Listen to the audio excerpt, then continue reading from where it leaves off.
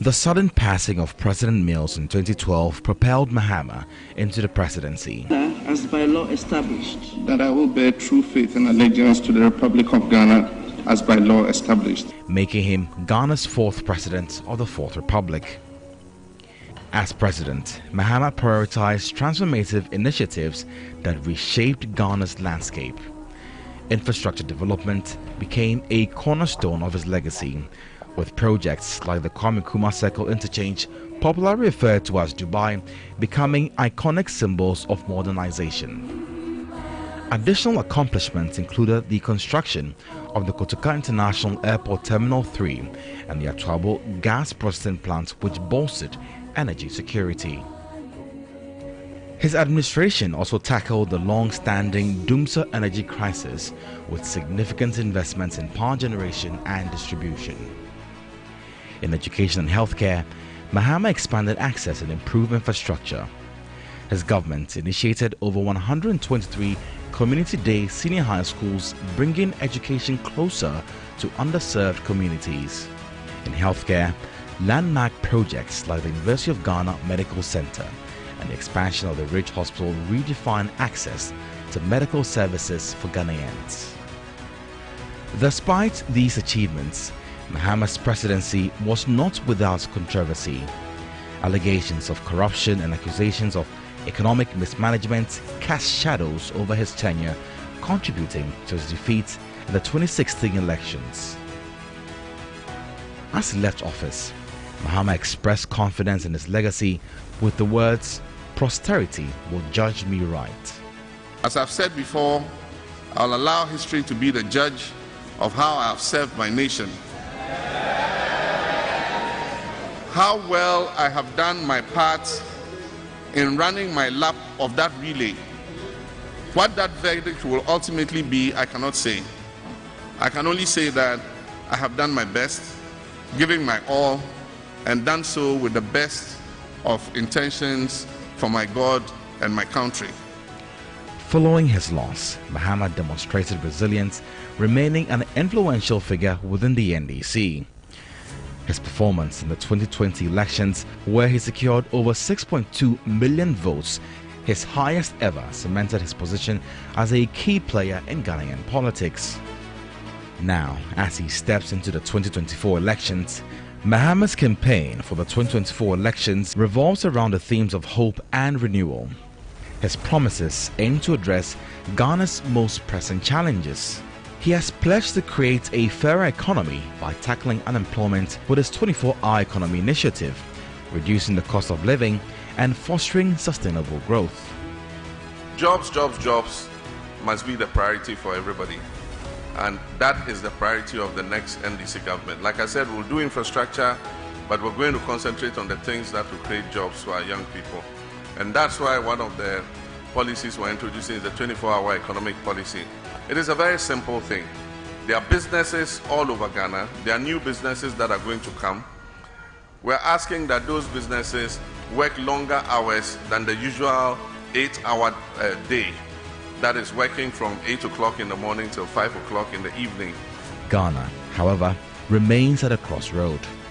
Economic challenges, including a depreciating cedi and a rising cost of living, dominate national discourse. While Mahama's promises resonate with many who yearn for change, skeptics argue that his previous administration failed to address similar issues effectively. The critical question lingers: can John Dramani Mahama convince Ghanaians to entrust him with the presidency once more? As the nation approaches a pivotal election in 2024, the judgment lies in the hands of the electorate, a choice that will shape Ghana's future for years to come. I think that in the last few years, this country has experienced what I call an imperial presidency. And as this government, this current government exits the stage, we will need a leader who can restore the country to the sovereign people of Ghana. That for me is very, very important. I believe that JM is that person at this point in time. Let us go and vote for change. There is nobody more decisive that I've ever worked with than John. And especially when I had to consult for decentralization reforms, he showed his mettle and was the one who turned decentralization around. If you want government of the people, for the people, by the people, then you want John Dramani Mahama. A government that has made corruption the order of the day, and a government that has put most Ghanaians into poverty. In 2022 alone, 825,000 Ghanaians fell into poverty. As I speak to you now, 41% of Ghanaians are described as multidimensionally poor. Our unemployment rate is 14.7%, double what the current administration NPP came to meet. 2.1 million people unemployed. Most of them women, most of them young people at the prime of life who should be earning and taking care of themselves and basically building families. They are at home, stuck with nothing to do, waiting for a change. John Mahama represents that change. He represents empathy, sensitivity, in contrast to the arrogance that we have seen over the last 8 years, in contrast with the selfishness that we have seen over the last 8 years. John is determined, as he has pronounced in the 24-hour economy, to rebuild this country with your help, with your support, with your energy, so that we can reconstruct our country and make it what it should be, able to feed all its people, able to house all its people, able to school all its people, and able to ensure that all its people are healthy. Posterity will judge me right, Mahama once said. Now the judgment rests with the people.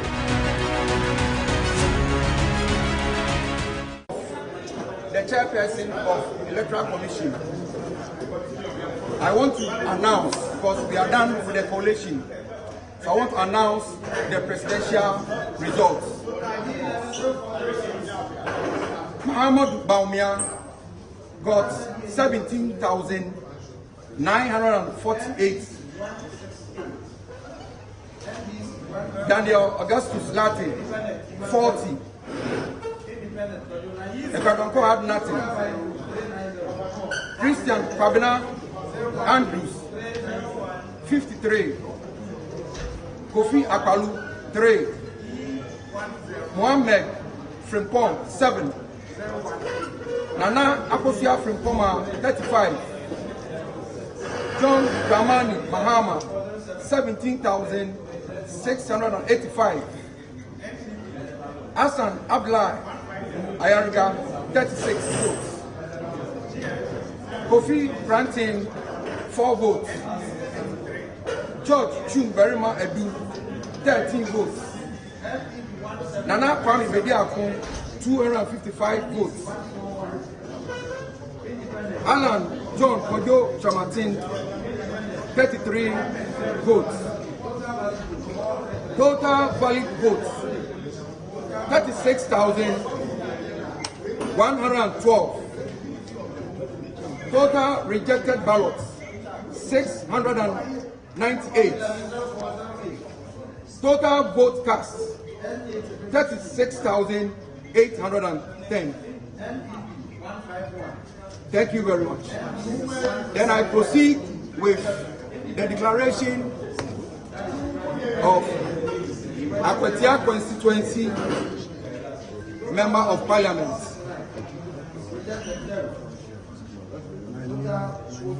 Akwatia Constituency. Ernest Kumi had 19,269 votes. Henry Yadongwache had 17,206 votes.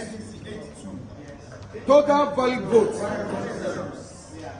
36,475. Total rejected, 294. Total vote cast, 36,769. With this, or based on the results so far, based on the results mentioned, and on behalf of the chairperson, I declare Ernest Kumi as the MP-elect for Apatia constituency. Thank you. After a peaceful process of collation, we are happy to also inform the public that our Akotia candidates and our Fantiakwa North candidates have been declared as the winners of the 2024 parliamentary elections. You all see that when due process is followed, you get a right answer. Exactly. NPP, once again, we've demonstrated that we are law-abiding. We believe in due process, and all can see that the due process that was followed has yielded positive results. Congratulations, my colleagues, and they've added on to our numbers. And we know that Suhum and Nsawam Ajurejiri are also ours. But we'll patiently wait for the collation process to be completed. We are happy, we thank God. We know that we are minority come 2025, but this is not the first time MPP is going into minority.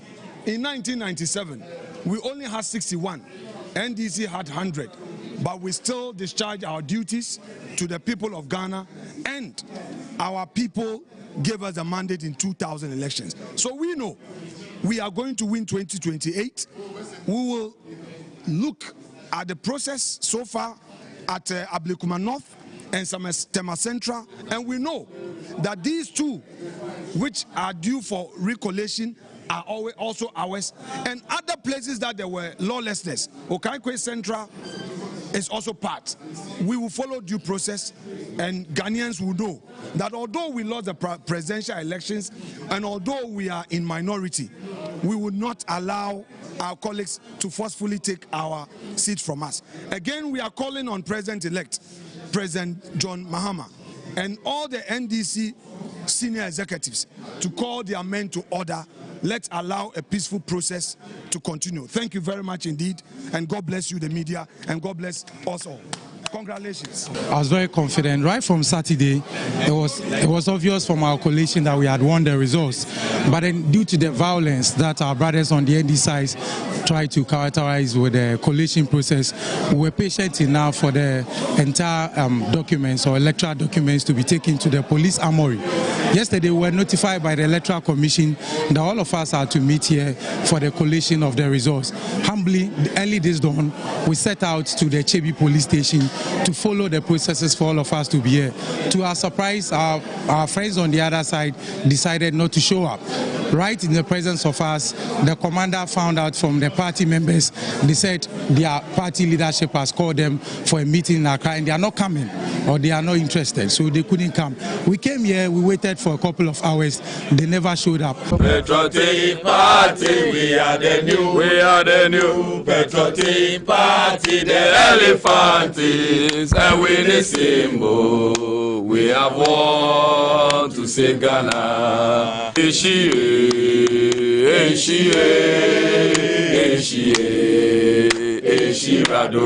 want the Ghanaian people to know, more in particular, constituents in Wejagbawe to know that about 96 hours ago, the Electoral Commission, headed by the returning officer in Wejagbawe, declared the results here in Wejagbawe constituency. They first started with a declaration on that of the presidential, and this is how it went. Presidential, total valid votes 66,751, total rejected 607. Dr. Mahmoud Baumia had 30,226 votes. His Excellency John Dramani Mahama, now President-elect, had 35,020 votes. When it got to the parliamentary, same declaration by same officers were made. And at this point in time, the NDC parliamentary candidate, who was then in the coalition room, decided to walk out. Before walking out, we had to do collation of the results for the parliamentary elections. MPP came in fully ready and set. We came with all our pink sheets. All our pink sheets. We have actually both soft copies and hard copies. And at the point of collation, we tendered in all our pink sheets that they did a certain correspondence with. So the EC checks with it checks with the NDCs, and then it is collated, and then parties agreed and they proceeded. At the final part, the NDC candidate decided to walk out. Meanwhile, throughout the night, as at 9 p.m. of Saturday till about 9 a.m. of Sunday, this young man, who is the NDC parliamentary candidate, was sleeping. If he were to be a watchman, he would have been removed from office. He slept throughout the period. And I asked myself, was this guy there for a serious business? So he woke up, and I'm sure he woke up in his dream, and he decided to step out to go and deceive people as usual. Felix has been deceiving people right from the beginning of campaign. I have never seen or heard Felix doing anything with reference to campaign. He has been sleeping throughout the period. Slept, woke up, went to sit in a vehicle with a land guard, and they started parading the streets of Wejagbawe, claiming that he had won elections. When in fact, he knew his own party had released reports to him. They had done their collation before coming to the EC Collation Center at the fitness center. And they had provided to him that even if they were disputing 9 polling stations, and they gave him, Felix, all the 9 polling station results, I was beating him by not less than 2,000 votes. They proceeded to furnish him with this report. They also wrote a report to the effect that every time they requested for the pink sheets, in some cases, he, Felix, did not even know where the pink sheets were. I, together with my party executives, campaign team, and agents, were up and up to task. We delivered. We provided every pink sheet, and out of the 239 polling stations, Jerry Ahmed Shaib, me, I won 162. I won 162. Felix Odate Lamte won 77. How dare he say that he won an election in Wejagbawe? He was sleeping. And when he woke up from his sleep, he went out to scam the people. He went out to deceive the people. And he's been playing this deception mode since Friday, Saturday, Sunday, Monday, Tuesday, Wednesday, Thursday. Last night, they besieged the EC office. And they threatened the EC officers, including one who is the EC district officer in the person of Madam Abigail. The things that happened to Madam Abigail should not happen to any woman. It was so uncalled for. When I saw the videos, I was at the verge of weeping. I had to call almost every security person I know of. The thing that happened to Madam Abigail, we condemn it, and we condemn it in a manner that people should take it up, find the culprits, and they should be dealt with. They went threatening the woman to the extent of threatening her to kill her. And this is so uncalled for. We are calling for absolute restraint. Peace. I have called the Wejagbawe Manche. I have called the Manye. Na Yanide. I have called the Weja Manye. I have called the Weja Jase. I have called the Sarikis. Most of them that have called me to congratulate me. And I've made my intentions clear. We are for peace. but we cannot be taken for granted. We cannot be walked on. We are humans. We can take to some extent. The EC has declared. The EC, the moment it declares, the CIA 127 tells us what to do. What they can do is to go to court. If you feel that you have evidence to the effect that you have won an election, the best thing to do is to go to talk. Not, we are asking Felix to stop his scamming. We are asking him to stop the unpeaceful acts. We are asking President John Mahama, who is the president of this republic elect, that he should understand that he did not come through with the barrel of the gun. He won an election, it wasn't a coup d'etat, and that if the people will come after people like this, nobody will sit and watch forever. Please, let there be peace. Thank you very much. Ghana for say, oh, me de me to abanma potozia mum. Se potozia na for potozia. Se boafo na fa, so ma boafo. Na sunje ba sunwan because yem pento kwa bia abato de asunje. Ha, the yan say asunje ba oh my Ghana na obia nya asunje ba say ntokwa na ade ba sumasi a emfa ho to mbro man e be mo man no so ayede basama yen ma bia na be basa. Yem bompa say yen nyina e be kwa ma boafo.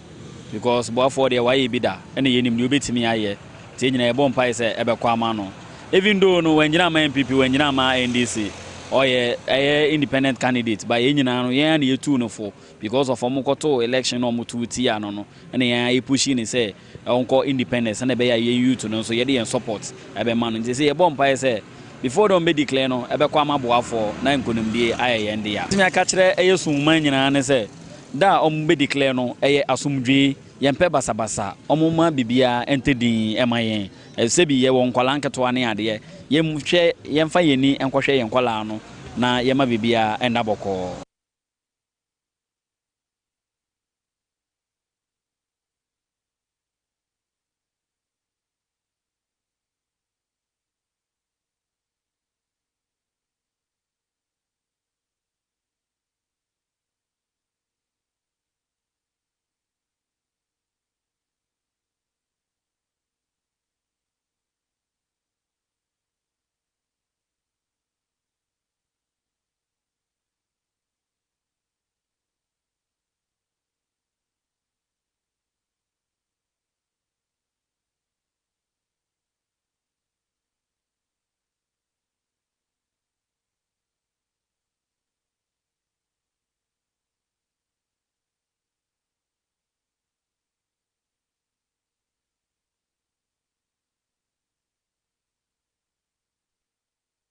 Election, some of the NDC people thought that they were going to win the election, but through the hard work of the member of our candidate, now the MP elect, and the other executives and the support we had from the constituent, there was no way we could have lost that election, and so we are happy to have retained the seat. Thank you. But generally, what do you make of the entire election? You think some lessons have been learned? Oh, a lot of lessons have been learned.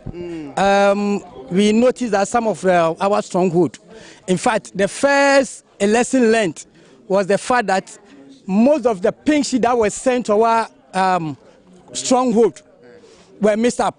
For instance, they take a pink sheet from Viabuman and send it to Gonse. So in that, an allegation. It's not an allegation. It is not an allegation. That is the reality.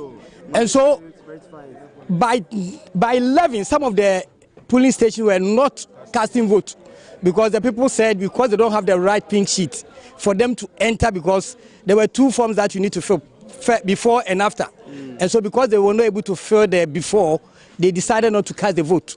So in fact, about 9, 10, 11, most of our stronghold polling stations, they were not casting their vote. It took the intervention of the EC Madam, the Abigail, and some of the EC officers to actually go and retrieve most of the pink sheet to be sent to the original places to enable us to cast this vote. So we have learned something from it. Going forward, this thing will not happen. In fact, we shall open our eyes, polling station by polling station. We will cross-check and cross-check till we get the right. 2028. And I'm sure 2028 will come back stronger. Thank you. Your message to the entire MPP funds? They should not lose hope. These are games that we all know. In 2008, we lost election. We came back stronger in 2012. In 2012, we were stronger. 2016, we were stronger. And I'm sure 2028, we are coming back stronger than 2020. So I'm told you are the MC. Who else want to talk? Come, talk to me. Oh, youth organizer. So talk to me. So you've also learned some lessons from the just ended election. Yes, we've learned a lot of good lessons from these very elections, and I'm sending a strong signal to the youth of Bawi that whatever they are doing, when we come at them, it will be war. So this is just a strong. We are talking peace. Yes, we are talking peace. Our member of parliament elect is called for peace. So if it continues that way, we are ready to retaliate, and that is my words to them. So I'll talk to you too. What are some of the things you've learned from this election that has just ended, especially here at Wedagbawe? Well, what I can say now is the time that the materials got to the various polling centers. I think going forward we have to take a critical look at those things before election starts. Yes, and security too, because we could see most of the NDC tax employed a lot of landlords moving around the constituency with motorbikes, making unnecessary noise, putting fear and panic in electorate, which is not good. But going forward, you've learned lessons. We have absolutely. I'll talk a few females here, and then we'll run up this conversation. Madam, so you are also a strong member of the NPP, and the presidential, the NPP lost, but here at Wedagbawe, the parliamentary candidate won. What lessons have you learned? Well, so we are always learning, and the lessons we learned is that maybe going forward, we will see how best we can at least try and then bring our people on board to vote. So you realize that in this election, the NDC had not won because the NPPs voted for them. If you are comparing the 2020 results and what we have today, you realize that it is the same core NDCs that voted for them. Our people did not vote. And then we've accepted our mistakes, and then going forward, I think leadership is taking that up, and then we'll know what to do. So I hope it's not lost. At least you have a parliamentary candidate. Not at all. We have a parliamentary candidate, and then he worked really hard for the result that we got. So we are just hoping and praying that things will get better, and then we are coming back 2020 very stronger. She believes they are coming back strongly in 2028. Let me talk to the last man standing here. Talk to me. So, Wedagbawe, ideally you win this place with at least not less than 15,000 to even 20,000 vote difference. This time around, we are hearing that you won with only 2,000 votes. That is quite amazing. That's true. We had a lot of voter party, and the last election in 2020, ballot boxes couldn't get to the centers on time. This time, pink sheets were swapped, and this NDC people But you had your agents moving with the agents. Yes, the agents are to assist. They do not determine what the presiding officers should do. So with these pink sheets being swapped from here to there, not A to B and B to A to C, B to D, D to Y. So even as at 1 p.m., some of the stations had not started voting. And this cost us a lot because most of our people were there in the morning to vote so they could go out. But you mean the election didn't start on time here? No, most of the polling stations, it didn't start early. Your final words to your supporters out there? Well, we will say that we have won. We thank God for that. Let us keep the peace we have. Let us move forward.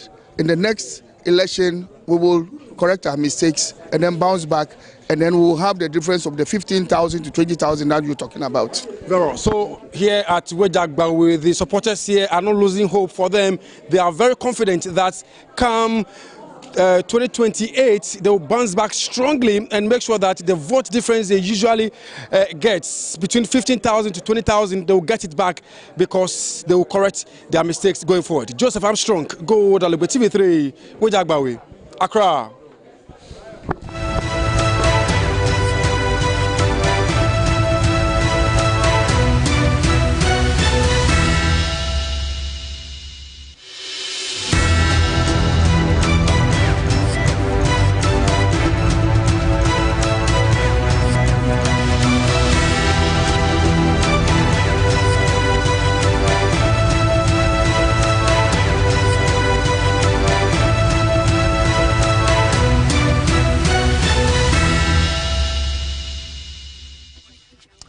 Well, good morning, people. Thank you once again as we put the curtain raiser on exclusive as well as live coverage of various events to mark Ghana's main election. Ghana Decides 2024, your election command center, and rightly, that's how we're going to do it. My name is Roland Walker. And that's about Kaola, Tumabiawula. Yeah. Right, and this is greeting all the way from the north. And let me say good morning to the overlord of the Dagban Kingdom, Yana Mahama Bukari II, and also to my paramount chief, Bona Salifutia of the Bogu traditional area. Today we're going to be talking about economics, and we're going to be looking at the figures, IMF bailout, GDP, all those terminologies as we get ready to get into a new administration. On the Magic Wall, we'll be unpacking the numbers and how they reflect in your life and in your pocket. And also, we'll be taking a critical look at your main understanding of these issues. My name is Johnny Hughes. Bona Zosimlina. Right, Johnny. My name is Parkus Yasare. Good morning and welcome. We've got the real pulse of the nation being tested. I'll be linking you to our correspondents across the country, from voter reactions to community expectations. We'll bring you voices from every corner of Ghana. Remember that we're live on TV3, streaming live on Facebook, and also live on your DSTV channel 279. We're also live on 3FM 92.7.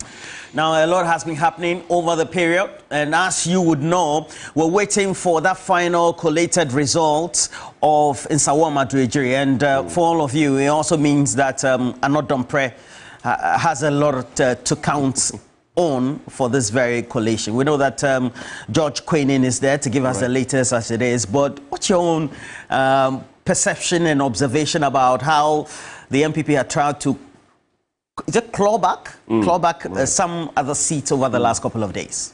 Well, I mean, I do not expect them to do anything less. When you look at the numbers that, you know, they're getting, the numbers that we have seen since Sunday, it doesn't look impressive for the NPP, and the least they can do now is to ensure that they claw back some of the seats. And you see the minority or outgoing majority leader, Apenyo Markins, very, very instrumental in the process to ensuring that, you know, these numbers in these various constituencies are recollated.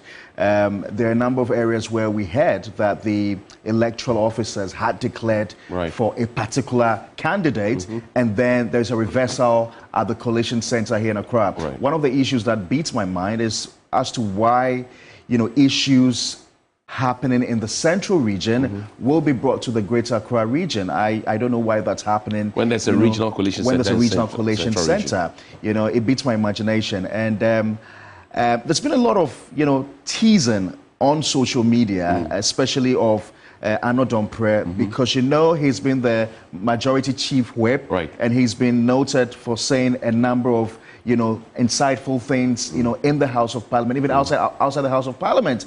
And he appears to have a lot of following in Nsawam Adrejiri, you know. So to have heard that, you know, this is a seat that he's held on to for some time now, and to have heard that he's losing grounds there, he has to get it back. It would be disastrous if the NPP loses the Nsawam Adrejiri seat. I mean, Fantiakwa North cleared, Akwetia seat cleared.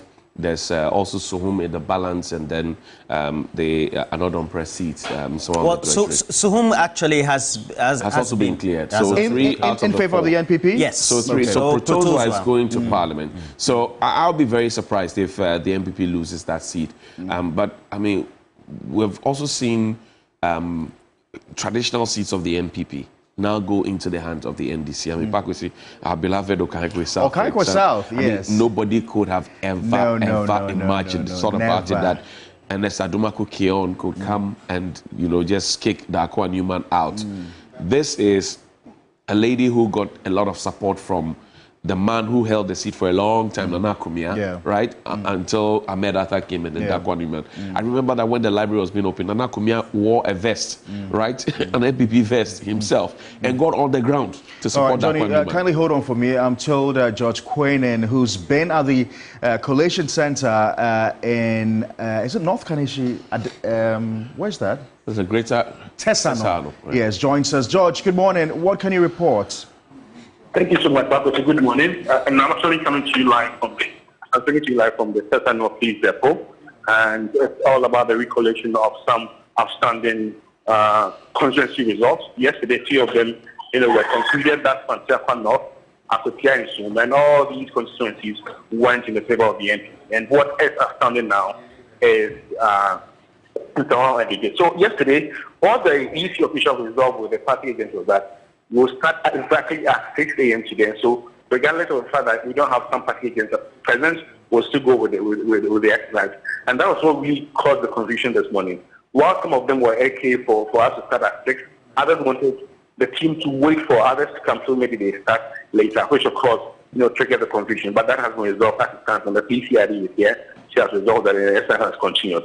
And also, some of the party agents didn't have some, pin sheet of some police stations. And the result was that, okay, if we don't have these, pin sheets, then we use what the EC has. And that one should be original and not duplicate. Because the allegations that the duplicates of the duplicate pin sheets of the EC have been conjured in terms of figures. So if it's not original, then you're not going to go with it. So that's what they've resolved. And so the exercise is going on peacefully. Okay. Interesting. George, and Sawam Adoejiri, just help us. Was there a declaration in the Eastern region? There was no declaration, but what the declaration was for Pansiafa before it came here, which yesterday I spoke to the Deputy Director of IT and Elections, Rashid Tanko, computer, and for him, even though the Electoral Commission has declared that they are illegal because they had their candidate declared a winner at the constituency. So it's illegal for them. So they're not going to go with what was announced yesterday. But for it's going to be announced today after the recollation. Right. And have you spotted the outgoing majority chief whip? I'm not on track. I got here exactly at 6 a.m. and then he was here. I came to meet him here.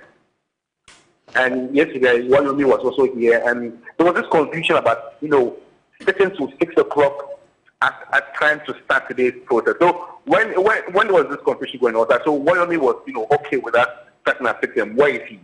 But on the part of the NDC, the incumbent MP, that's Frank Anodambre, is here. I spoke to him yesterday. He's confident of retaining this very seat because it's safe to say that it's the stronghold of the NPP. And so he's surely confident that it would vote on the part of the NPP. But for Rashid Tanko, the new whip that blew in this very election has actually, put that very claim that it is the stronghold of the NPP into another sort of, it's 24th year. It's not what it is. It's just a past glory. The new wave has really changed the dynamics of the elections moving forward. And George, speaking of Alfred Agbesi Woyome, I have seen him in a number of interviews that TV3 has conducted. He's been at the Collation Center here in Accra. Yeah. Are you able to tell us exactly what role he's been playing all throughout? So for yesterday, what role he played exactly was as a party agent, trying to ensure that everything was in place, where the EC was not meant to declare. He stood on his ground that no, don't declare because it's supposed to be in unison. You can't just, declare something in isolation when just the NDC has agreed and the NDC has not agreed to. Because yesterday he stood on his ground for some of the polling stations not to be, mentioned because some of them don't have the clean sheet. So it should not go, without some isolated cases. It should be in unison. Let's agree, both parties, and then let's put that. You can't just declare it, just on your own without the team at the time. So he said more like a party agent together with Peter Queen. All right, George, just hold on for me. I don't know if my colleagues have any questions for you. Roland and Johnny? Well, George, I'm interested to find out the composure of supporters of the various parties. I know that in the past, when we've seen political party activists come to the coalition centers to lend support to their candidates, it's gotten violent in certain instances. What can you report from the Tesano area? So I think from what happened yesterday, a lot of lessons have been learned. And so the number of agents today were limited to 2. I personally witnessed one agent on the part of that was sacked this morning, and some other NDC ones. So the number actually has been limited. And so today, if we want to show you pictures on this shop, you see that the numbers are reduced, and that is actually maybe inform the decision of the EC moving forward. So from today, after this very declaration of this result, it's another set of constituencies that will be declared today. So moving forward, it's going to be 2, restricted to just 2 party agents from both sides. Alexander Kwabena Afenyo Marking, the leader of the side on the MPP side in Parliament, he insists that he's majority leader, for example. He's been crisscrossing that coalition center. Have you seen him around this morning? No, so yesterday he was here. He really played a key role where he had to address the media. He was just fast at it, addressing the media. There's one that I was really interested, the fact that Sandube has accused him of disrespecting the president-elect, that's John Mahama, and he says this is more like a threat to his life. He told Sandube has, threatened his life for maybe vigilante groups of the NDC to attack him. So he placed on record that no, that is not what it is, and so Sandube should be called to order. He called on the president-elect to call him to order. But the other one, he thought the NDC were actually perpetuating some artificial violence, which of course is not the case. They feel that the NPP are going to win the seat. That's why they are creating this artificial confusion. Per the pink sheet that they have, they are taking the lead. So the NDC is just trying to, cause mayhem just to divert attention. Right, George, I hand you over to Roland Walker. Throughout the last 24 hours, Roxanne Nelson Dapamapo, legal practitioner, member of parliament as well, member of the Committee on Constitutional, Legal and Parliamentary Affairs, had been saying that the Electoral Commission does not have the mandate to recollate results and subsequently do new declarations, and that if any candidate or party had any contestation, they needed to head to court. Do you get that sort of sense from the same people representing the NDC at this collation center? I think we're very concerned. I'm sure when Rashid Tanko comes here, I would have to pose that question to me again. But for him, like you rightly mentioned, that's what their stance is. But when it comes to the pink sheets, if both parties don't have their pink sheet, what the result was that let's go with that of the Electoral Commission's pink sheet, but it should be original. So that was what they actually used the law to really continue with the exercise. On that case, that's what it is. But with what you just asked me, when these people like big wigs of the parties come, we can get the question if it's still what it is for them. And just among ourselves, we're just wondering why disputes over elections from one region should be brought to Greater Accra or even to a collation center in Accra. What have been the responses of the parties to this, particularly the governing party, and then the Electoral Commission, if you did? So with the Turnout Police Depot, I think it's because of the high police visibility and how law and order is actually maintained here. It's a reason the body here. For I think you're marking, for instance, they were like, so if you're telling us that the NDC is causing here, your party is in power. Why would you rather, make sure things are placed in order? I said that's why we've also brought military people here, brought a lot of security personnel here to ensure that this is put in order. So here is more like a security setup which has high police visibility. So it's a reason it's been brought here to ensure that some sort of mayhem is not perpetrated, even though we've seen some isolated case. But it's because it has this high security, surveillance and visibility here. Now, to the key considerations that need to be made, that is the seats that are outstanding. How many of them are outstanding? Is it only in Sawama Dwejiri? So yesterday there were 4 of them, to whom Apetia, Pantefa North, and in Sawama Dwejiri. So all the 3 have been declared. So what is left right now is the Sawama Dwejiri. So yesterday when left here, there was a little over 50 polling stations that are supposed to be, collated. And so, yeah. hopefully by midday we should have the winner declared. Because when you take a look at the concerns that have been raised and then how we're reporting it, we get to have the feeling that it looks like the pink sheets that the parties have, they are at variance to what the Electoral Commission also has. Is that true? Exactly. And why is that? Yeah, I think there were allegations that the EC didn't have even some 5 pink sheets of some police stations. That I would have to clarify from them. But some of the party agents admitted that they don't have some of the pink sheets because of how the violence perpetuated at the various constituencies. So they've admitted that yes, we don't have some of the pink sheets. That's what it is. But the EC also doesn't have at all 5 polling stations pink sheets. So I don't know how that will resolve, because at the end of the day, if you're going to use the pink sheets of the EC when we don't have, then what happens to the 5 polling stations that the EC doesn't have the pink sheets at all? How are we going to resolve that? So these are others that I'm sure will really be brought to bear in a few hours. George, we've got to let go of you, but my final question to you is just a follow-up to what Roland had asked earlier.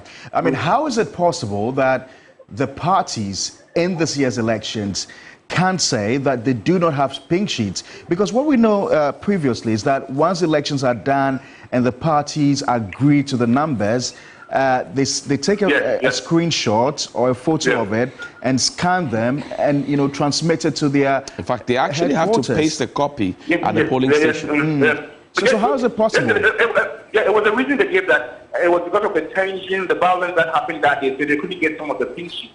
This was the reason yesterday. But if truly that's what it is, we're yet to get to know the exact fact about that. But that was the excuse they gave yesterday, that it was because of maybe the violence and how things were very chaotic. That's why they couldn't get some of the pink sheets, that to be brought here. But George, is the Electoral Commission then suggesting that with all the security and protection that is provided at the polling station and even more so at the collation centers, we're actually useless in this instance? I won't say exactly I will not say yes to that, but it looks like it's what it is. But let's see how it goes. I'll put some of these questions to them directly and then get the answers and then bring it to there. All right, George, we've got to say a big thank you to you. Stay there and just take care of yourself. Be sure you are safe and away from all the troubles. Yesterday I had Godwin, Roland, put on air that his life was under threat and that if anything happened to him, Yes. I mean,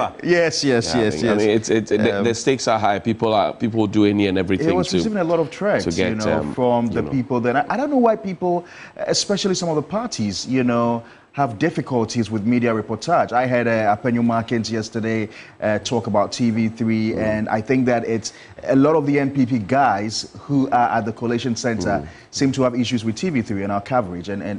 Well, the thing is that we didn't queue to go and vote the government out. The Ghanaian people, 1.6 million Ghanaians, decided that they do not want to continue with this government. I think that the government at this point and party functionaries must be doing some introspection, really, as opposed to being antagonistic.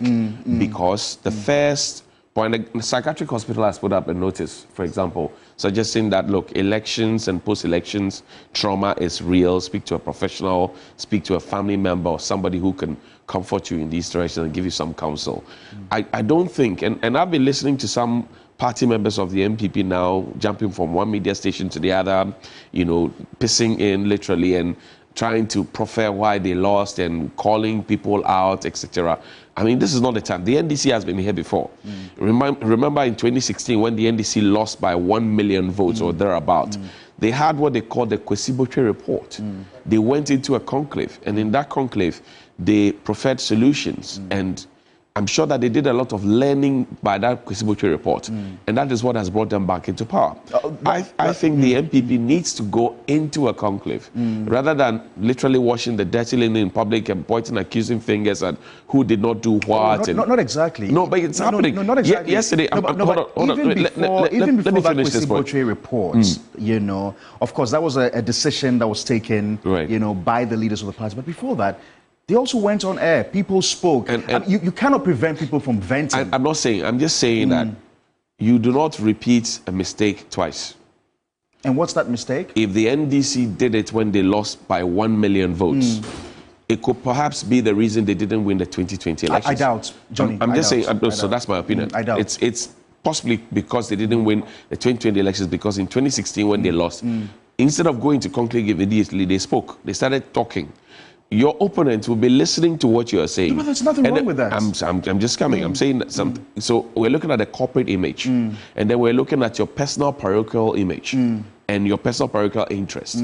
So I'm saying there's a template. In 2016, when the NDC lost, and they had about 1 million votes lost, they went into a conclave after they had said what they had to say. Fast forward to 2024, the NPP has lost by 1.6, not 1 million. And some people are still talking, repeating the mistakes that the NDC committed in 2016. If I were the NPP, I'll quickly go into a conclave. Because luckily enough, the Ghanaian people are eager and looking at how to move on.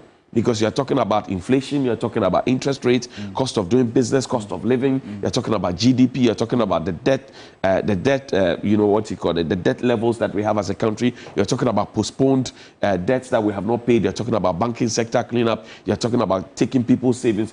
People want to move on and get to, you know, a certain economic salvation. I don't know what Roland thinks about this. We are not now in the space where you come and be doing lamentations. That's not what we need at this time. I don't know what Roland thinks about this, but if you ask me, I think there's absolutely nothing wrong with venting. Well, I don't think there's anything wrong with it at all. Of course, we just have to do some analysis of the individuals who used to speak for the MPP, right? And immediately after this election, they haven't spoken. I think it was only yesterday. I don't know whether Chairman Wuntumi has spoken, but key people like Dennis Miracles Abuaje, a number of them haven't spoken yet, because sometimes it takes you by surprise. And I don't think that there's anything wrong with it if you start speaking. Of course, the issue about trying to do introspection is more about the strategy side, in order for you to take a back seat and get to see what really transpired, where you went wrong, almost like just undertaking a SWOT analysis of yourself in relation to how well you performed in this election. And I think that organizations and individuals tend to do that. But for those who are speaking, you know, sometimes they say Mojasho, sometimes when it affects you like that, sometimes such things, it's normal. It's normal. So, and you know the thing about politics also is that such vituperations are normal. And Roland, you know the thing about politics is that it's very difficult to speak truth to power. You know, a lot of the things that have happened within the 8 years of the NPP, we've seen the overbearing influence of the executive. You know, you listen to people like Eugene Boachi, MP, who said that once upon a time, MPs had called to see the president, to sit down with him and to tell him their grievances, but they were refused. You know, which led to the call for the then finance minister Ken Ofori-Atta to be sacked. And all these issues are things that were not in the public domain. And it's incumbent on these people to come out and speak. But like Roland said, it's got to be responsible. You've got to be responsible in the things you say. It takes me to the earlier point. I mean, when the MPP opened up the gates for its flag bearership, contest, right? Kennedy Japan said the same thing Eugene Mp is saying, that the government lost power in 2022. Really? Yes. Kennedy Japan has said that on the stage before. I mean, there are many others who have repeated the same refrain. Eugene Boachi now posts on social media. So if the government knew they were losing power as of 2022, what exactly did they do about it? The argument now is that you have party executive, whether they be regional executive or national executive, or people who had served in the executive itself, as in government, now trying to say that, oh, it is the executive, it's the government's, that led us into this stage. Some are suggesting that it is the party that led us into this stage, right?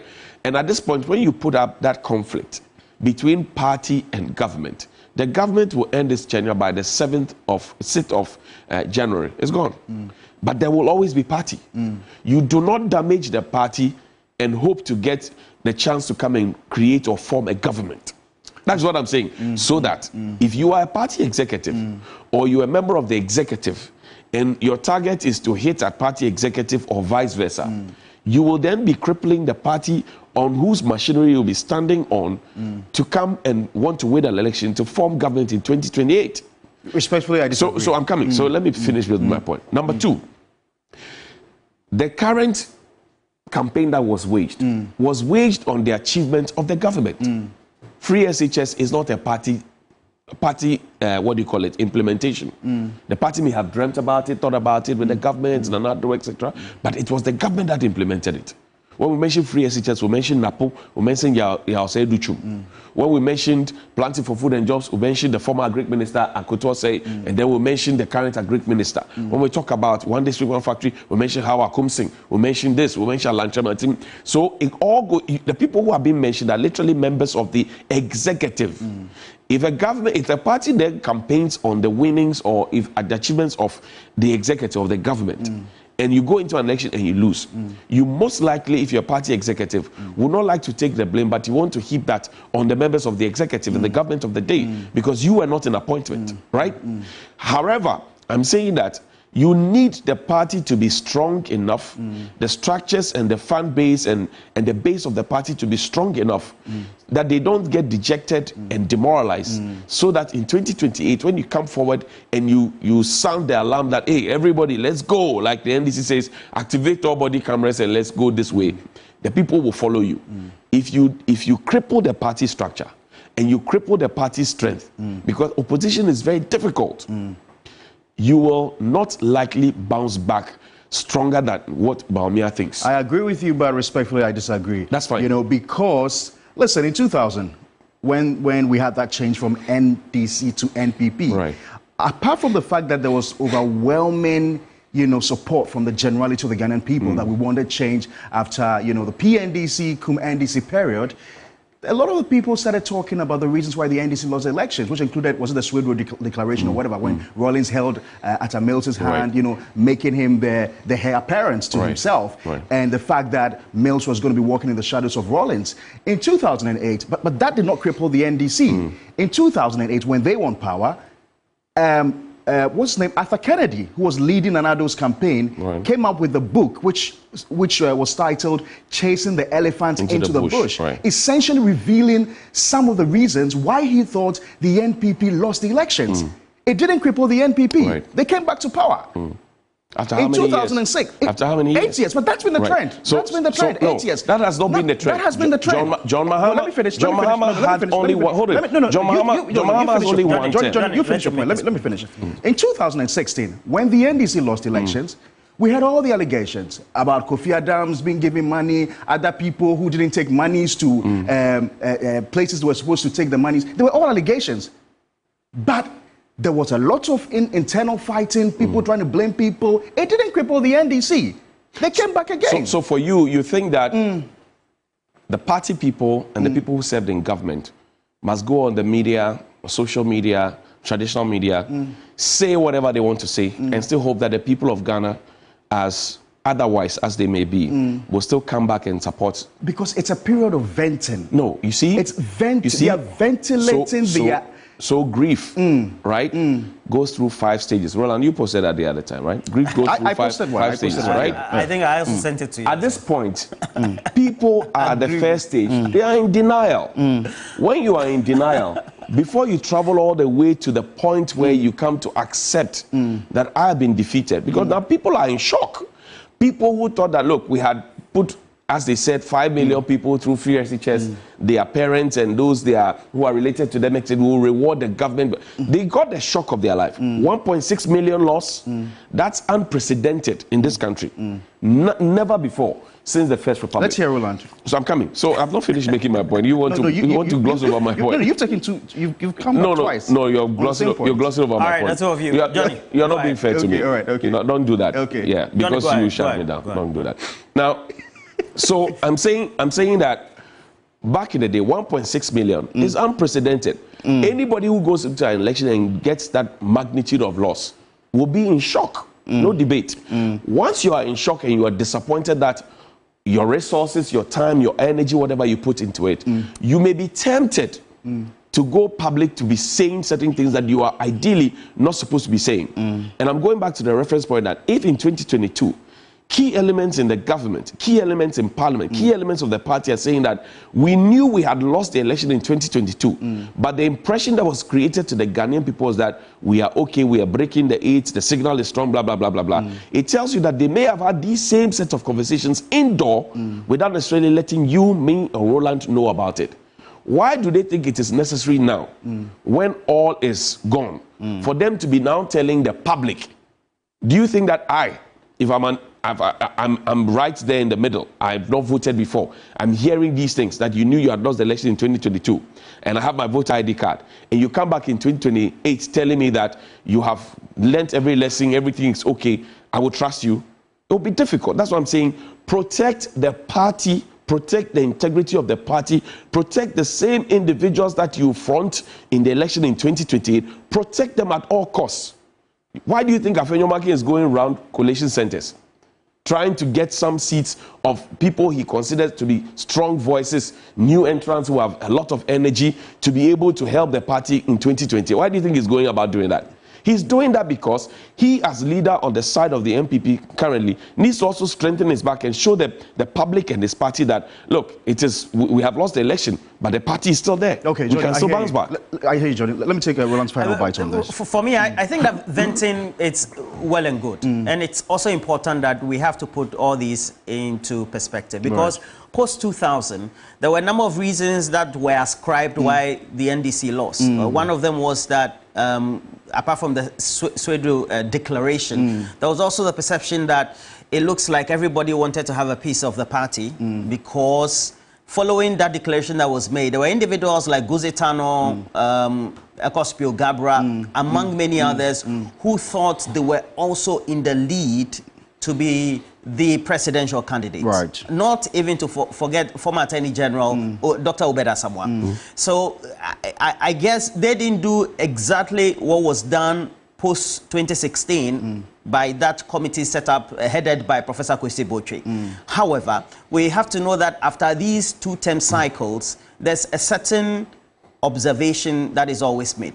which is that when the party gets into the second term, they forget to listen to their stakeholders. And when you want to listen to their stakeholders, you categorize them into two. We have the internal stakeholders and the external stakeholders. The question we have to ask today is that, is it possible that the MPP and the government of the day listen more to their internal stakeholders than the external stakeholders? And the external stakeholders certainly will be civil society, will be the media, will be all the posters around, and then the ordinary people in the communities. Or they decided to listen to their own selves, because the two parties certainly have core voters. If election should be organized today, 4 million, 5 million, MPP, NDC, they'll get it flat. So the others beyond that 4, 5 million then become the voices that the two parties need to listen to. And herein, some level of conclusion could be made that the MPP decided to listen to their internal stakeholders and all the external ones, because it is very critical that you tend to do self-assessment and introspection when you're in your second term. You win by close to 1 million, over 900 and something thousand, close to 1 million, and then the vote margin drops to in excess of 500,000 in the second term. Somebody has got to question something. Remember, the main policy that was used for this election was free SHS. It is in the history of the Fourth Republic that free SHS has been the longest policy proposition used for a campaign since 2008. Right. It was used by Nana Addo Dankwa Akufo-Addo in 2008 as a main campaign tool. 2012, the same policy. 2016, the same policy. So by 2020, the voters then decided to give a verdict on a proposition of a policy back in 2008 and how it has been implemented today. So by 2020, they should have seen that us getting a reduction of 500,000 in excess in votes, close to 1 million that was recorded 4 years earlier, would mean that perhaps the voting public were looking at something else by way of the indicators or the benchmark as to how to choose us or retain us as leaders. And that clearly showed in the current polls. Secondly, you find that there were individuals who were also making utterances. I mean, you attack the media, you do all those things, you do character assassination, etc. And so the third one, key policies that were introduced that were criticized by the population. It's not civil society alone. So we have the betting tax, then we had the e-levy, for which a government that introduced it then decided that it's going to use it as a campaign to withdraw it when it gets voted. So by the 8th and 9th, if MPP had won, they'll be telling us that we told you we'll be withdrawing it after January 7, 2025. So the key consideration that needs to be made is, if you don't listen to both stakeholders, the external and the internal, this is what happens.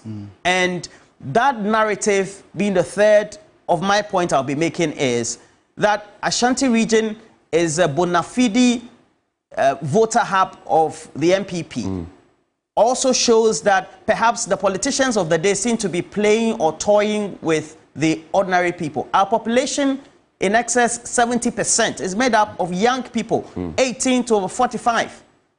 So if what they see and what they want are not given due consideration, these are some of the things that you look. But really, for me, them going to plow back some of these seats, I am telling you, if the NDC, I'm sure, had only 170, they would have been fighting them strongly, but they know that they've already gotten their 2/3. So perhaps there's some level of relaxation when it comes to trying to defend their own rights in many areas. Because you have polling stations and the declarations made there, constituency level, everybody has collated, then you take it back to Accra. I don't know how many more seats or under contestation and scrutiny that will be brought to Accra. Right. Roland Johnny, I'll come back to you guys. We've got to go straight right now, because we do understand that collation for the Ahafo Ano North as well as the Ahafo Ano Southwest and Obuasi East have also been moved to Accra this morning. For the Ahafo Ano North, both the presidential and parliamentary could not be collated due to destruction of pink sheets by thugs.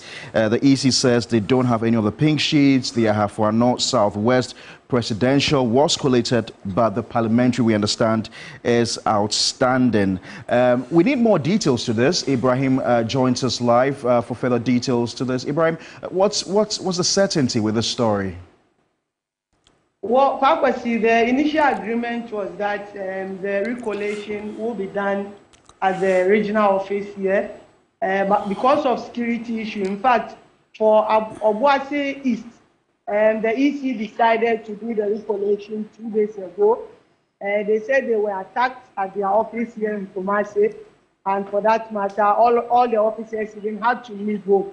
So now they've decided to send all the 3 constituencies to Accra. Now, like you said, for Obuasi East, collation for both presidential and parliamentary was done.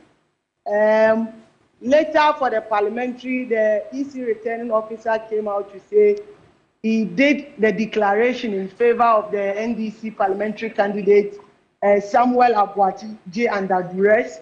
So if you look at their pink sheet, you realize that the first one, Patrick Boachi Adom, who is the incumbent member of parliament and also parliamentary candidate for MPP, won Samuel Abuaji of the NDC by just 19 votes. Then we have an independent candidate. Then on the same pink sheet, you realize that the first declaration was strike. That's the result. Then they brought in another set that's beneath the first one. Then this time around, the result of Prince Boachi Adom and Samuel Abuaji was swapped. And the declaration was made there by the EC returning officer in favor of the NDC parliamentary candidate. But like I said, he said he did that under duress, and for that matter, the EC has decided to do the recollation again.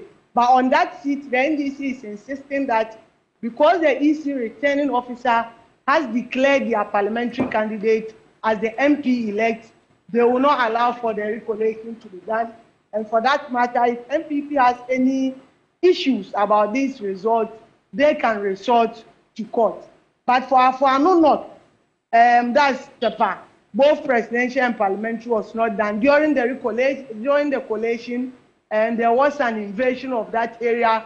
Almost all the pink sheets were bent, and so NDC currently is saying they do not have copies of the pink sheet. Maybe they may have soft copies Electoral Commission says they do not have a single pink sheet of that constituency.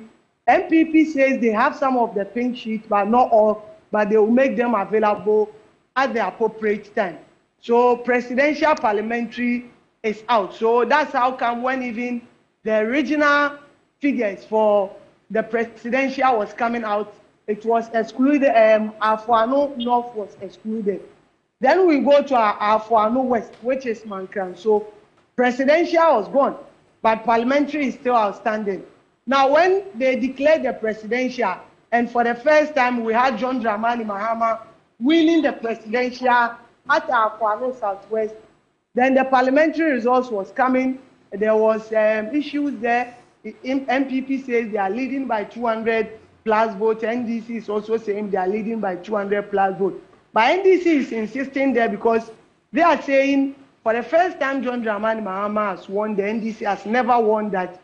It also stands to reason that according to NDC that their parliamentary candidate has also won at that constituency. In fact, there was also confusion there. Some pink sheets were also destroyed, bent at that particular constituency. In fact, one person even lost his life during all those confrontations. So for that particular constituency too, there will have to be a recollation because the parliamentary seat was not declared by the Electoral Commission returning officer there.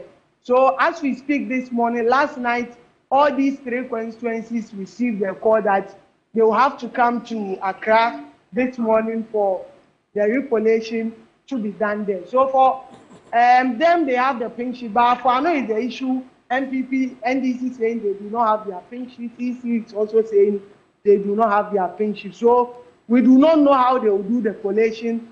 That will be determined when they come to Accra, and we will see whether they will have to be re-election or they will have to find ways and means of doing the collation there. Ibrahim, let me return to your earlier story, I mean the very first one, when you talked about the EC official saying that he made the declaration under duress. Was it an alluring duress or a violent one? Did he have a gun pointed, in his face, for which reason he made that declaration? Well, he said there were attacks surrounding him and there were knives. That's what we heard, that they threatened him with knives. So he had to make that declaration and address. So if we have the pink sheet, we can even project it. You realize that, like I said, the first result was strike out. Then we have another set of results beneath it. And that is how come the MPP is also protesting that the first result indeed is the certified one. It is the official one. But then the other one was rewritten after those threats came to the EC official. But like I said, for the NDC, they are saying because their candidate has been officially declared by the returning officer, they have won the seat and the MPP can go to court. All right, Ibrahim, keep tabs on this particular developing story and let us know if there are any new updates to it. Very, very interesting developments coming in. Johnny, you want to have a bite on this? Well, I think that the Ashanti region, as Roland indicated earlier, is supposed to be a very strong base for the NPP. It's sad that the NDC seems to be eating into the base of the Ashanti region, the MPP, because if you look at the Volta region, the only seats that the MPP was able to grab in the 2020 elections, that's the Hohoi seat by John Peter Meu, is now back in the hands of the NDC. You go to places like the Central region, 18 seats for the NDC. The independent candidates didn't spare the Central region as well, A+, and we'll be having a conversation with him in a bit. He was there, and then you had the MPP coming in with about 4 seats. You come to Greater Accra region, 30 out of 34 seats. Some are being contested, but that's what we have at this point. You go to the Upper East, Upper West, 11 out of 11, 15 out of 15 seats. You go to the Western region, great seats like Kusimintim, like Sekendi, like Mekuduka's place, what's it called? Takwanswayem. All those seats, I mean, you're talking about seats that traditionally have always been NPP. Okankwe South, we're talking about it earlier. Okankwe Central is still being contested left, right, center. And then you have Okankwe North. Amadokwa came all the way from the mountains, the Kropong constituency, the Krapim North area, came down, you know, to Okankwe South because Samyuku went there. That's a safe seat for the MPP. She tried with Ken Crunchy and Theresa Wuni and Fuseni Issa and a couple of other, but I mean, the MPP didn't get that seat. There are traditional seats like the Botiano Nyesha Manfro, you know, Sylvester Tete, Deputy Minister for Information, lost that seat. Jerry Ahmed Shaib, you know, escaped by the skin of his teeth, you know, in the Wejakbawe constituency. So it really, really tells you that the time that the MPP could have used in fixing the issues. Now, I go back to the point where if they had 2022 in mind and they knew that in 2022, as we are being told by many other people, that the grounds was not good, they were losing their hold, I would have thought that they would have listened to the likes of Afenyo Makin, like the likes of Yababia Samwa, who was then in the fold of the MPP, the likes of Nyahuta Makula and the rest, who were with the party, in the party, integral in the party, but who were still cautioning and saying that, look, we need this pinch. Titus Glover was one of the people. He was also saying, no, we need this pinch, we need this pinch. I became enemy of the party, number one, because I would identify an issue, I will talk about it, I will sometimes give advice, I will say, today, the things that I used to say back then, if you cast your mind to when the presidential primaries were being done, the things that Engineer Kwabena J. Japan spoke about, Ghana Beyond Aid, step out of the Jubilee House with a lot of energy and gusto, went back on a stretcher, Kennedy Japan, your strategies, you're talking about exchange rate, blah, blah, blah, Adainimo, all of them, Jogate, Alan Tremanting, everyone, including even Dr. Baumia, was talking about the fact that there has to be a certain kind of change, and he was the man to bring that kind of change. But these were things I had said in 2020, 2019, 2021. If by 2022... You mean you're a prophet? Political prophet? I won't say that. I won't claim that. I'm not a prophet. I'm not Bernard Nelson. Okay. But I'm saying that if back in the day, I was able to see it from where I sat as a journalist, having interacted with the people on the ground, and instead of listening, the conversation became character assassination, attack, and insult, and I was not just the only one. Roland has had his own fair share of the piece of cake. Look at what was said and done to Musa Dankwa, for example. The insults, discrediting him, etc. Today, Musa Dankwa's prediction and Ibn Zanyaku's, prediction have all come to the fore. We are now seeing the result of it. So now, I think that, and that's why I'm concerned about the learning curve, that it is time to do some introspection and learn. Preserve the brand. Maintain the brand equity. Make the brand stand. Go behind the brand. Sit and reflect. You have 4 years. Within that period, if you want to change your executive, whatever you want to do, re-strategize, etc. But don't make the situation worse where when it comes to the center, okay, when it comes to the time when you have to come and put yourself up to the people, it becomes difficult for you. At some point, sorry, let me wrap up quickly. At some point when Mr. Kennedy Japan's video started playing, right, about what he had said in the run-up to the presidential primaries, when his video started playing, did you notice that he literally withdrew a bit and came, because he was right in the bus with Dr. Baumia, dancing Sisifia and the rest. At some point when the video started playing, you didn't see him at the forefront of the campaign. He had to come back because he knew that it would be cognitive dissonance on his part. In one breath, he has said that these are not the pair of hands that we need. We need a new set of hands. And then in one breath, he is on the same stage dancing with the same set of people. I mean, that's problematic.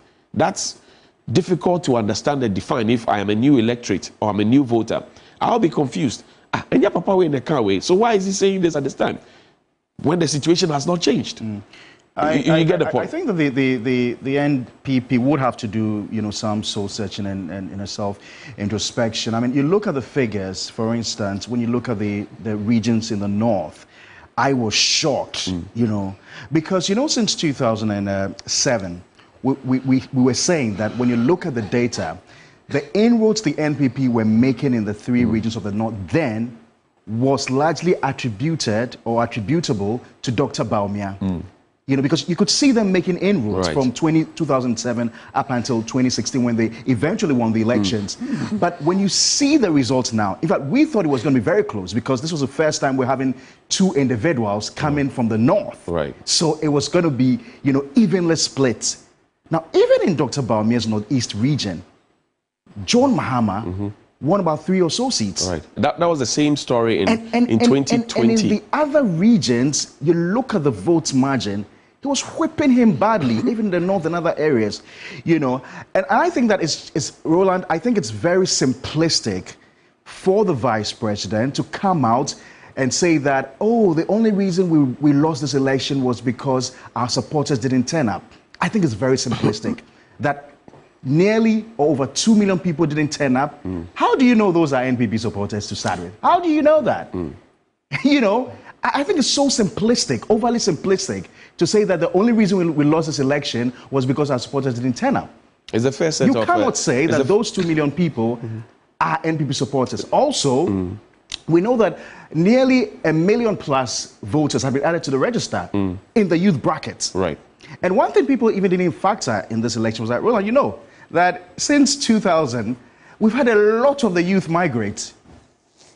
I'm sure over 500,000 people have left the country in search of greener pastures.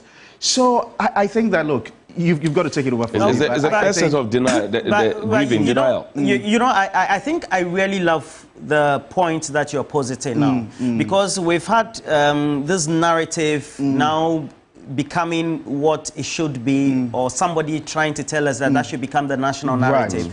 Why people didn't turn up to vote, based on what the figures are in the register, the voter population, and then where the hubs are. But we have to remember that both parties made Ashanti region the base of their campaign. It means that it was two strategies for each of them. The MPP, led by Dr. Mahmoud Bawumia, decided to go and camp in the Ashanti region, to the point that even before that election, he made a return after 15 days. Now, you've come also to the point where John Dramani Mahama also leads the NDC, decides also to claw back a number of votes based on the over 600,000 that he got in 2020. So it means that they all have decided to look at the demographic and then tell them a certain message. I don't think that, based on my experiences, having gone to the Ododo constituency, for example, I will make that conclusion that those who didn't turn up largely were MPP voters.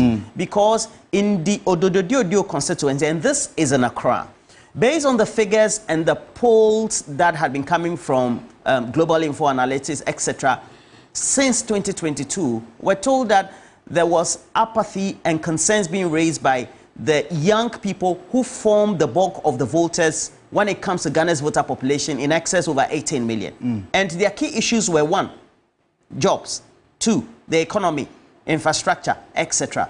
Now, let's take, for example, the economy.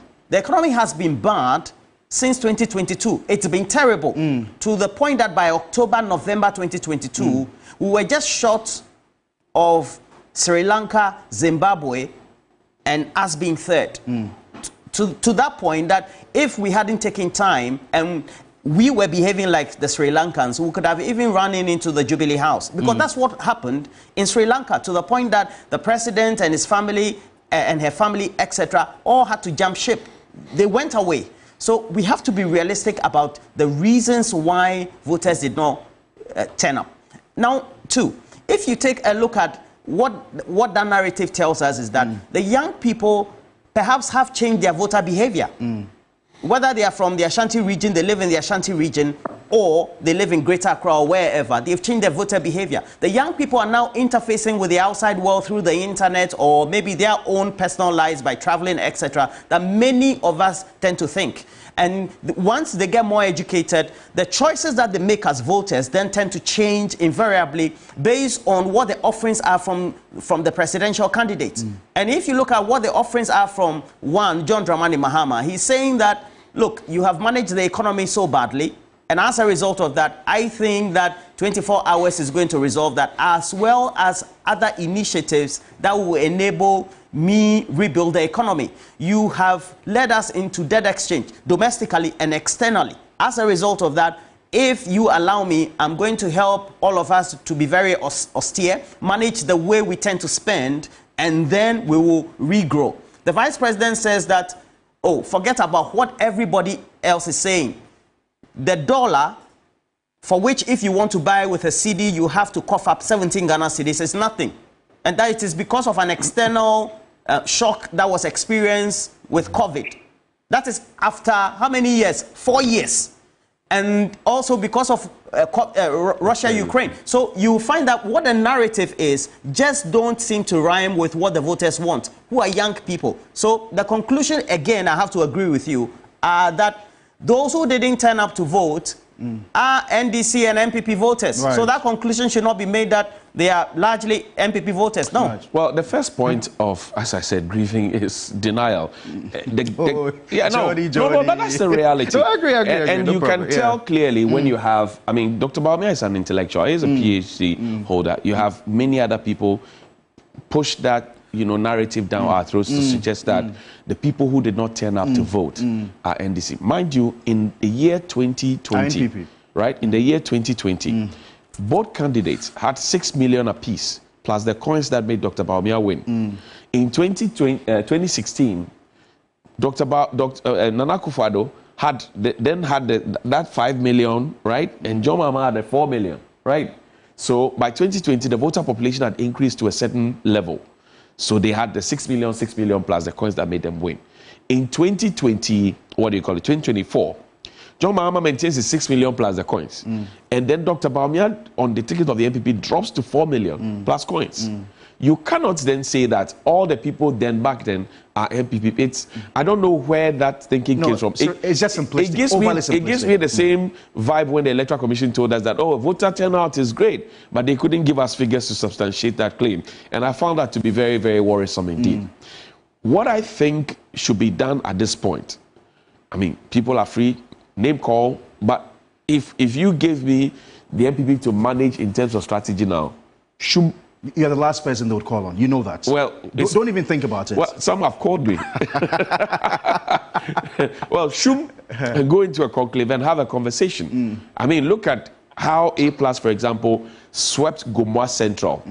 Nice and easy. Gomoa Central, a very critical constituency. It has a wild mix of predominantly young people, farming community, etc. He just woke up, he had a determination. Look at the narrative that was put out there against him. Oh, this guy is a musician, he's not fit to be MP, he's this, he's that, what has he achieved? A lot of those talks. But in the end, when the ballots were counted, the young people and the people in Gomoa Central thought that Kwame A+ is the man to lead us. And you can't, there's nothing you can do about it. Yeah, but a lot of them also use research. And I remember about two or 3 months ago, A+ was on this compound, Media General. Right, I interviewed him. Okay. Okay, and then after, he showed me, I don't know whether he showed, so he showed me data based on research of the constituency that he had collected. Right. He actually put up a post on social media, and I don't know if he's joking, but John, you could ask him if he did that. So when he that spoke data to Musa Dankwa, so that data even before the then, elections, he was satisfied that he was going to So that data even showed that he was winning. And he showed it to me. And I said, are you sure? He said, yeah, that he's been able to intrude into both camps, the MPP and NDC, and he's winning. So, guys, but that's the essence of being an intellectual, not just doing choboye. No, you've got to be scientific with the data. Exactly the point. Data don't lie. If you are talking about the fact that people who didn't turn out to vote are your party members, bring the data. Let's see it. Let's see polling station by polling station what was there. But let's go to Gomoa Central. Kwame A+ is joining us. Kwame A+, good morning. On Zoom now. Congratulations. Kwame A+, good morning.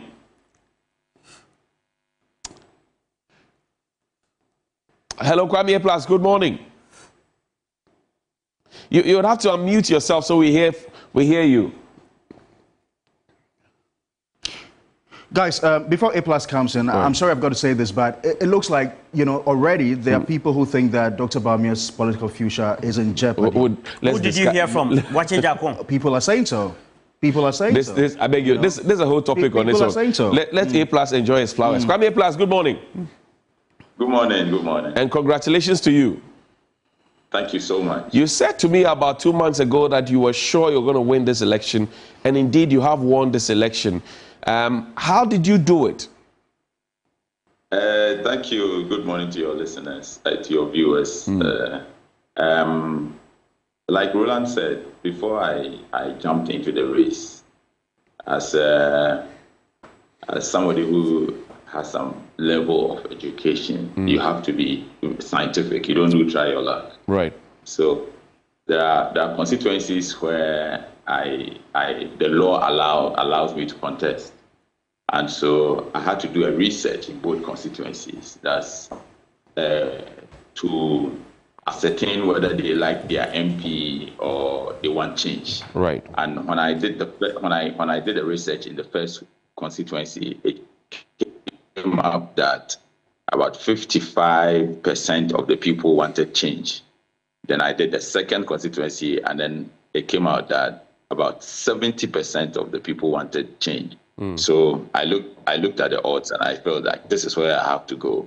So even before I stepped in, I knew exactly what was on the ground. Right. If you look at 55%, it wasn't going to be difficult for the MP to do something to change the minds of the people and so on. But 70% was a huge figure. And so I decided to go for the 70, yes. Which other constituency was this? One thing that has really... Sorry, which other constituency was this? We know of Gomwa Central where you have won, but which other constituency did you try looking into before you leaped?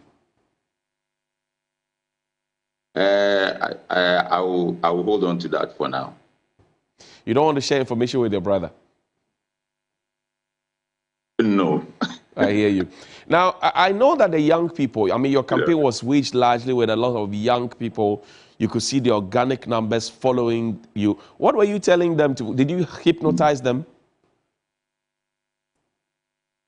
Okay, so I was very real with them. I told them that when I came to Accra in 1998, I spent all my time sleeping in a kiosk at Dakuma Junction, and I believe that they also have potentials to be where I am today, and so they shouldn't be deceived by NDC and NPP and think that that is all that there is for them. There is a huge opportunity for every willing heart, and they should tag along. Let's go and build a future for ourselves.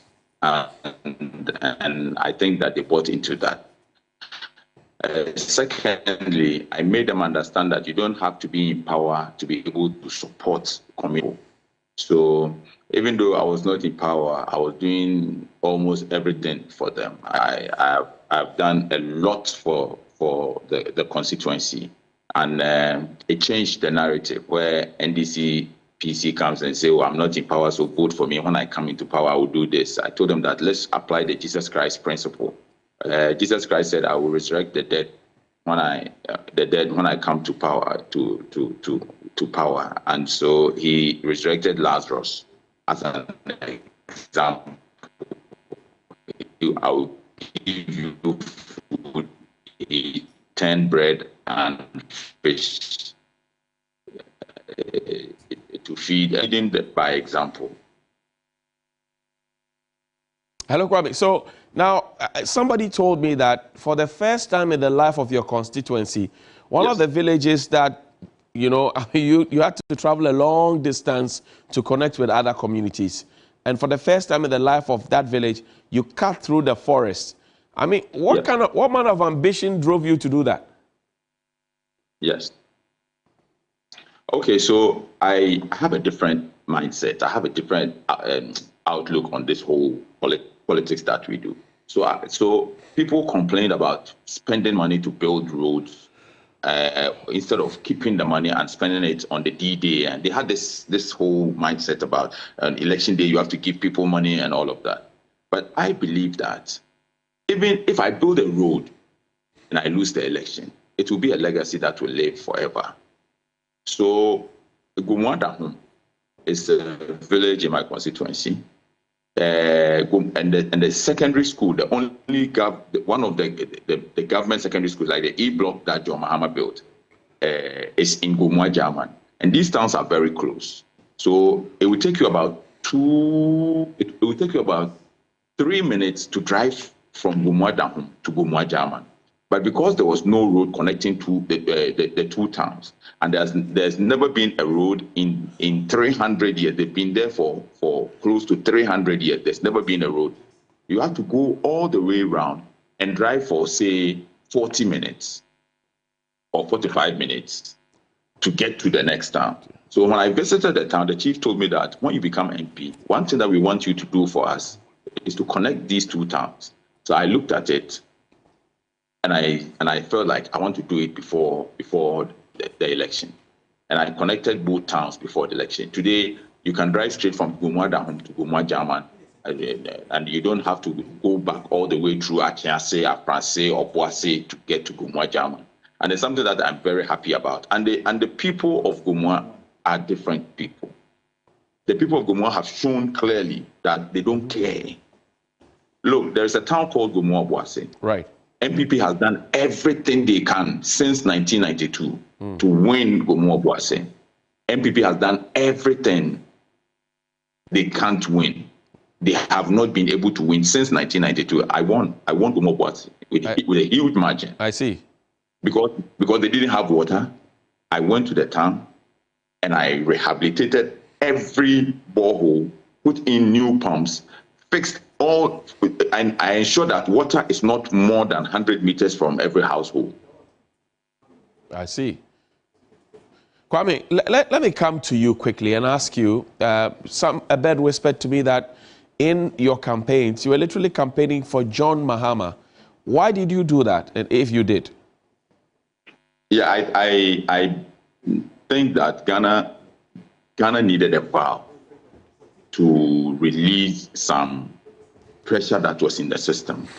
That is how I saw it. It's not about what John Mahama was promising to do. Yeah, that is part of it. But looking at all the Democracy Hub demonstrations, all the issues with corruption, there were just too many issues, and the pressure was just too much. And I think that it wasn't good for this country to break the 8. I believe strongly that we needed John Mahama as a valve, at least to cool down tempers, to release a certain pressure and start all over again. And you can tell clearly that after the election, that is exactly what we are experiencing now. People feel relieved. People feel like a certain burden has been taken off them. So I wanted MPP to leave. And the second issue is that if MPP had stayed in power, the party itself would have collapsed. We didn't. Yes, the party itself needed a reset. Anybody who likes MPP, who loves the MPP, must ensure that the MPP is in opposition. In fact, if you buy a new Rolls Royce and your tie bursts, I'm not sure you're going to drive it and say you want to drive it to the next organizer. You are definitely going to tow it because you don't want to destroy the rim. Right. And if MPP had broken the 8, they would have destroyed the rim. So MPP has to go and reset.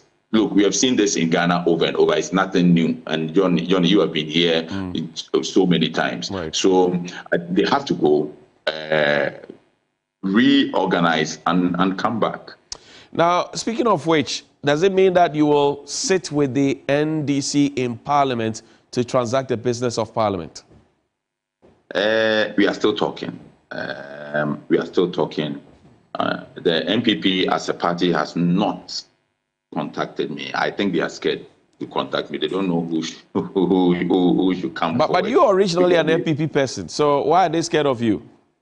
I'm originally a Nanado supporter. Right. I used to be a Nanado supporter. I think that they know very well that they have not treated me right. They've been very ungrateful. But I don't look at things that way. I think that we have to build this country. And I don't even see myself being in government, Johnny. Honestly, after I won the election, I sit back and look at, am I going to be part of the majority and just accept everything, or we are going to build this country? And, and honestly, my mindset is the kind that can get me sitting with the MPP, right, and scrutinize what government. I'm not like, oh, now that you are in government, you are in parliament, you have to join the NDC because they are majority. That's where you get your deals. Johnny, I walked into that constituency. I built road, built water, community water system, built everything. I ran a campaign from my pocket. The NDC government is not going to give me anything. I ran a huge campaign from my pocket. Kwame Plus is sorted. The day I came on your show, I told you. Right. I had 246 police station executives running my business. I had a software that was collating I had everything. I had constituency executives, 10 in every polling station executives. I had constituency executives. I had people that I managed for 2 years. So I'm not in that business of, oh, NDC is in power, so now they have all the deals. Let's go and join them so that we'll get deals. No. I want us to build Ghana. So you use the monies that your children and Akosia V are looking forward for you to use at home to go and build roads, do boreholes in the A+. In this economy? I believe strongly that there is a huge blessing in God bless you. People have not tried it, and so they have not experienced it. Johnny, the kind of blessing that you get when you support communities, individuals, and the privileged people, you can never lack. Look, it's a beautiful experience that I wish everybody could experience one day.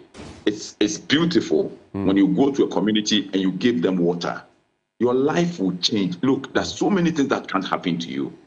I don't know how to explain this, but when we're doing TPP, our whole job was to support people and communities. Like, you have somebody who needs emergency health care, you go in and you give them your widow's mite, and the people, and they survive, and the families.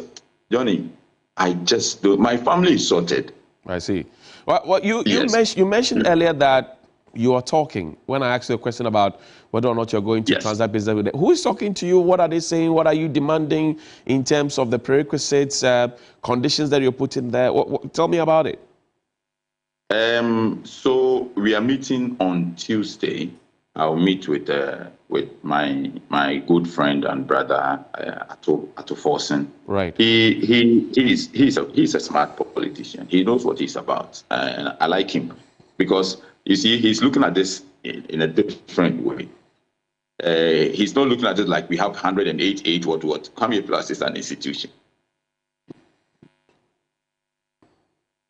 Hello, Kwame. And we are experts in bringing governments down. We want to do that. We did it to John Mahama. Yes. Go ahead. Go ahead. I'm listening to you. Can you hear me? Yeah, you froze at some point. Go ahead. Yes. So, okay, thank you. Sorry about that. So he is looking at getting everybody involved, getting people to support the government, getting influential people into this whole thing. And so he has contacted me and some other NDC guys have also contacted me. So yes, we are working, we are talking. I'm sure by Tuesday I should come out with a statement on who I want to caucus with in Parliament. I see, and I can promise you that it will be in the best interest of Ghana. Great. Pakwesi has a question for you, Pa. A+, congratulations to you.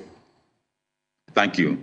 So I hear you talk about the lovely things you've done for the constituency, having built them roads, boreholes and all that. This is even when you've not become an MP. Now, do you realize the enormous responsibility or pressure that you put on yourself? I mean, as an MP, we know that you are primarily to engage in the practice of legislation. Now, we see you actively involved in projects and all that. So if tomorrow somebody else comes and is able to do far more than you have done, aren't you putting our politics in jeopardy?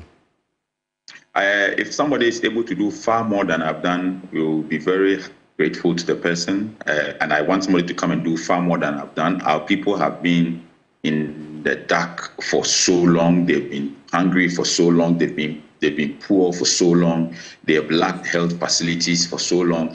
I am in this race because of the experience that I have had living and growing up in Gomua Central. I lost my kid sister because we didn't have hospitals. She died of malaria. I lost my kid brother. He died of measles. I lost my cousins. Many family members died because we didn't have health facilities growing up. 40 years on, we still lack these facilities. And so if anybody is coming to do more, I'm not looking at this as just somebody who is going to pass the laws. I'm looking at this as a brother, as a father, as somebody who understands the people, somebody who wants to be there for them. If I have money, that is my own money, I'll take it. I'll take all of it to Goma Central and ensure that the people's livelihoods have been improved. My final one before I see to Johnny. My final one before I see to Johnny. So the NDC has, we're told, 2/3 of the seats in Parliament, and some have jokingly said that they could literally even change a man into a woman. Now, with somebody who's going to join this 9th Parliament, would you be pushing for reforms even to ensure that we energize or strengthen the local governance system so that they can be more effective, so we could relieve pressure on MPs, as agents of development? Yes, I think that we should vote for DCs. That is the reason why, because DCs are not going out there to campaign and they are not making promises, so they are just sitting in the office and they have the responsibility. They take all the district assembly common fund. They have to build the district. But people are always looking at the MPs because it's the MP who goes out there to contest in elections and campaign, and you have to make promises to the people what you're going to do. And so it has the whole thing has been turned upside down. Right. Instead of the DC being looked at as the development officer, or they are rather looking at the MP. Right. And so if we can make laws that puts the DC out there to go and tell the people what they are going to do with the District Assembly Common Fund and how they are going to bring development and all. Until that is done, it will always be the MP's responsibility to do this. And the people will always be looking at the MP because they joined long queues to vote for the MP.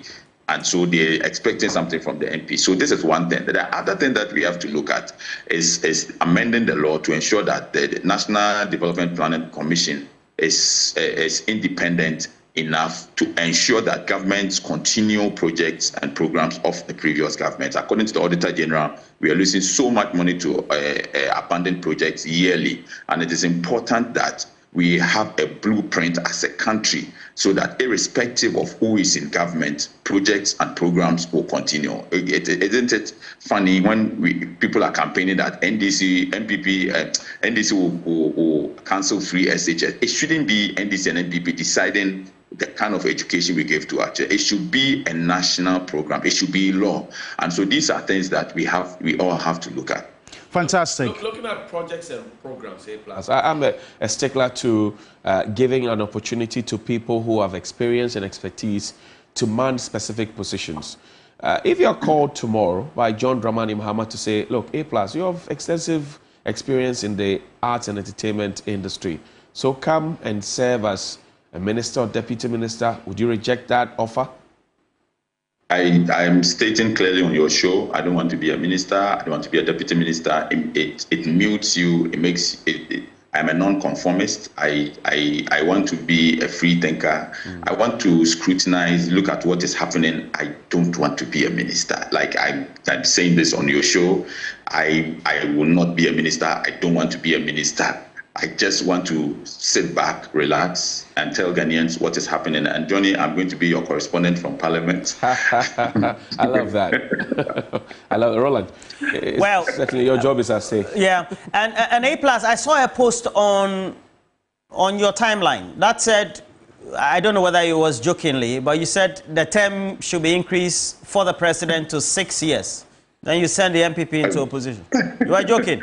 So, if the presidential, if terms were 6 years, Akufo-Addo will still have 2 years to go, which will have been very depressing for. So that was just a joke. That was just okay. A joke. There's a narrative that is being churned out here, and all of us did discuss it, and I'm sure you also experienced it and observed it across the country. That the young people didn't turn up to vote. Or generally, the voter turnout was low.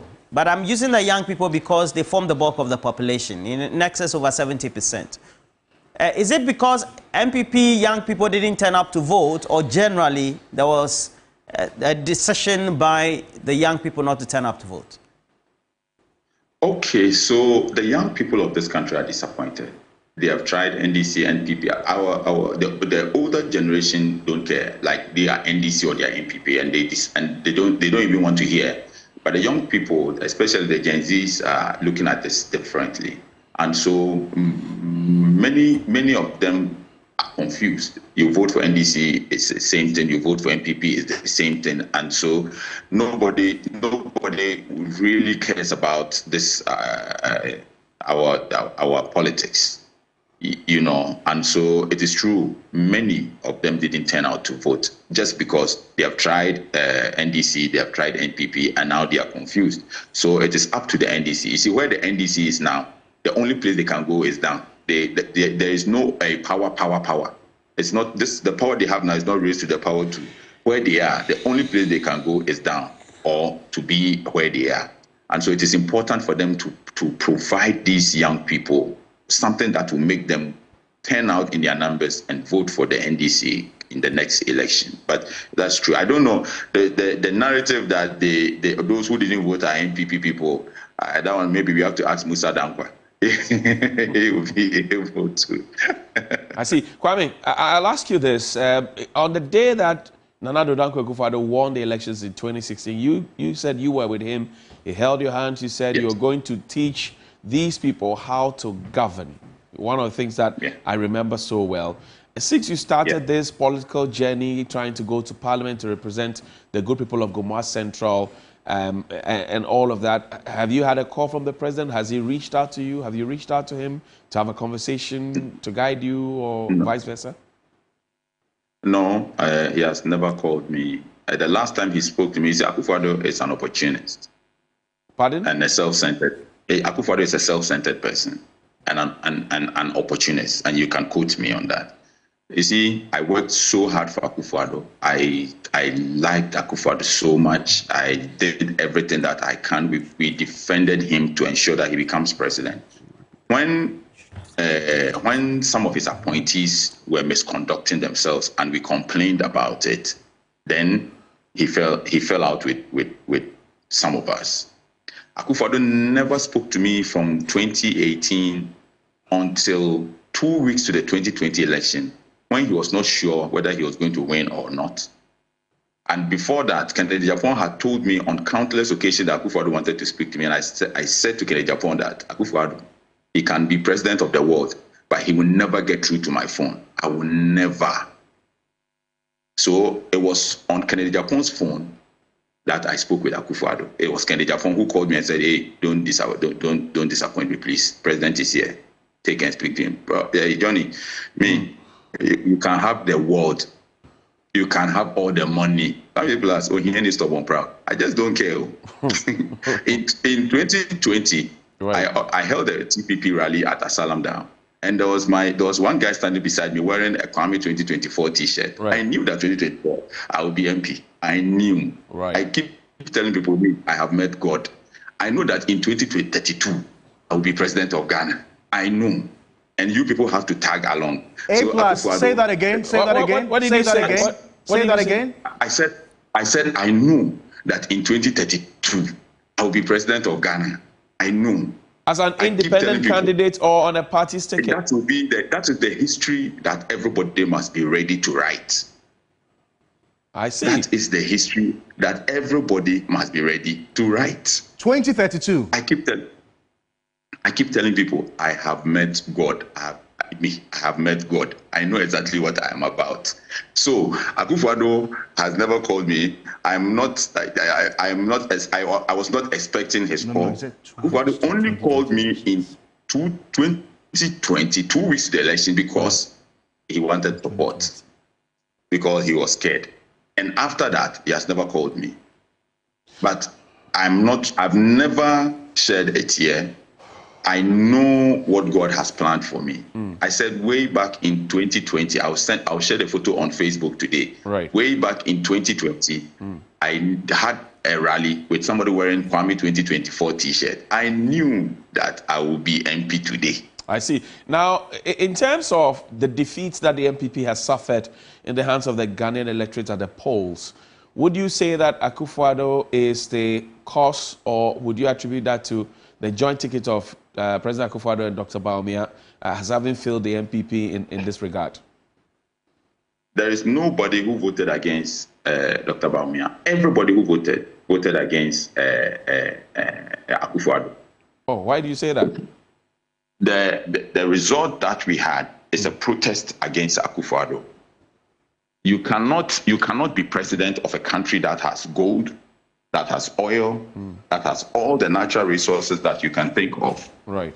And ask young people who are betting on Manchester City and Chelsea to give you part of their earnings to be able to run a country. After everything that God has given to you, what you need to run a country is bets. Everybody who voted against Akufo-Addo, not Dr. Bawumia. All those who voted for NDC voted against COVID levy. All those who voted against in this election voted against COVID levy. I see. Most countries made money from COVID. Most countries made money from COVID. It is only Akufo-Addo who brought some Nigerians or whoever into this country to come and take money from our airport and share it amongst themselves. And after that, turn around and come and charge Kenyans COVID levy after he and his people had taken the money. It is only Akufo-Addo who had a finance minister that even his MPs in parliament were telling him to remove, but he was so arrogant and decided that he will keep the finance minister. He doesn't care. It is only Akufo-Addo who said that he's going to turn this country into Las Vegas by making it the neatest city in wherever and take sanitation levy and we don't know what he has done with the money. It is only Akufo-Addo who sat down and watched his own people print tags with $4.5 million. They use printer, HP printer, to print tags and take $4.5 million. Everybody who voted against Akufo-Addo. Akufo-Addo is going down in history as one of the worst presidents that we have had. It looks like you have written off the president, but tell me, in terms of rating, where would you peg him on a scale of 0 to 10? I would peg him 2. 2 over 10? 2 over 10. A plus, why? Yes. That's F9. Please, did you say why? Yes, we're asking you why. I have the marking scheme, and you're asking me why. Yeah, we want to understand. We want to understand what went into the marking scheme. 2 over 10, free SHS, 1 district, 1 factory, 1 village, 1 done, planting for food and jobs, 1 million per constituency, planting for export and rural development, rent assistance, scholarship. You have not seen all these things that the president is doing. Okay, so Agenda 111. So free SHS is a very good policy, and that is why I gave him 1. DRIP is another good policy that will help us build our roads, so I gave him another 1. 1 village, 1 dam. I had to subtract like 5 so that he'll get -3. So you see, I'm being like I'm trying for him, because they went. Look, let me tell you what is in my constituency. John Mahama built a dam in a town called Vumwan-Prumem. It is between Impumem and Vumwan-Lume and Ogwan, those areas. Right. You have to come to Vumwan and see what a dam is. And he never made noise about it. It is a dam with about 33,000 hectares of land for farming. All the canals built, and this was built in 2016. It's so beautiful. It's on my Facebook. That is what you call a dam. Akufo-Addo and his people went to the villages to dig potholes and told us that they have built dams. And when you ask them that, didn't you say you were going to build dams? They said, did we tell you the size? This is the dam we are talking about. Akufo-Addo said he was going to build 1 district, 1 factory. Right. His people, it was just an avenue for his people to make money for themselves. Where are the factories? All right, Kwame. Kwame, I want to thank you very much and leave you to some constituency workers. I'm sure you want to engage with stakeholders in your constituency. But congratulations to you, Kwame A+, the freshly minted Member of Parliament for the Gomoa Central constituency in the Central region. His blocking the glass ceiling made history, and he says watch out for 2032 when he will be President of the Republic of Ghana. Very, very ambitious indeed. But, well, a man without ambition is as good as dead. We're live on 3FM 92.7, your urban lifestyle radio. I want to say thank you to Bell Aqua, to Piva Water, and also to Mont Drinking Water. And special acknowledgement to the Yana Bukari II, the overlord of Dagbon, my king, and also to Bona Oboguna Salifutia II, Paramount Chief of Bongo, of which I'm sustaining now. Roland, you want to be? Well, certainly. Of your men's fellowship? My association. What about you? Your mates are going to Parliament. You are here asking questions. Your classmates are going to Parliament. Now Koyo and Baba Sidi, you are here asking questions. What are you doing? If I go, who will do this job? If I do everything now, who will do it? If you all go to Parliament, who will be doing this job? I get you. Have a film. We're taking a break. When we come back, we have former Finance Minister Setekbe right here in the studios alongside the CEO for Dalex Finance, financial analyst and consultant as well, Joe Jackson. And then we'll also be joined on the stream by Professor Bokping, financial economist, University of Ghana Business School. Certainly, it promises to be exciting because we want to delve into the economy now that we're in the doldrums. DDEP, external debts also being restructured. What really does 2025 onwards look like for John Dramani Mahama?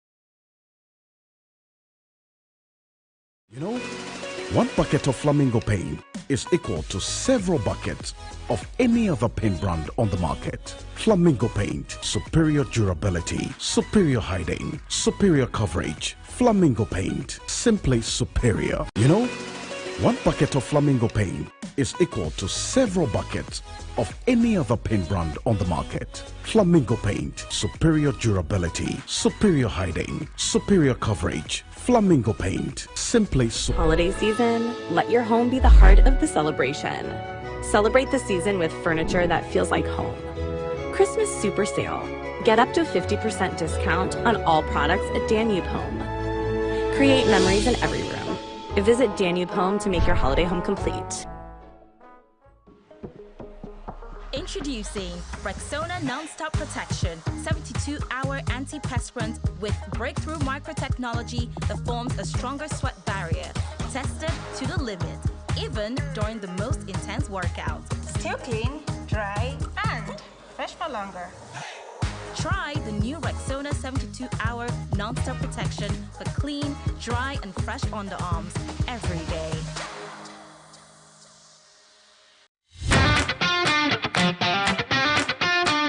Imagine walking into a store with a wish list and knowing you will be breaking the bank with those needed items. A Trade Mart will give you quality at the most affordable rates. You don't need to break the bank. From your home appliances to the latest tech product, everything you need is within reach at affordable prices. I have a lot of things to buy.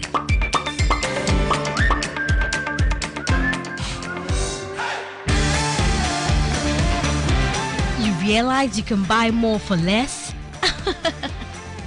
Only at Trade Mart. The best part? Checking out with confidence, knowing you stayed under budget.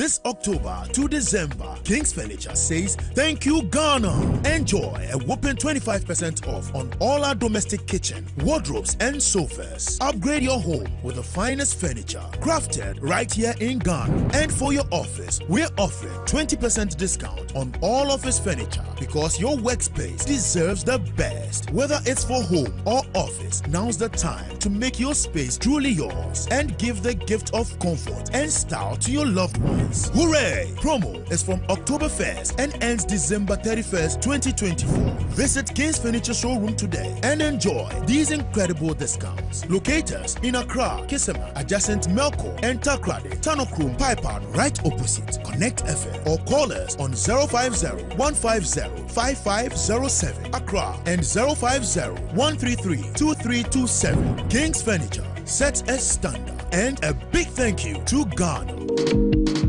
You'll ever taste. Hi, baby. Hi, Mom. Hope you're having fun at Granny's. Yeah, but Grandma doesn't have my favorite top chocolate spread. Hi, Mom. Mommy, please, I missed top chocolate spread on bread.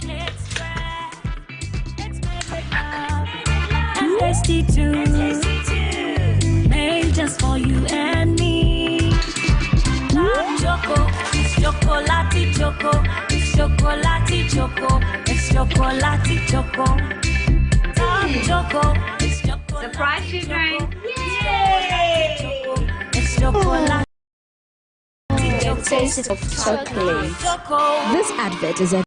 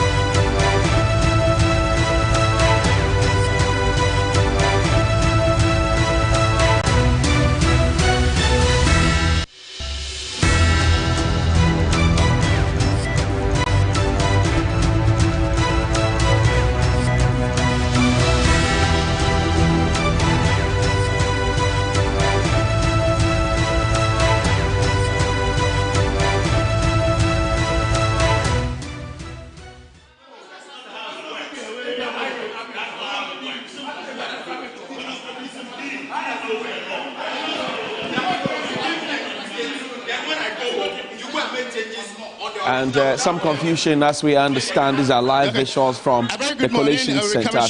From the Turnout Police Depot. It's all about the recollation of some outstanding constituencies in the Eastern region. There were 4 in all. 3 of them were declared yesterday. What is left is in Sawam Adreji.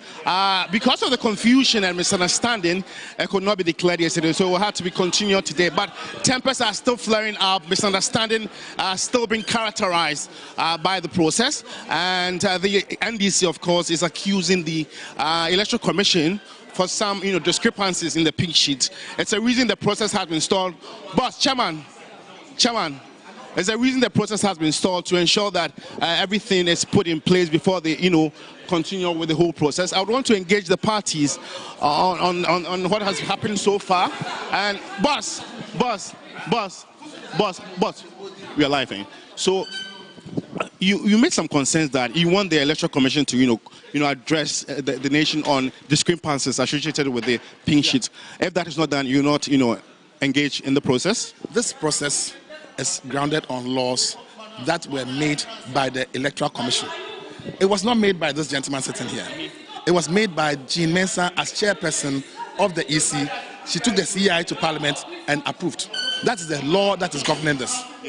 So we want the EC chair to address the issue because this problem does not affect just this particular recollation, which is some set other constituencies. The recollation in itself, there's an issue with recollation.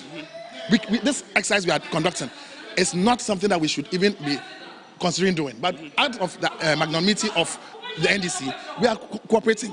However, we will not accept anything on the face of the pink sheet that is not correct. Because yesterday I was here, what you guys resolved to do was that if you don't have pink sheet, you use what the EC but one. now we cannot trust the EC. Why? The EC is altering. They have amended the pink sheet. There's evidence to that. Yes, there's evidence, and so we are saying that now we cannot trust the EC's pink sheets. Because if they are capable of amending information on the pink sheet, and in the absence of the party, what shows that all the information they've been giving to us has not been amended?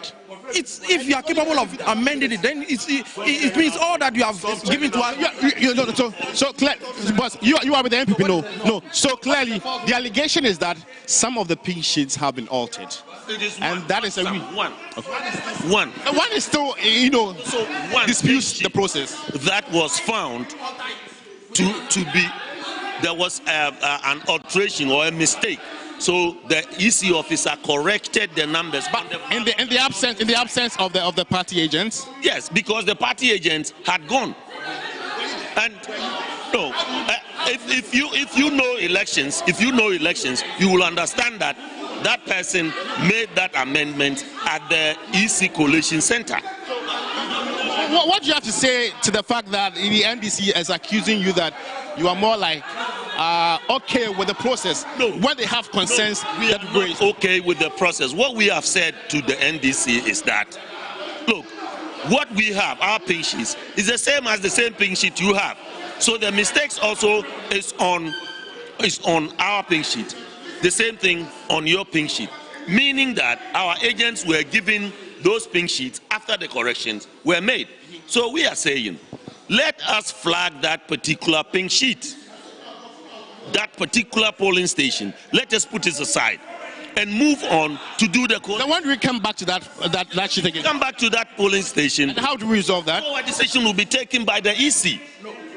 You see, this is evidence to show that any other pink sheet that they may be giving to us may have been altered. Because yesterday, your Deputy Director of IT Elections was here, Rashid Tanko, and for him, the other 3 constituencies that have been declared are illegal. So clearly, is that the same position? This is even evidence to show that it is his authorization that we're working with. It is Tanko's authorization that we're working. We are working to Tanko. Now, the issue is clear. Until you are caught, you've not been caught. So we decided yesterday that we're going to trust the EC. Now there's evidence to show that the EC cannot be trusted, even per the MPP. We both are not there. They go and sit in the quiet of a room and alter the pink sheets. How do we continue with the pink sheets? So the EC chairperson must address the nation, because there are other collations that are supposed to happen on the same basis from the same EC that cannot be trusted. So the EC chairperson, Jean Mensah, must address the nation on how somebody is able to sit somewhere outside of the NDC and MPP and change things on the pink sheet. So if that doesn't happen, what is the next? We cannot continue. We cannot continue. The process cannot continue because the outcome. The EC must take a decision. We believe the EC must take a decision today. Whether you're trying. But there's an official here. Yes, do you want the official? The official here must take this guy did not write the CI. The person who is recognized as the EC is Jean Mensah, not even Boss Masari. So these are live visuals from Turnout Police Depot, and the recollation of the Nsawam resort is what is really going on. But confusion and tempers are flaring up because there have been issues with pink sheet discrepancies, figures not tallying with each other, and so the NDC wants the process halted until the EC chairperson comes out to address these discrepancies. But with the MPP, they feel the official here can represent Jean Mensah in that very capacity and ensure that the process continues smoothly. But these are live visuals, and it's what it is. If you're watching us live, it's Turnout Police Depot. We'll come to you with more updates if there are any.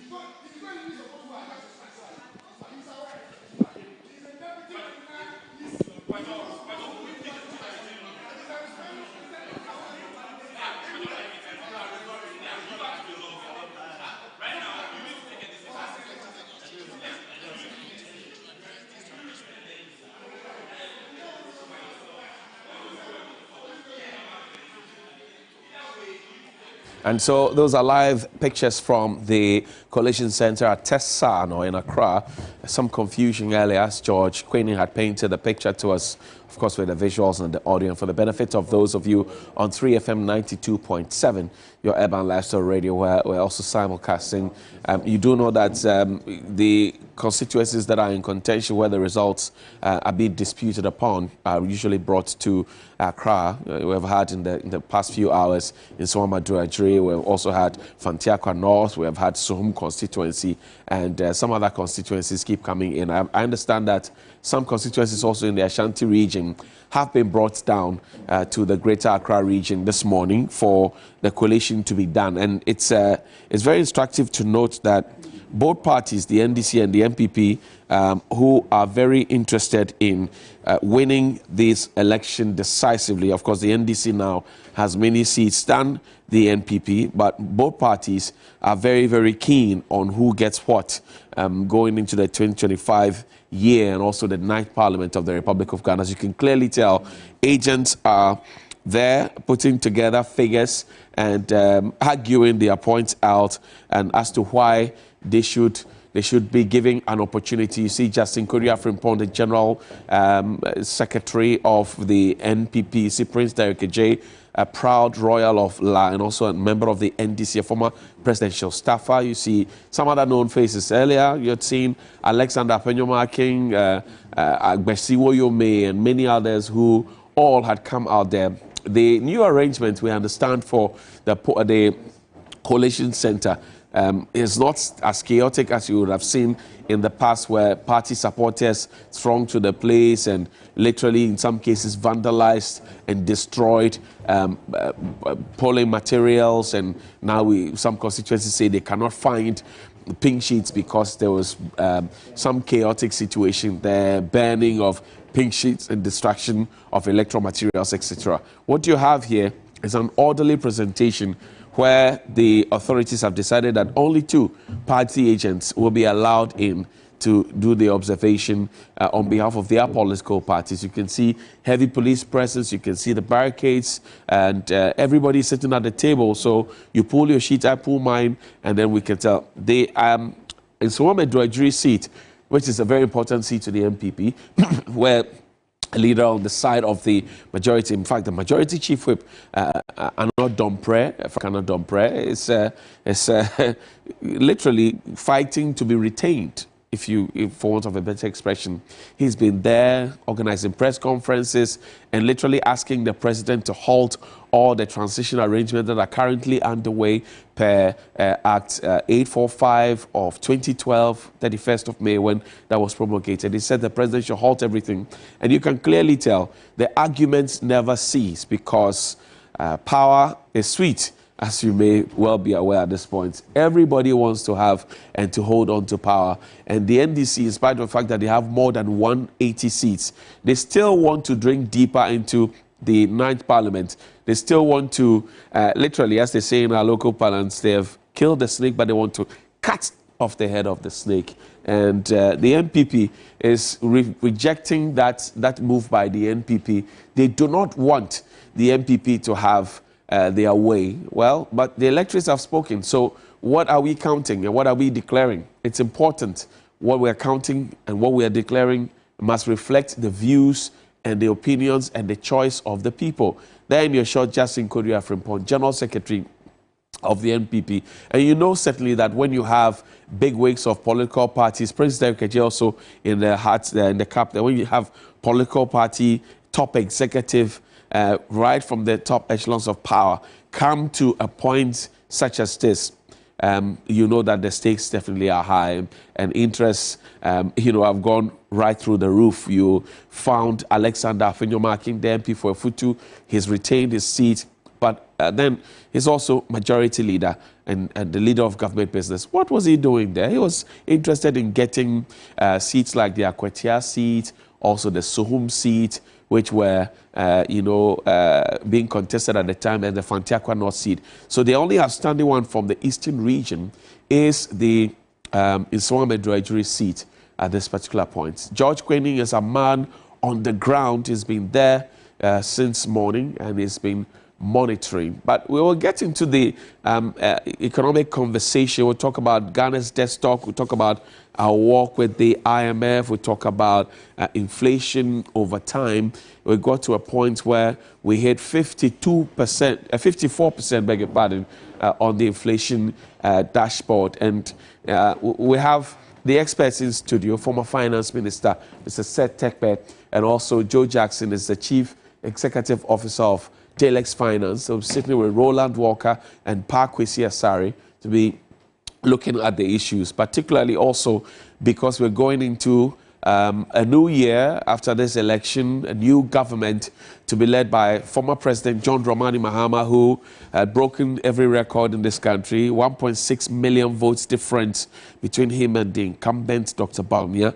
Also came back from the opposition, nearly ridiculed in many different forms as the only president to have had a one-term presidency. Well, he's back, and it has never also happened before. Plus, the new one, Ghana has a first female vice president ever in the history of Ghana. But this is what the debt stock from 2010 to 2024 in terms of billions of Ghana cedis looks like. You and I, what has been borrowed on our behalf, right? And you keep asking the question, where is the money? What has it been used for? Well, so you go to 2010, 17.7 billion. Then you come to 2011, 25.1 billion. And then you come to 2012, 36.6 billion. And then in 2013, 55.8 billion. So between 2010, 2012, that will be President Mills's and the remainder that was set by John Mahama. And then John Mahama comes on in 2013, 55.8 billion. 2014, 76.3 billion. And then 2015, 100.2 billion. And then 2016, 122.2 billion. That was when John Mahama's government was truncated.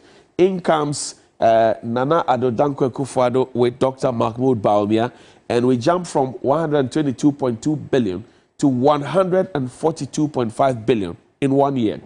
The subsequent year, or the succeeding year, we had 173.1 billion. That's in 2018. And then in 2019, 218 billion. In 2020, 291.6 billion. And then in 2021, 351.8 billion. 2022, 434.6 billion. And then in 2023, 610 billion. By October 2024, we had reached 761 billion. Now, this would be 74.6%, right, of our total economy. That's how much we have borrowed. Now, the conversation is that we don't have to borrow, we just have to toll the roads and we'll get all the money to do everything. What happened to all of that? Well, now let's look at Ghana's inflation from 2011 to 2024. Again, 2011 will be during Professor Mills's time, right? Now, you'll find that sharp rise. I'm not concerned really about, and you find January, July, all through representing to 2024. I'm interested in this portion, inflation, what it means for doing business, right? When we climbed up in July, January of 2022, shot up right there into the roof, and then it stayed there for some time, tried to come down, and then came down, and then now we're around the 23% mark, which is also a record high. If you look at the past years, you find that this period from 2022 straight up to 2024, we have never risen to this level before. COVID, Russia, Ukraine, economic mismanagement, and all those conversations come right to the center. But what does it mean for the average Ghanaian? Because I remember in the past we're told that your pockets are broadcasting to you. Are your pockets still broadcasting to you? What about your bank accounts? What about your savings? What about the cost of doing business? All of those ones happen. Let's look at the other slide. I have another slide for you. Ghana's real GDP growth. And somebody said it jokingly on the market that GDP means UGDP. Well, I don't know. The economic masters will tell us what it means. But this is from 2009 to 2023. That's the record. And we'll credit EN Analytics for it. In 2009, our GDP real growth was 5.7%. In 2010, it was 7.8%. In 2011, it was 14%. 2022 was 2012, sorry, it was 9.3%, 2013, 7.3%, 2014, 2.9%, 2015, 2.2%, 2016, 3.4%, and then we shot up to 2017, 8.1%, 2018, 6.2%, 2019, 6.5%, 2020, 0.5%, 2021, 5.4%, 2022, 3.2%, and then 2023, 2.9%. That's what the records show us. Was it with the help of IMF program, extended IMF program? What exactly does it mean? I'm no economist, I won't claim. So Roland has done some business back with our business desk. Now, we have two giants who will help us to understand the issues. So those of us who don't know anything about this can watch. So stay with us on 3FM 92.7, your urban lifestyle radio. Roland, one more time, you're sitting with the former finance minister. Yeah. And I saw that when I was going through the figures, he was looking at it and taking notes. I want to hear what's in his head. Well, it will be quite interesting. I'm not too sure he was taking the notes because you were flipping through figures. No, I'm just saying sure, that... You know, he's a guru, so I'm sure he knows all the figures. Definitely, no debate about that. But there's one thing, though. When he was finance minister, the NDC rank and file were complaining that he wasn't looking at the party. But he was sorting the country well in terms of the smart borrowing strategy that he undertook, etc. So we'll get to ask him some critical questions on that. That whilst he goes austere, if he becomes a finance minister and all that, what happens to the rank and file of the party? You know, as our political parties, we've had Haruna Iseku, for example, in the time of the Kufuor administration, who had raised concerns that the presidency, Charlie, was not sorting the party out. You know, so some of those things can be quite nerve-wracking if you're a finance minister. Interesting, Roland, though. Why do our finance ministers like wearing white? I'm curious to learn. Okay. Oh, he's wearing white. Yeah. Mr. Tekpe used to wear a lot of white. Okay, Saminya. Well, welcome to our studios, all right? Great. Thank you very much. All right, and then on the other side also we have Pakwesi Asare, and Pakwesi Asare who, alongside myself, will be doing the interrogation, but just sitting by him is also Joe Jackson. Pakwesi. Yes, Roland. It's good to see Mr. Setekpe back in our studios. We've met a couple of times at the IMF World Bank annual and spring meetings, but you know, he hardly shows emotions. You never know where... He's a man who doesn't show emotions at all. He's a man of steel. I'm smiling. Oh, he's smiling for me. That's nice. Mr. Jackson, good to see you. Good to see you. Good to be here. Okay. Well, you want to start off? Yeah, I think we have to start off. Okay. Because if you ask Joe Jackson about how the government, well, they organized and then also, so to speak, during the period of the NDC administration, I think that even though he can speak to it, we can't hold him accountable. But we can. But Mr. Tekpe, welcome. Thank you. If you take a look at the trajectory of the economy pre-2016, and by 2015-16, we had gone to the IMF, and looking at us about maybe 6 years later back to the IMF, you would say that it's just a normal cycle. Can we say that's a good conclusion to make? Or something preempted us in a worse position to go this time around? First of all, let me speak generally. You go to the IMF because crises are inevitable, you know, for every country. For the countries that have the wherewithal, they are able to build mechanisms, what you normally call counter-cyclical, you know, policies, and to explain, if you take our circumstance, as we speak now, we are getting into the dry season. It's a constant, and it's coming after the rainy season. It's a constant. Whether the rain is good or bad, it's a constant. And then you go into the rainy season again in March. During this period, you are going to import food to complement the domestic production because you have not gotten to the point as a developing country where the excess food that was produced will be put in storage, will be semi-produced for some grains, you know, and all of that. And so for the countries like developing countries that have been developed these mechanisms, when this crisis becomes severe or when you have external ones like COVID, then you go to the IMF as a lender of last resort. What the central bank of every country does for banks that are in crisis as a lender of last resort. So that is the role of the IMF. The countries that have learned to win themselves off the IMF, right, not completely, and I'll explain that, are those that are able to gradually build that resilience. You know, those measures, what we call budget buffers, debt buffers, and the rest, so that you start managing your own crisis. So to give you a very practical example, when COVID struck, we had the stabilization fund, right? The first resource that we took actually for COVID was not the IMF loan.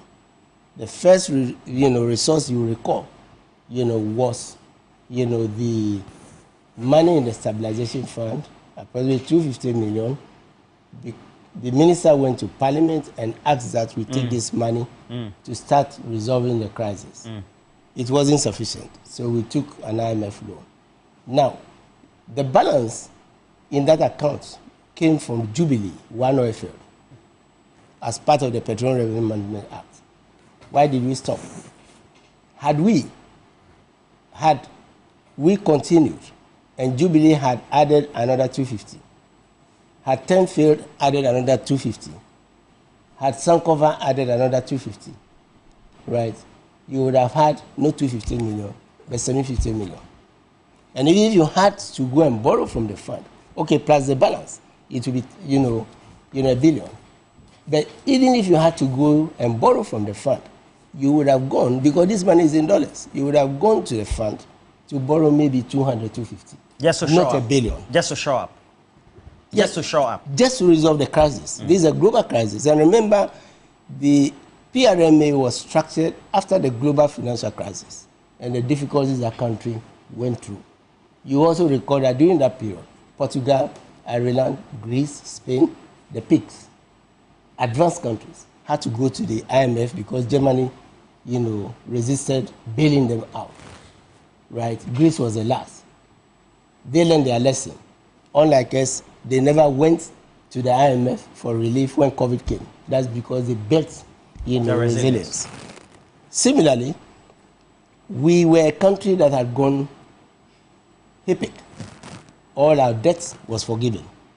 Because, a substantial part of it, over 100%, out of about 158 or so percent, was forgiven. The debt came down to barely 30%, approximately. Right? We kept borrowing again, borrowing. By the time we got to 2013, we declared the end of HIPIC because the flows were no longer coming into the budget. But from the PRMA, again, the experience is, why don't you set a mechanism for repayment of debt? You know where I'm going. Sinking fund, which is in the Constitution, but we never instituted it. Again, let me give you the practical result, so that it doesn't look like you're talking theory. Right? The NDC, by 2015, if you recall, crude oil prices fell sharply. We did a budget with $99. Crude oil prices fell shortly, sharply to $35, $40. We had to go to in an election year to trim that budget, the 2016 budget, and stop e-schools and others. But one of the things we had been doing was that the first sovereign bond, which we did under SHS Sustainability, 750 million, we were paying on the interest. The principal was going to fall due in 2017 for any government that was going to win the elections. We would have probably started default from 2017, not now, right? We set up the sinking fund, capping the stabilization fund, right? And we started buying back that bond. We bought back 336 million, taking approximately 350 million. Left a balance, about 250 million. Refinanced 200 with the 2015 bond, which was used for only refinancing, the World Bank Guarantee Bond, which today is impaired, right? So what is the result? The result is that the yield started going down. We did not have the opportunity to pay it off because the market stopped putting in the market. They would rather earn their 8.5 than maybe 5 or whatever. Fast forward, October 4th, 2017, the MPP used the balance of 200 out of the balance in the sinking fund, 200 million to pay off, His Excellency, Kufuor's, first sovereign bond. So why did we stop? Why did we stop the oil flow with 3 oil fields, not 1? Right, with 3 oil fields, not 1. So I'm saying that until we learn, and I'm coming to the fund question, until we learn to put our own resilience in place. And I could go on to the stabilization fund, for example, which was used in the contingency fund. First time for the Kwame Nkrumah flood and fire disaster, right? Why did we stop?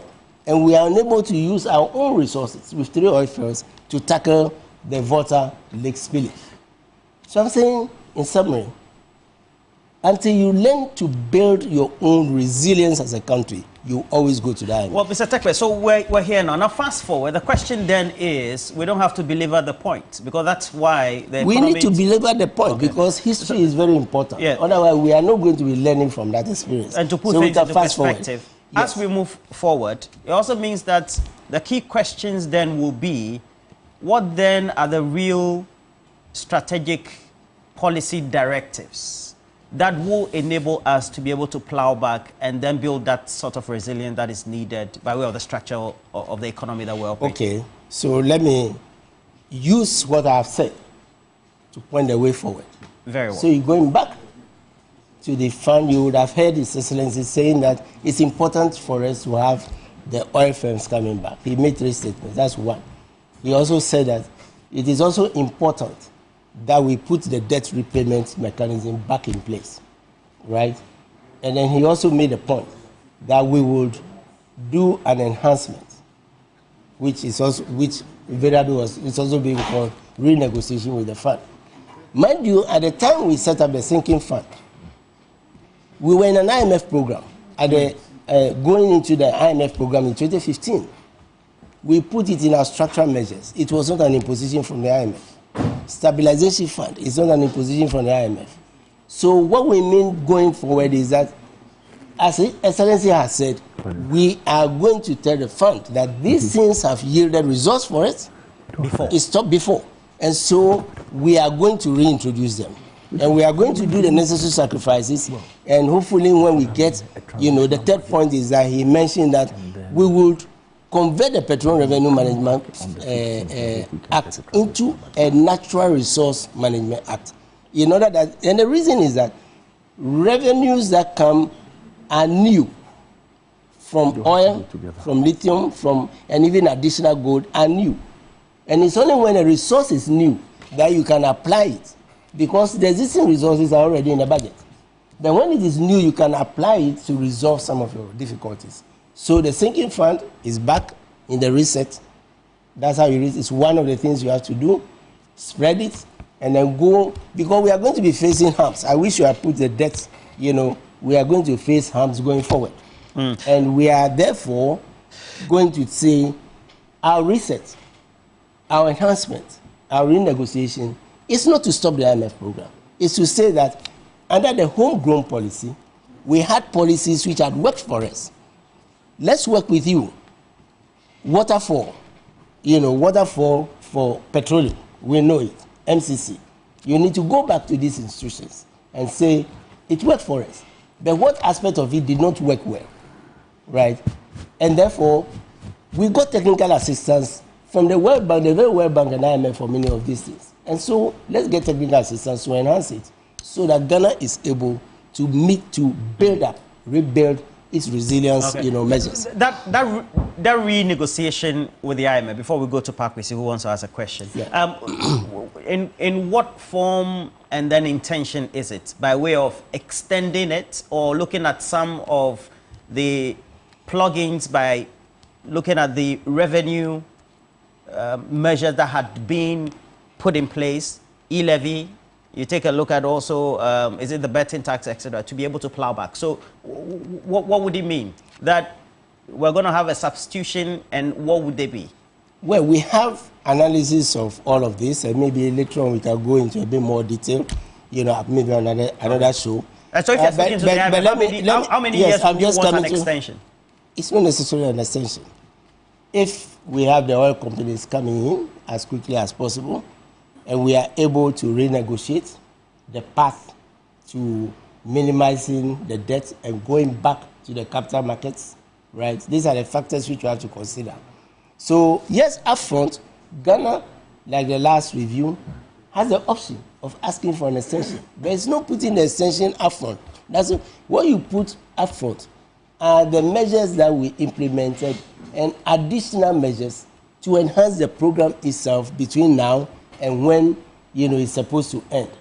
And we are going to therefore do this going into the fourth review, which is in April, which means that before your budget, as is normally the case, you would invite the fund, the HE has been meeting them, and you sit down with the country team and propose the things that you want to do. That's exactly what we did with the homegrown, right? So that by the time you are reading the budget and you are, you know, doing the fourth review, which HE's, you know, team will be doing, you have this for discussion.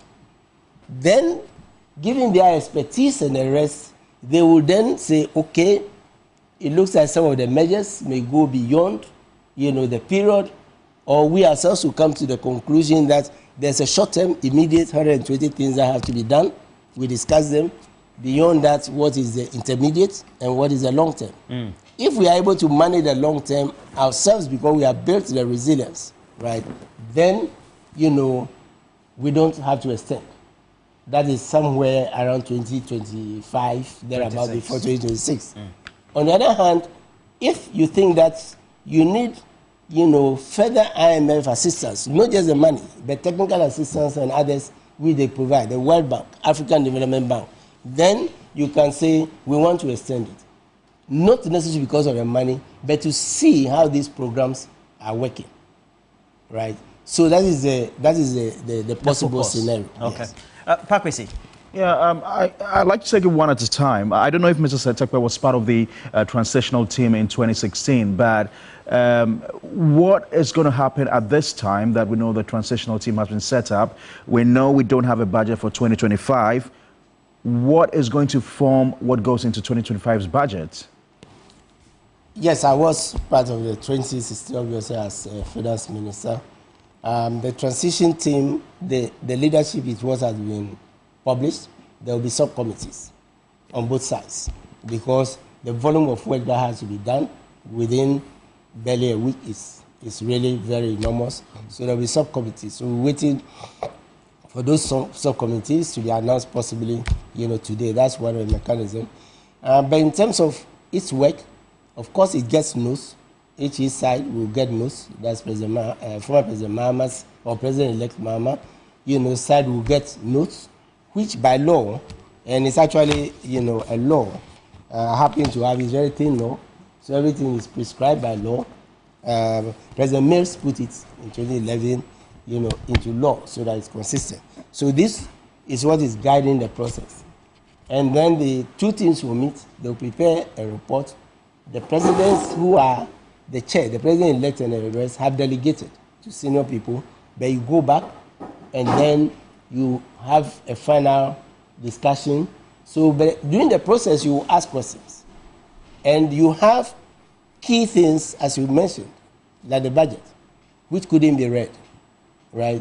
So what is it in terms of policy? What's the process? What has gone on? You have issues like arrears. You have the one that came out. You know, why recruitment at this point? Why would GRA need 700? Why can't it wait? Is it in the 2024 budget, right, to be fully funded? Or is it something which is going to be new and under an austerity measures? What is the view of the fund, you know, and others, you know, who are looking at our expenditure cuts? It's true that GRA is self-accounting, but GRA gets 6%, I understand it's lower now, of total revenue allocated by Parliament for their use. So it's part of the budget process. So these are the sort of discussions, you know, that go on. But it's a very detailed, handing over note if you want. But I know you have an idea of what the economy looks like. You talk about arrears, for instance. We know there are arrears owed to road contractors, non-road contractors. We know there are IPP arrears, Agenda 111, for instance, and other contracts that we know have not been paid for as at yet. We know about contracts in the education sector. I mean, how are you going to handle all these? Well, first of all, you handle what you know. So it's important that what is handed over is comprehensive. Otherwise, you are not going to manage what you don't know. So transparency, arrears, debt, revenue performance, what led to the ITAS, for example, the tax system in the IMF program, which is a conditionality, which is something we're going to do after West Blue ICOMS. Why was it stopped? What's the status of tender? And another thing, you asked all these questions from our side. So it means that following the IMF program, following other, we have, these perspectives. So these are the things which are questions, from our side for which you seek to get answers as comprehensively so you can manage the economy when you take over. Mr. Jackson, you've been listening to the conversation and I've enumerated some of the challenges that they're likely to be confronted with. How huge is this challenge? Huge. Enormous. I had, before we started the program, I was having a conversation with Honorable Setekpe, and one of the things I said to him was that I like the Akan proverb that says, to it, it is only when the animal is dead that we know how tall this animal is. But some of us suspect that we are going to be looking at enormous arrears and enormous issues. And this one thing he said, which is heartwarming, which says, you've got to be transparent. You've got to give us a full list of everything that is outstanding so that we can negotiate, take decisions, prioritize, especially on the arrears side. Right? Because the government is continuous. And sometimes it is not fair to have what we've had happened in the past, where from regime to regime, some debts don't get paid, etc. They must get paid. But of course, it must be transparent. Of course, the incoming regime must, we believe, have the ability to say whether this was legitimate, fraught with corruption, or clear. And that's where the difficulty sets in, because I've had people, including Felix Ofosukwache, who I think speaks for the transition team, raise concerns about certain payments that have been done at this point in time. I mean, nothing bars them, the finance minister, from making payments if he has to make those payments. Nothing bars the finance minister. But remember that you've seen the list from the CSOs, right? Itemizing payments that are being made for which they believe are wrong. On what basis are they wrong? They believe that the contracts were fraught with corruption. There's talk about SML. There's talk about Kelmi GVG. There's talk about some of the contracts that have been awarded. So you can understand, and we don't know how much arrears there are. You don't know how much is being paid in this time. And you can understand why it has to be full, transparent, so that each one of us will know where we stand. It's our purse. It's our finances. And let's not be mistaken. 2025, huge payments are going to come due. Right? 2025, we have to look at how we're performing in terms of revenue, because some of the line items are going to go out. There's been manifesto commitments to take out the e-levy. The betting tax? The betting tax. And anyway, I don't think the betting tax was implemented in full and brought that much money. So that's not a big deal. But the e-levy is one, right? The COVID levies. So there are lots of issues that are going to come up. And I have no doubt in my mind that the challenge is going to be huge. Why would anybody want to be president in 2025? Because somebody has to step up to the plate and rule. Somebody has to step up to the plate and fix the country. Somebody has to step up to the plate and give us hope going forward. So I believe that's why people are stepping up. We're not done with our external debt. There's still the bilateral debt settlement that we have to do. I mean, how are they going to go about this?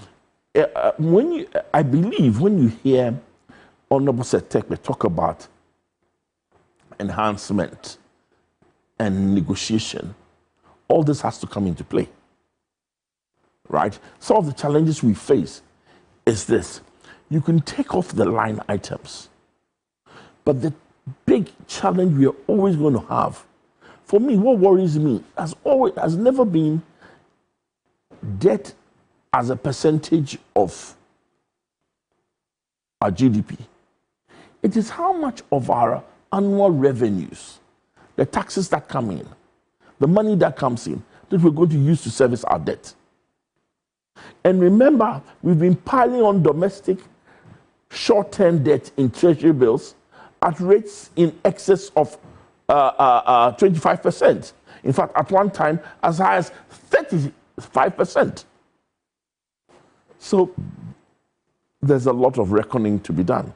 Roland, Joe Jackson just said it all, that, since government was shut out of the international capital market, we've seen the government resort to domestic borrowing on the treasury bill market, which has seen interest rates go high. And that's also ultimately impacted on general interest rates, within the economy. I don't know how, Setekbe is going to deal with all those challenges. Yeah, because it all fits into what comes into the kitty. I mean, just in simple language. But the reality too is that if then we have to take a look at those, then the question will be, how then do we, by 2025, that 2026 period, where we're expected to pay back some of those investors like the pension fund holders or bond holders, etc., as well as even for the unions, how do we do that by way of revenue that will be generated?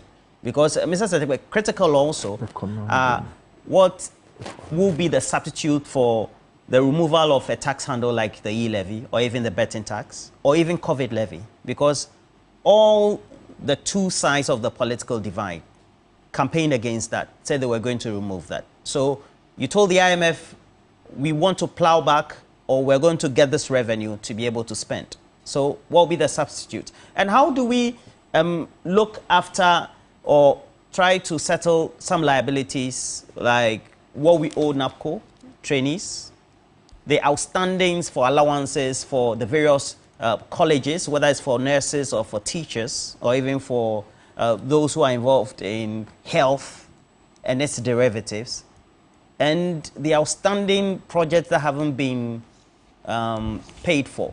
So currently we have a number of the bridges, the runabouts that have all stalled.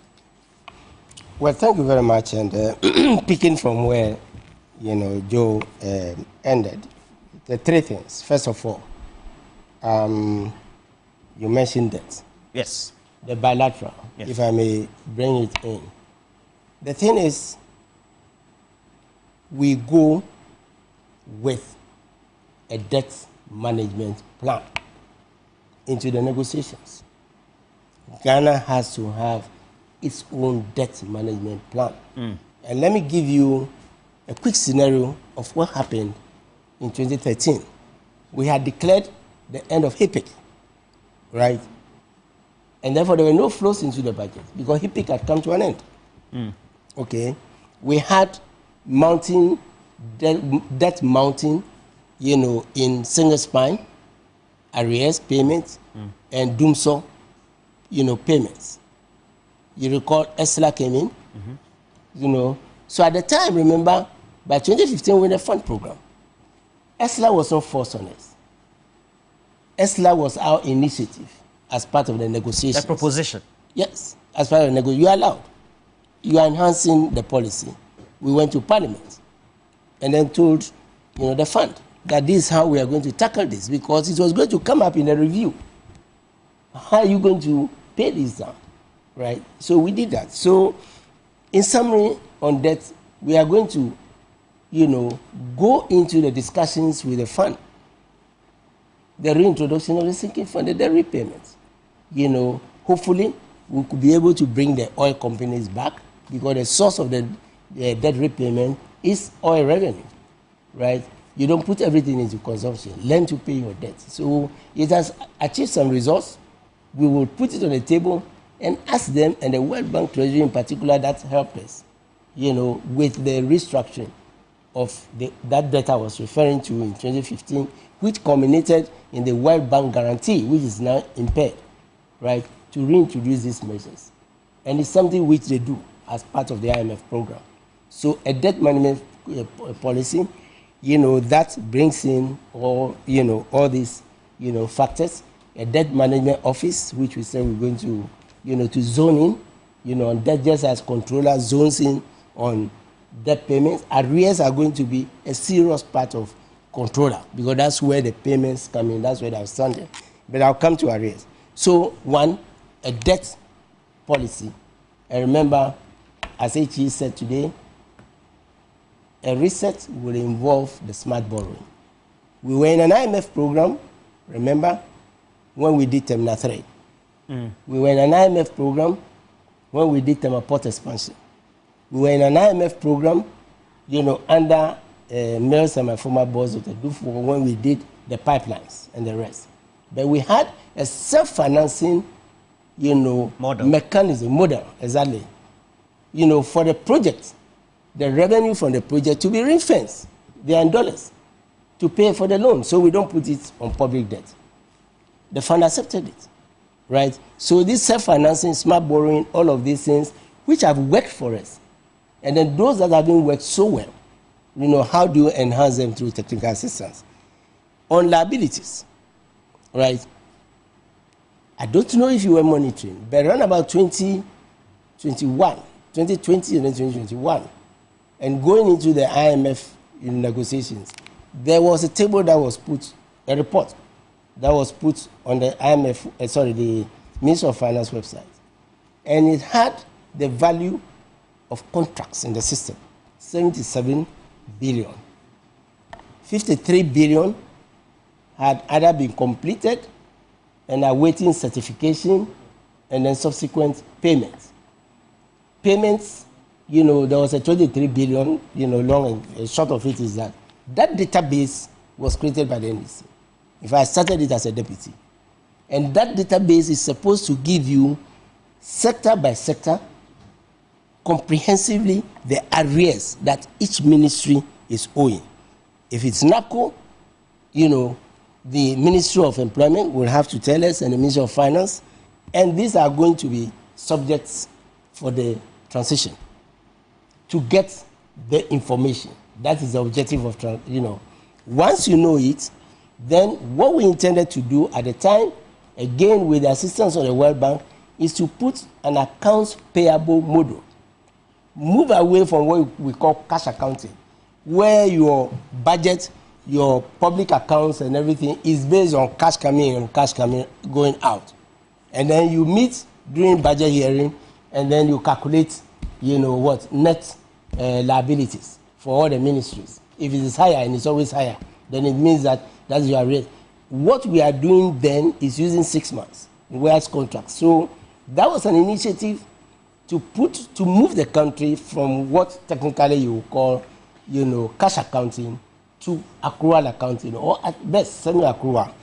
We think that report, because it's legal, it's in law, in the Public Financial Management Act, should be there, and during the transition, we will request, and it will give us a comprehensive picture. If it needs updates, of course it can be updated either before the handover or after the handover. So we have an idea so that we have an idea of all this unfinished, And if it is not a true reflection, then again you go to the fund, and say, this is the situation. It's worse than what is in the fund program. We want to be transparent. We want to bring everything up. And that is where, again, a discussion and possibly an enhancement, possibly that's where issues of extension and others come in. Because, finally you mentioned the taxes. Look, all the taxes, first point, all the taxes, the levies, all the levies, including old ones, communication service tax, right, including the new ones, e-levy, including ESLA, and all of them put together is giving us less than 4% of total revenue. Less than 4%. Right. Now, there was a rationalization of the tax system that was done in the 80s and 90s. Identify 4 pillars of the tax regime. The 4 pillars of the tax regime are: 1, income tax. You pay on employment. Businessmen that can go pay on profits. TV3 pays on profits. That's income tax.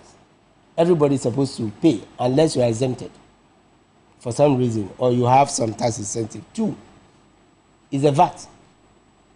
And VAT is very important because when VAT was introduced, a lot of the minor taxes were subsumed into VAT.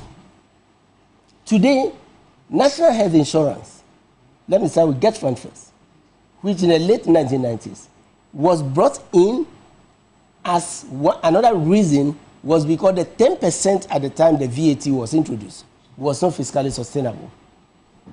So, typical of political economy, the rate was increased to 2.5% and dedicated to education because we all love education. So the resistance were coming out of Komipreko. You can have people like Honorable Spio Gabra, who was chairman, and even the current president, who was the Deputy Minister of Information at the time, who chaired the reintroduction of the VAT.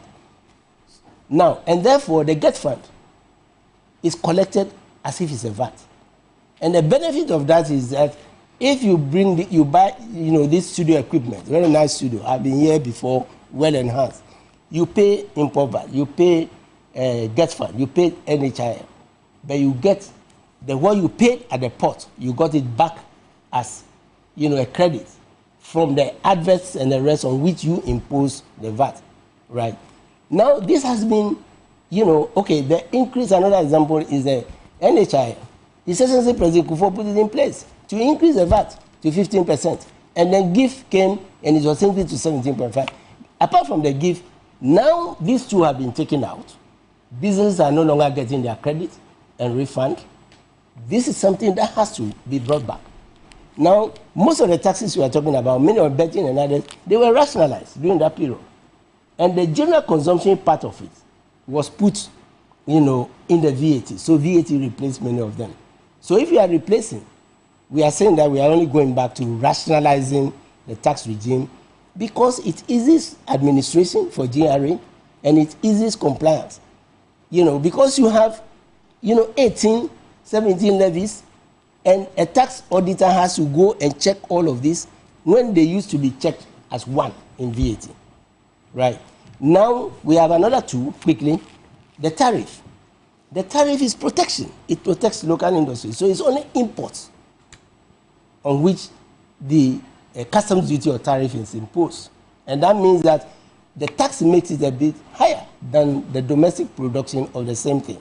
Now we came and we introduced benchmark, right, if you recall, and rather made the imports cheaper. And we had a flood. So it means that this also creates some additional revenue for... Yes, final, yes. Okay. So, the final one is excise, which is punitive. Right? These are the pillars. And they bring in. What we used to do was that levies, 2 particular ones, National Stabilization Levy or Fiscal Stabilization Levy, as the 2 parties called it, and temporary import duty, were always introduced. They were levies that were introduced as a means of augmenting IMF programs. So if we are going to have our own counter-cyclical policy, those who come in temporarily when there's a crisis, Then immediately you finish the IMF program and the crisis win, you take them off so that you can reintroduce them. That is the reason for COVID. It's inevitable that we are going to have some national crisis or another. The Middle East is boiling and the rest. If we make it a permanent feature of attacks, when the crisis comes, it means that we are going to bring in another, temporary one, right? So there is a rationalization behind, the manifesto, right? So I've covered the three, quickly to tell you that these are already, you see the details, in the research document, which we are going to follow, and this is the rationale. There are things that have been done, and there are things which we are going to build on the experience, to discuss with not just the IMF, the World Bank, the African Development Bank, development partners, and say, we have done this, this is how it works. We are not saying it's perfect. Through technical assistance, let's add some enhancements, and then bring them back and replace, these taxes, which, in other words, to use the word, are nuisance taxes. And Pak, is there excessive pressure on him and the economic team of the incoming government, right? Absolutely, Roland. And, usually when you're faced with such economic, quagmires, or you find yourself in these situations, there are two things you do. You either raise revenue or rein in on expenditure, and that's what a lot of people have been asking for since 2023 when we decided to go to the International Monetary Fund, even before that. But I know Joe Jackson wanted to add something to what Tekwe was saying. Yes, I wanted to point out three things that give some of us in the business sector a warm feeling. Number one, he talks about the Honorable Secretary talks about the sinking fund.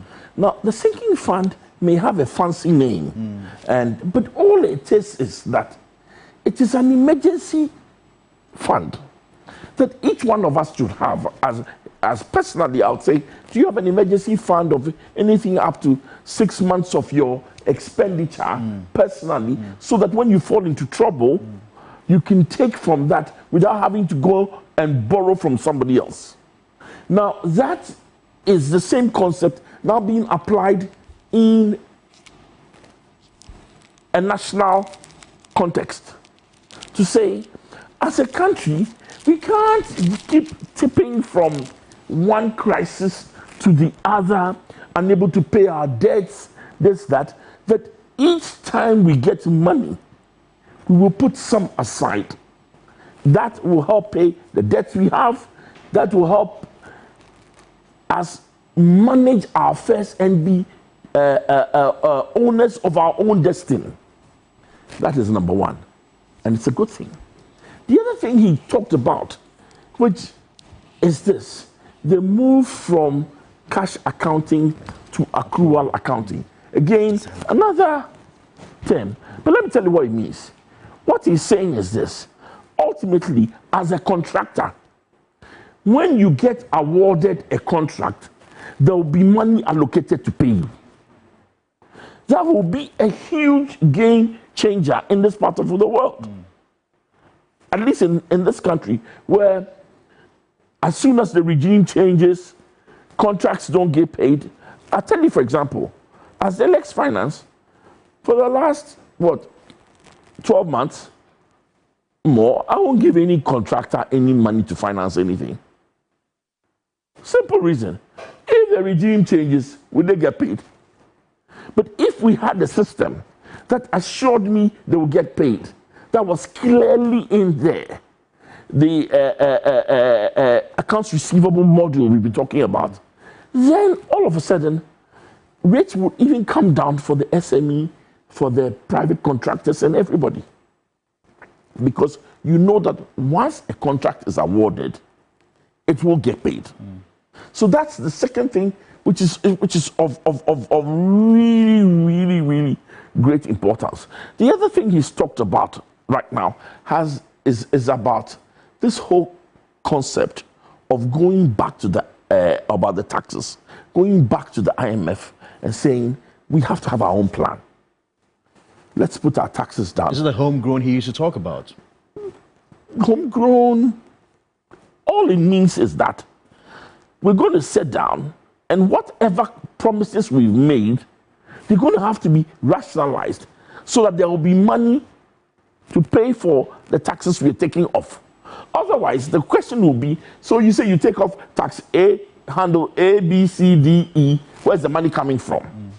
He's saying today that we are going to sit down, the IMF on one hand, the finance committees in Parliament, Ministry of Finance, etc., and we're all going to decide how we're going to balance our budget. That is heartwarming.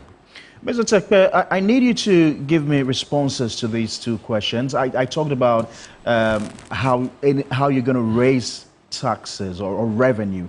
Any innovative measures you've put in place to rake in additional revenue apart from the traditional sources we have? We know we've talked time and again about expanding the tax net to rob in a lot more people.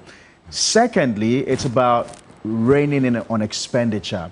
And we have all heard John Dramani Mahama say he's going to work with 60 ministers.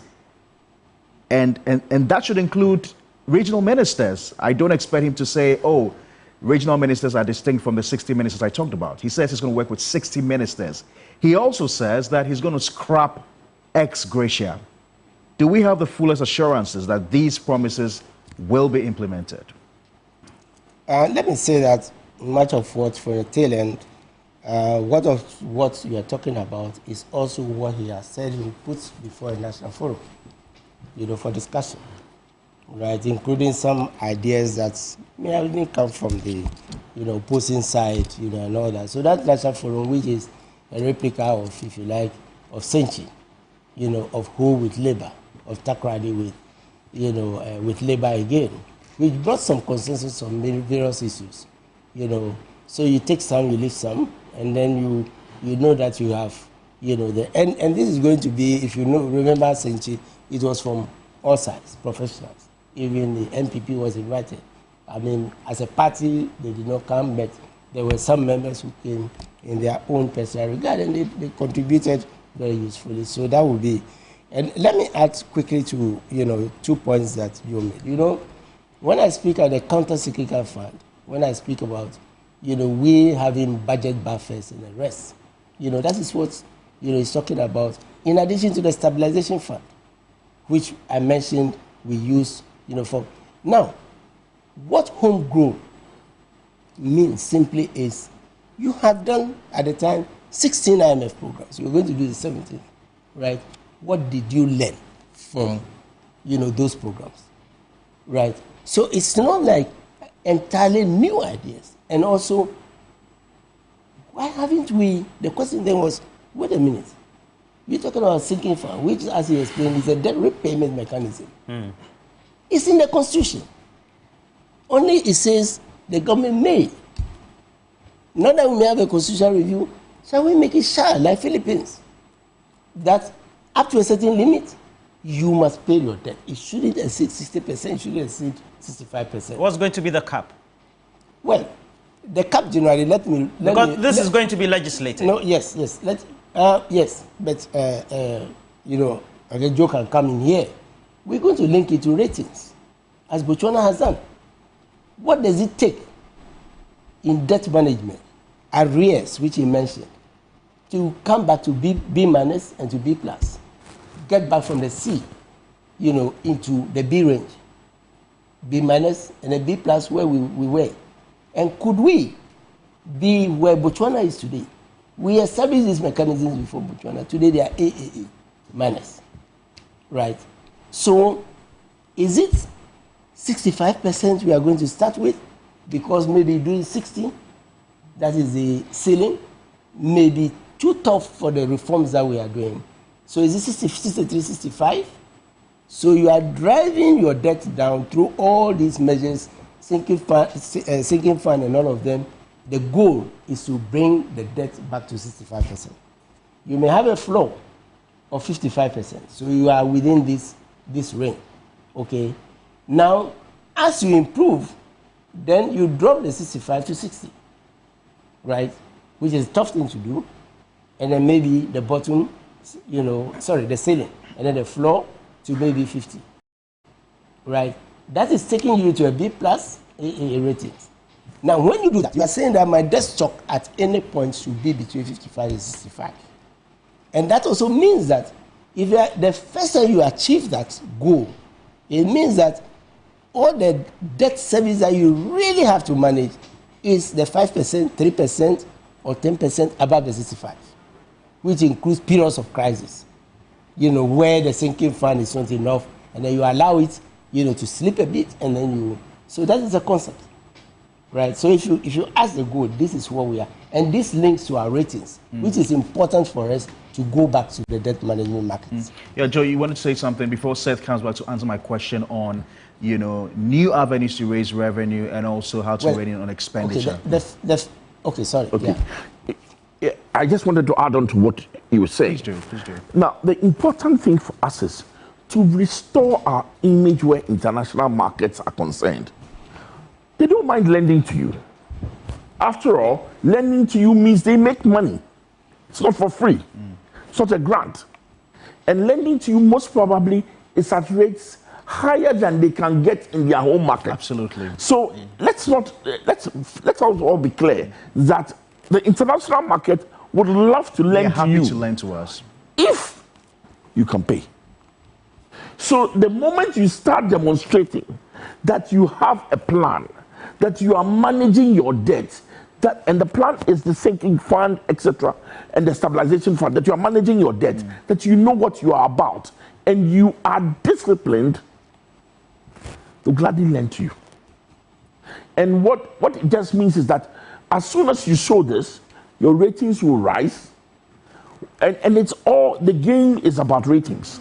Because nobody is going to come and sit in Ghana and go and sit in Ministry of Finance to find out whether you are managing your debt or well. No, but we've heard what the president has said over the period since COVID, that it was about time we, the Africans, established our own rating agencies, taking a dig at these international ratings agencies and how they've treated Africa, over the period of COVID. Forgive me. I said then, and I say it again. You don't ask students to set up the examining board. You don't ask the students, the SRC, to set up WAEC. Who will believe them? The whole point of a rating agency, it is that it is independent. And we can trust that what they are telling us is right. If the rating agency belongs to us, I should, even we won't trust it. It's that simple. So forget that. The rating agency must of necessity be independent. The rating agency must be trusted by the people who are about to lend to you. It doesn't matter that Africa felt we're not being treated fairly in the period of COVID? Listen, again, remember my premise, that they want to lend to you. All they want to do is to see that you can pay and you have a plan to pay. If you are a good payer, I assure you the money will keep flowing. There'll be more money than you need. So I disagree with that. I've always disagreed with that. The person who matters is not, you see, if Africans were lending to ourselves in a significant way, then maybe an African rating agency would make sense. But who is lending to us? Not other African nations who are in the same soup with us. It's the other nations on the other side of the divide. And they've got their parameters. And they have to trust their rating agency, not us. I mean, it's an oxymoron. On this point, quickly, if we want our ratings agencies to help us, how can we have defaulted on the guarantee issued by Africa for the oil supply? Right? Is it because we want that permissive thing? We are going to bring Africa down because they also go to the market. Africa Development Bank goes to the market. Check Africa Development Bank ratings. It's AA. Right? Because they are not able to. Check China Development Bank ratings. These are not government institutions. These are institutions that borrow from the market at very competitive rates and are able to lend to us, mixing, what they call the blend, mixing their aid which they should have given us with loans that they have taken. And that's how they develop their country. So No, I think that an African institution per se, may not necessarily be, the answer. Roland, are you going to get Setekpe to answer the question on how they're going to rake in additional revenue and how they're going to ensure expenditure rationalization as well? Because once you're removing key tax handles, it also means that there need to be some substitute for them. But that also means that you need to be innovative and then do that reintroduction in such a way that it is quite rationalized and sustainable. Because on the other hand, we have a huge hole of expenditure annually. And I do know, Mr. Setekpe, that by 2022, the government's own budget did indicate that 85% of goods and services by way of those supplies were for free SHS. Indeed, by that same year, ABFE, 100% of those allocations were also for free SHS. It's become a huge campaign issue. We say that John Mahama is indicating take some forum to be able to do that. But on your own and your team, what's the alternative? To be able to fund this, 9.9 billion already spent. Let me start quickly with free SHS. Messages and those in the diaspora. Please, we need to come into this discussion. Those Ghanaians who are in the diaspora. What do you mean? Whose money? I'm coming to explain. Kejo can tell you, secondary education is free in Europe. Secondary education is free in the US, but they are day schools. They are day schools. What's your point? And I'm coming to it. They are day schools. The best governments do is to put those in the US yellow buses, which you have to stop to give priority for the bus to take the kids to school. Right. So how come rich developed countries that started a boarding school system, right? And today, if you want to go to a boarding school, college, or whatever, it's elite. And you have to pay a lot. And it's only rich people who are able to take and talented students who may get scholarships, right, who go to those schools. Why don't we follow the examples? What makes us think that we can support free SHS unfettered from fees? The warning came in 2018 or 2019, early in the administration, when we used 2.2 billion of a bond, Ghana cedis, to support free SHS. But to be fair, Mr. Tekpe, Eno Foriata, then as finance minister, alluded to this fact. He talked about the reality that it was going to be difficult to sustain this trend. And of course, I tweeted to compliment. I mean, that's a reality. That's what we've been saying, right? That is simply unsustainable. By the way, this is going to the national, forum. Those of us, those like myself, who are looking after nieces and others and nephews in school, know what it means that in secondary school to university, know that you have to send them money, you have to send them food through VIP or whatever. Let those who are going to it for once speak. Our option is the e-schools. And when you take as many e-schools, into the communities, train any teachers. If they have to take loan to do it, you remember that policy and all that. That is the way, to bring up the cost. You can't add every single, element, Mr. Tekpe, that's your plan? It has always been the plan. There is progressively free. So practically, how does it work, Mr. Tekpe? Is it that with your team, there's the plan already being tinkered? That there will be cost sharing, and who gets to benefit? And is it by means testing or what? What is happening in the students under free SHS who are either walking, taking trotro, taxi, Okada to school? The biggest one being the one at Denta and the rest. What is happening to them? West Africa. Who is paying their fees? What you have to do is, for the kid who is coming, from a low-income family, 1 square meal a day. And that is what the secondary schools in advanced countries do. How do you determine that? Roland, quick one. How do you determine who is poor, who is so-called? I want to make an intervention. Yes. No, sure, you make that. Let him respond to that. All I'm saying is that, as to what's the JM plan for this? I've just said it. I'm saying that it's not new. We started building 200 e-schools. But for the fall in crude oil prices, we would have completed about 120. So you're going back to complete there in the bush. Some of them, so you're going back to complete it. And the way to reduce and grant access, you know, is to build more schools so that they go today, and then you produce more teachers, right? That is a compliment. If you take Achimota School, even the elite ones and the rest, they have land. It's been encroached upon now. Why don't you put, you know, campuses? In fact, to tell you the truth, personal story, the school which my son attended is a complex with 3 middle schools and 2 secondary schools in that big complex. And it's for the community, right? So I'm saying that let us go cost-effective way of doing these things. It's not sustainable. We'll continue borrowing if we think that we can pay every cost, you know, for secondary education. Roland, thanks very much for yielding to me. Quickly, you want to make a point? Listen, let's go back to basics. What is important? Is it the learning or the accommodation? It is the learning. What we should be promising is that we will give you free, good quality learning. When did we get into the whole concept of promising free accommodation? And that's my problem.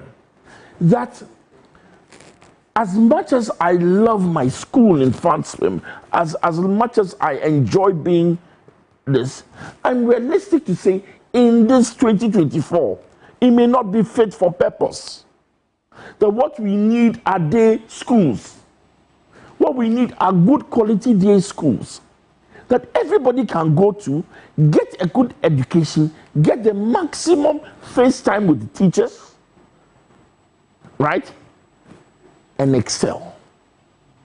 Not you send children to school and you say you will give them free accommodation and meals.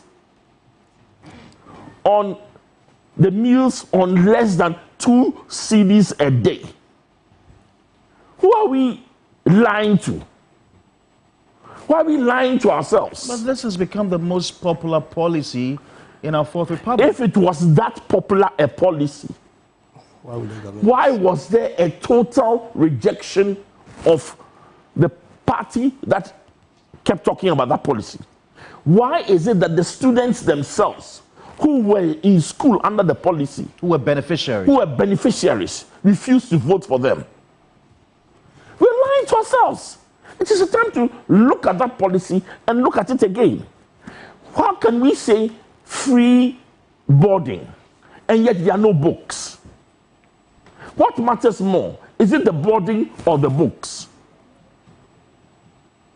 But you see, me, it just, and I say, listen, because education is so emotive, because education has been one sure way of getting out of poverty in this country, we are mixing the issues. Ask the students who were there why they didn't vote for the MPP who introduced free SHS. Why is it that the mothers who were the biggest champions didn't vote this time? It should tell us something. That on the surface, as they say, Anyan could say no or reject free SHS. That's what that was, and that's true. Only a witch will say free SHS is wrong. But is the free SHS we implemented, is it the right thing? And that's something we all must address. If you want to ask me how, Roland said, how do we know people who are poor? Very simple. Means testing? No, there is a range for every single district in this country. Make it district-based. So if you are in a poor district in the northern region or a poor district in the central region, you get some facilities for free. Even in Accra, there are poor municipalities, and you see, if you decentralize it, everybody will know who is poor and who is not poor. But that's leap. This issue of just putting wholesale, where we get to the point where to score marks. The government buys what? Test papers? I can't be. Well, I think Setiba wants to make a point there. Pakwesi, you know, let me add a qualification. You see, there will be a transition period where some of the best schools will be boarding schools. There will be day schools which are very good. Now, until you have means testing, and we'll be talking about means testing, why don't you support through a scholarship scheme the kid from the village, as I came from the village, you know, to get into our Ivy Leagues, and there will always be Ivy Leagues.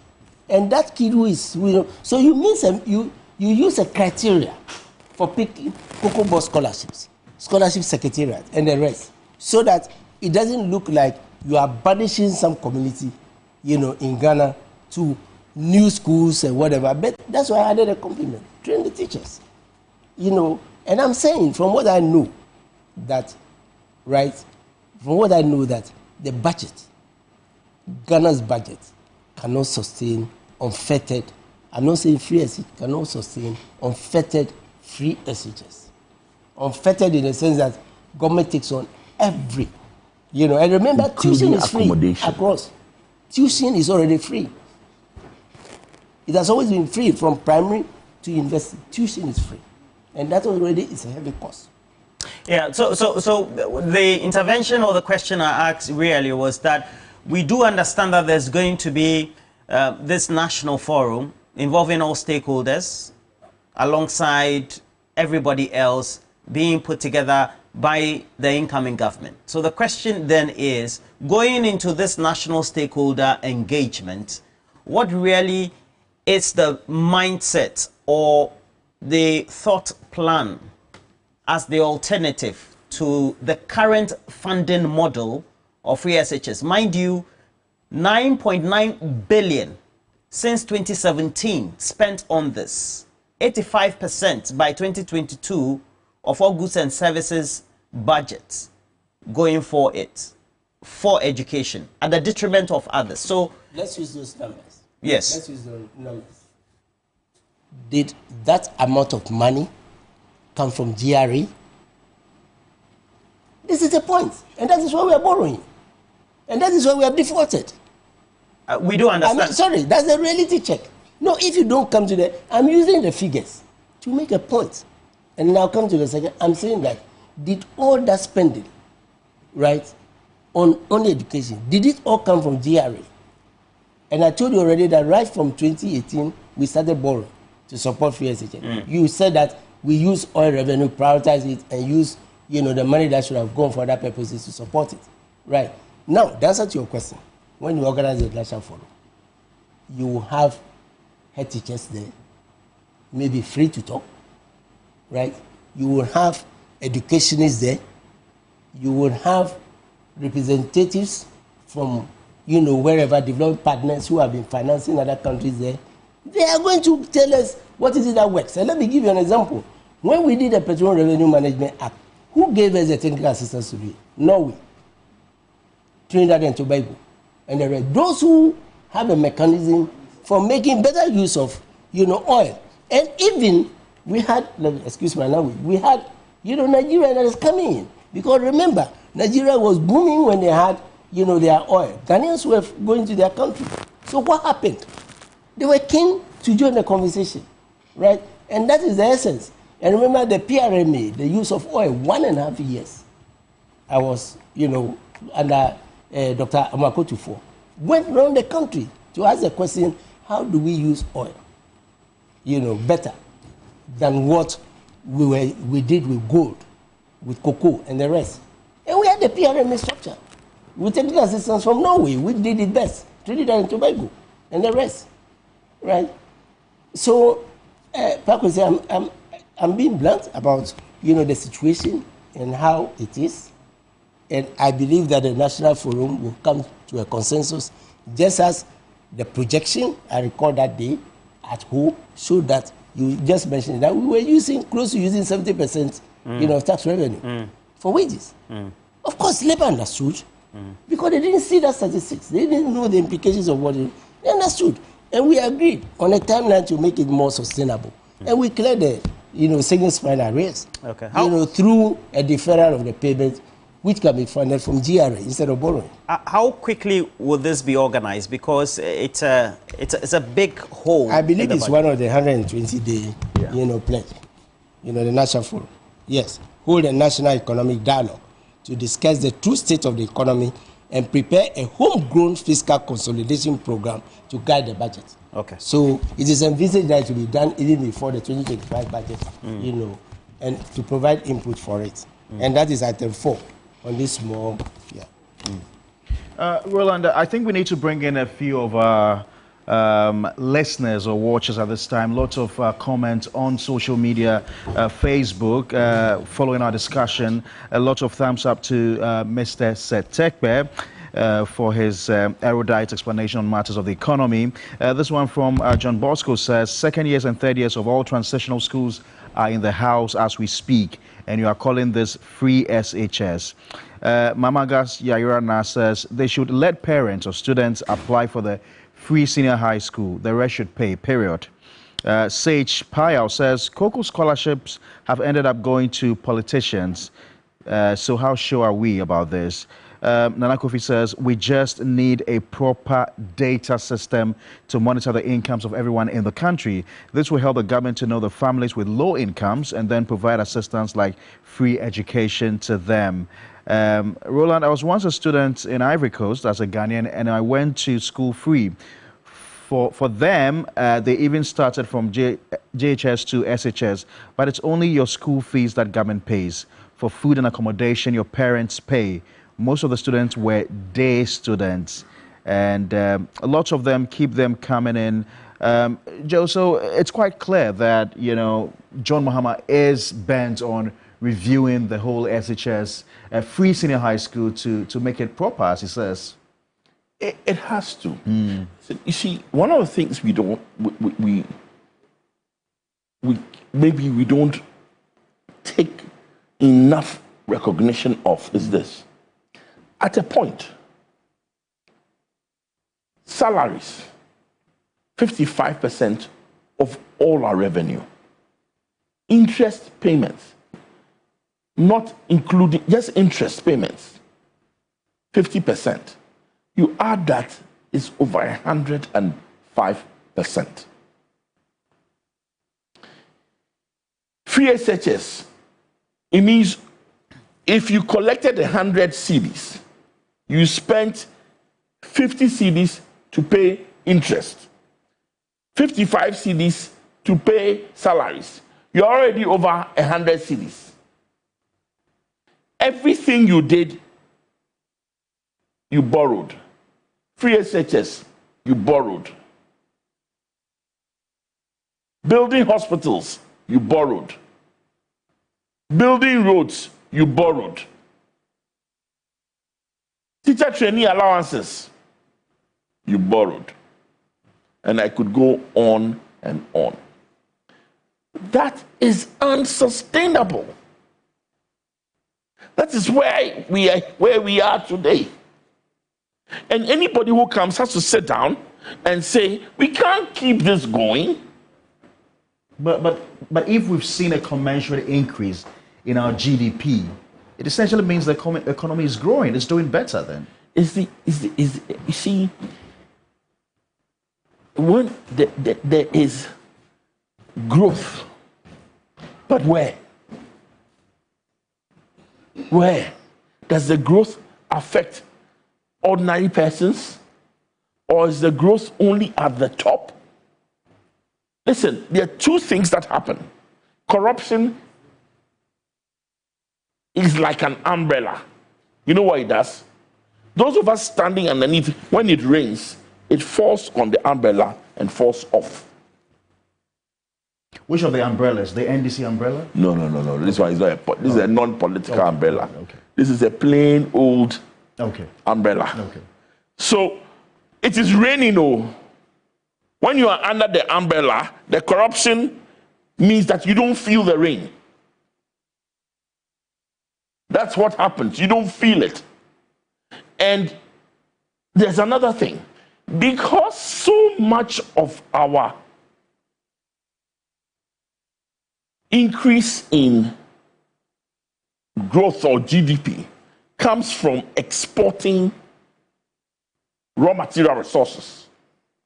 What also happens is that we retain very little of that within the country.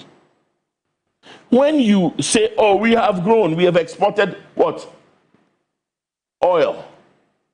Go to Nigeria. A barrel of oil is exported. For every $100 of oil exported, they get $51 back. Come to Ghana. For every $100, we get $17 back. That's what it means. So on the surface, we have exported a lot. The economy has grown.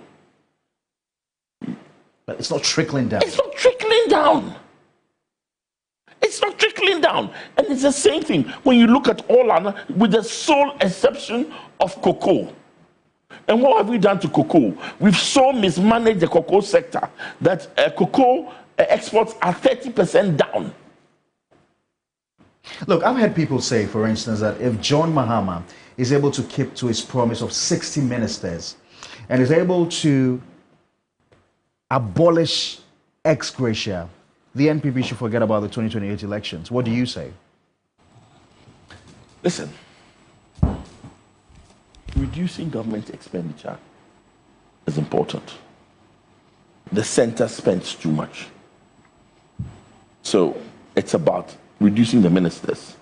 It's about reducing the appointees and the special advisors and all those myriad of deputy MDs and deputy CEOs that they've thrown all over the place.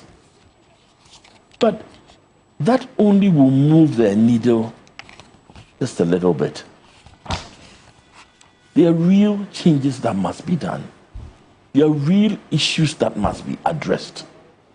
It is important that they reduce that kind of expenditure because that expenditure signals to all of us that we are serious.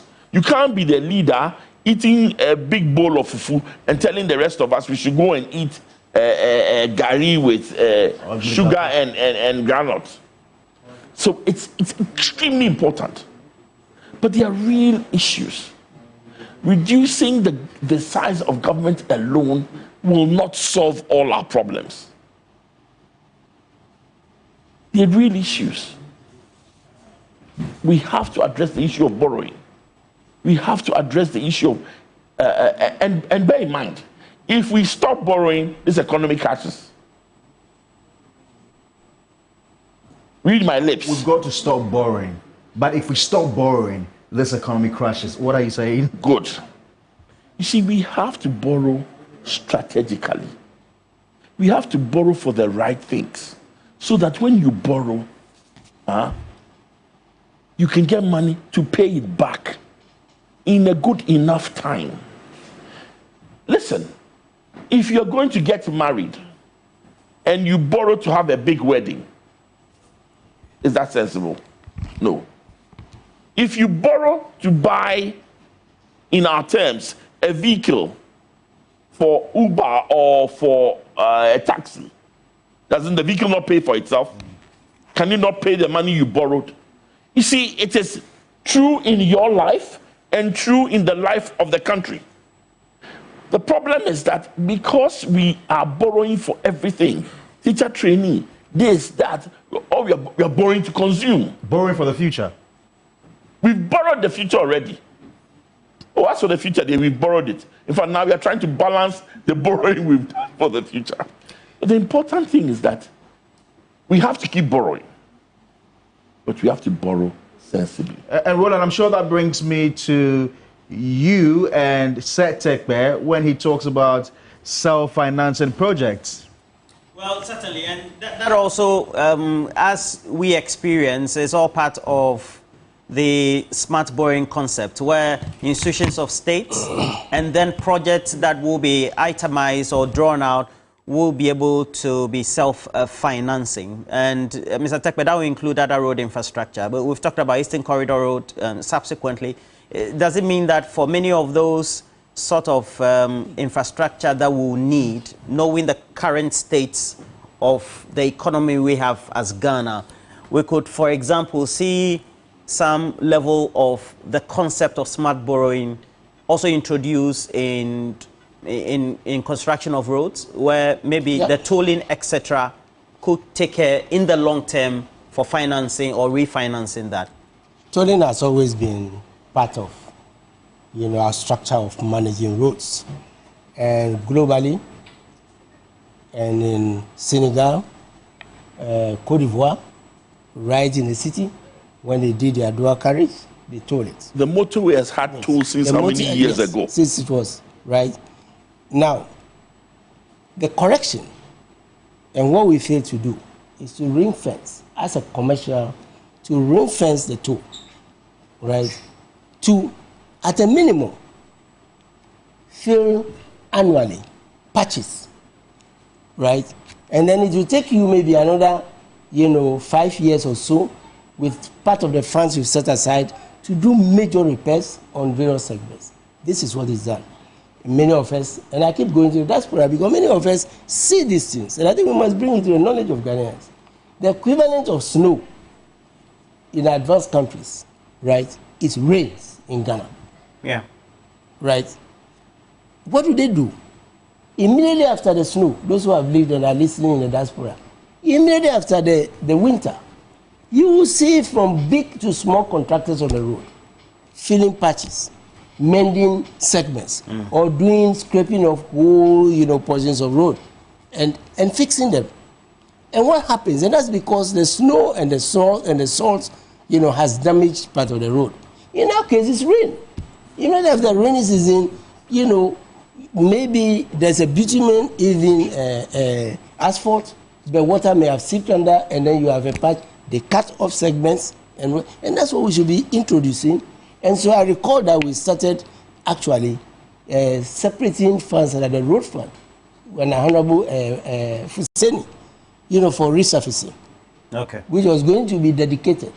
And that is what the tools and others will have to do. Because it's part of the self-financing. The smart borrowing concept. It is. Okay. Because the reason why I asked this, there'll be forex differentials. What we collect, I think the last time around it was, is it 75 million that we get by or rake by way of the tolls for the annual year. Yeah. And once you're borrowing to be able to construct a major infrastructure like road, it also means that the forex differentials will have to be looked at. It doesn't have to be forex differentials. A country has to keep developing. The bitumen, that is, today we have contractors who have bitumen plants here because we are producing, oil, petroleum, which is a byproduct of, So the hydrocarbons then become the byproduct for... We have contractors who have, big concrete mixers, including some of the foreign contractors and the rest. This is the essence of rebuilding the domestic bond market. Because if these things are still available, and we were having a discussion actually with Ghana Water, right? Ghana Water did not have to import, larger water pipelines, governance. It's being produced here, right? So why don't you put them with prepaid meters into all these high rise and the rest, so that you collect your water, you ring fence it. Right? And so I'm saying that the self-financing scheme is not necessarily for big projects. Okay. Therefore, and our state-owned enterprises they are the commercial wing of government. They are the ones that should be making profit.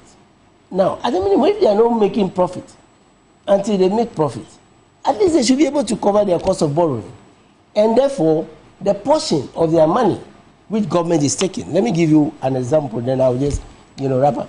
The portion of their money which government is taking is going to the consolidated fund, which is the airport tax, was freed.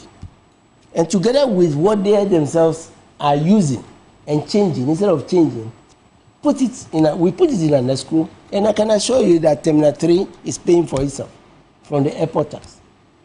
So you can imagine if we bring more airlines to Terminal 2, right, in addition to Terminal 3, right, and you refinance, you know, the existing loan over a larger period so you can get more money, that is how you end up probably raising money to do the public part for the international airport itself, right, which has been lagging. Right. So I'm saying these are things which have worked in other countries, and luckily we are making them work.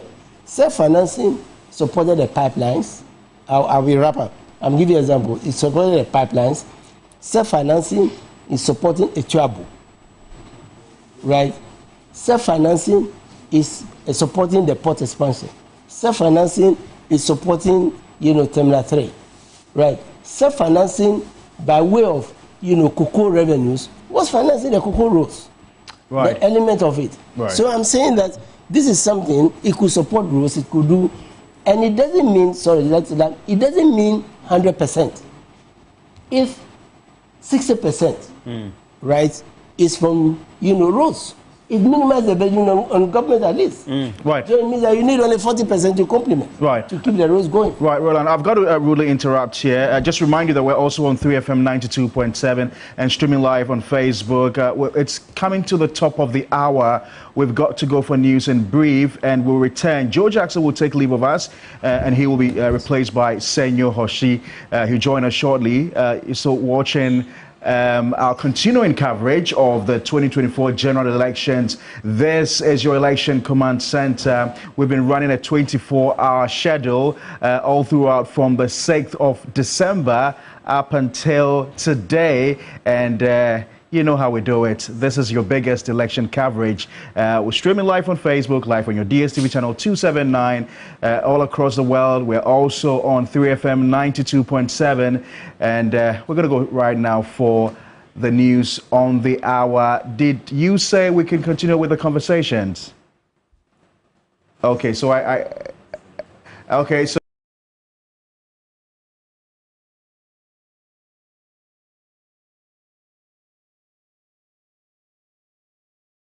I've just been told that I can continue with the conversation. Joe, you had said talking about, I mean, what you had said about, you know, borrowing smartly to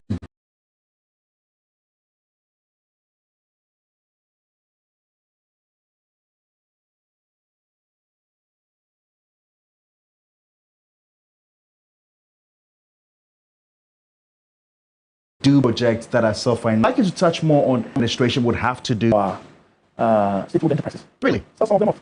Really? Yes. Like, which of them? I could start. Why not sell off state publishing? We have huge publishing industries here. Why do you have state publishing? You see, the point is this.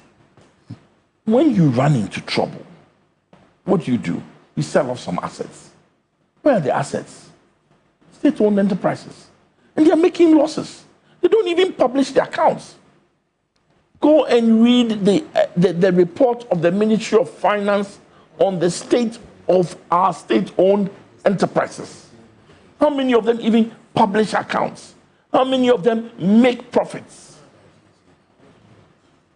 So, Tekpe, you know, Mr. Jackson makes very relevant points here about the management of SOEs. I mean, these entities, we know quite a measurable amount of them have recorded losses over the years.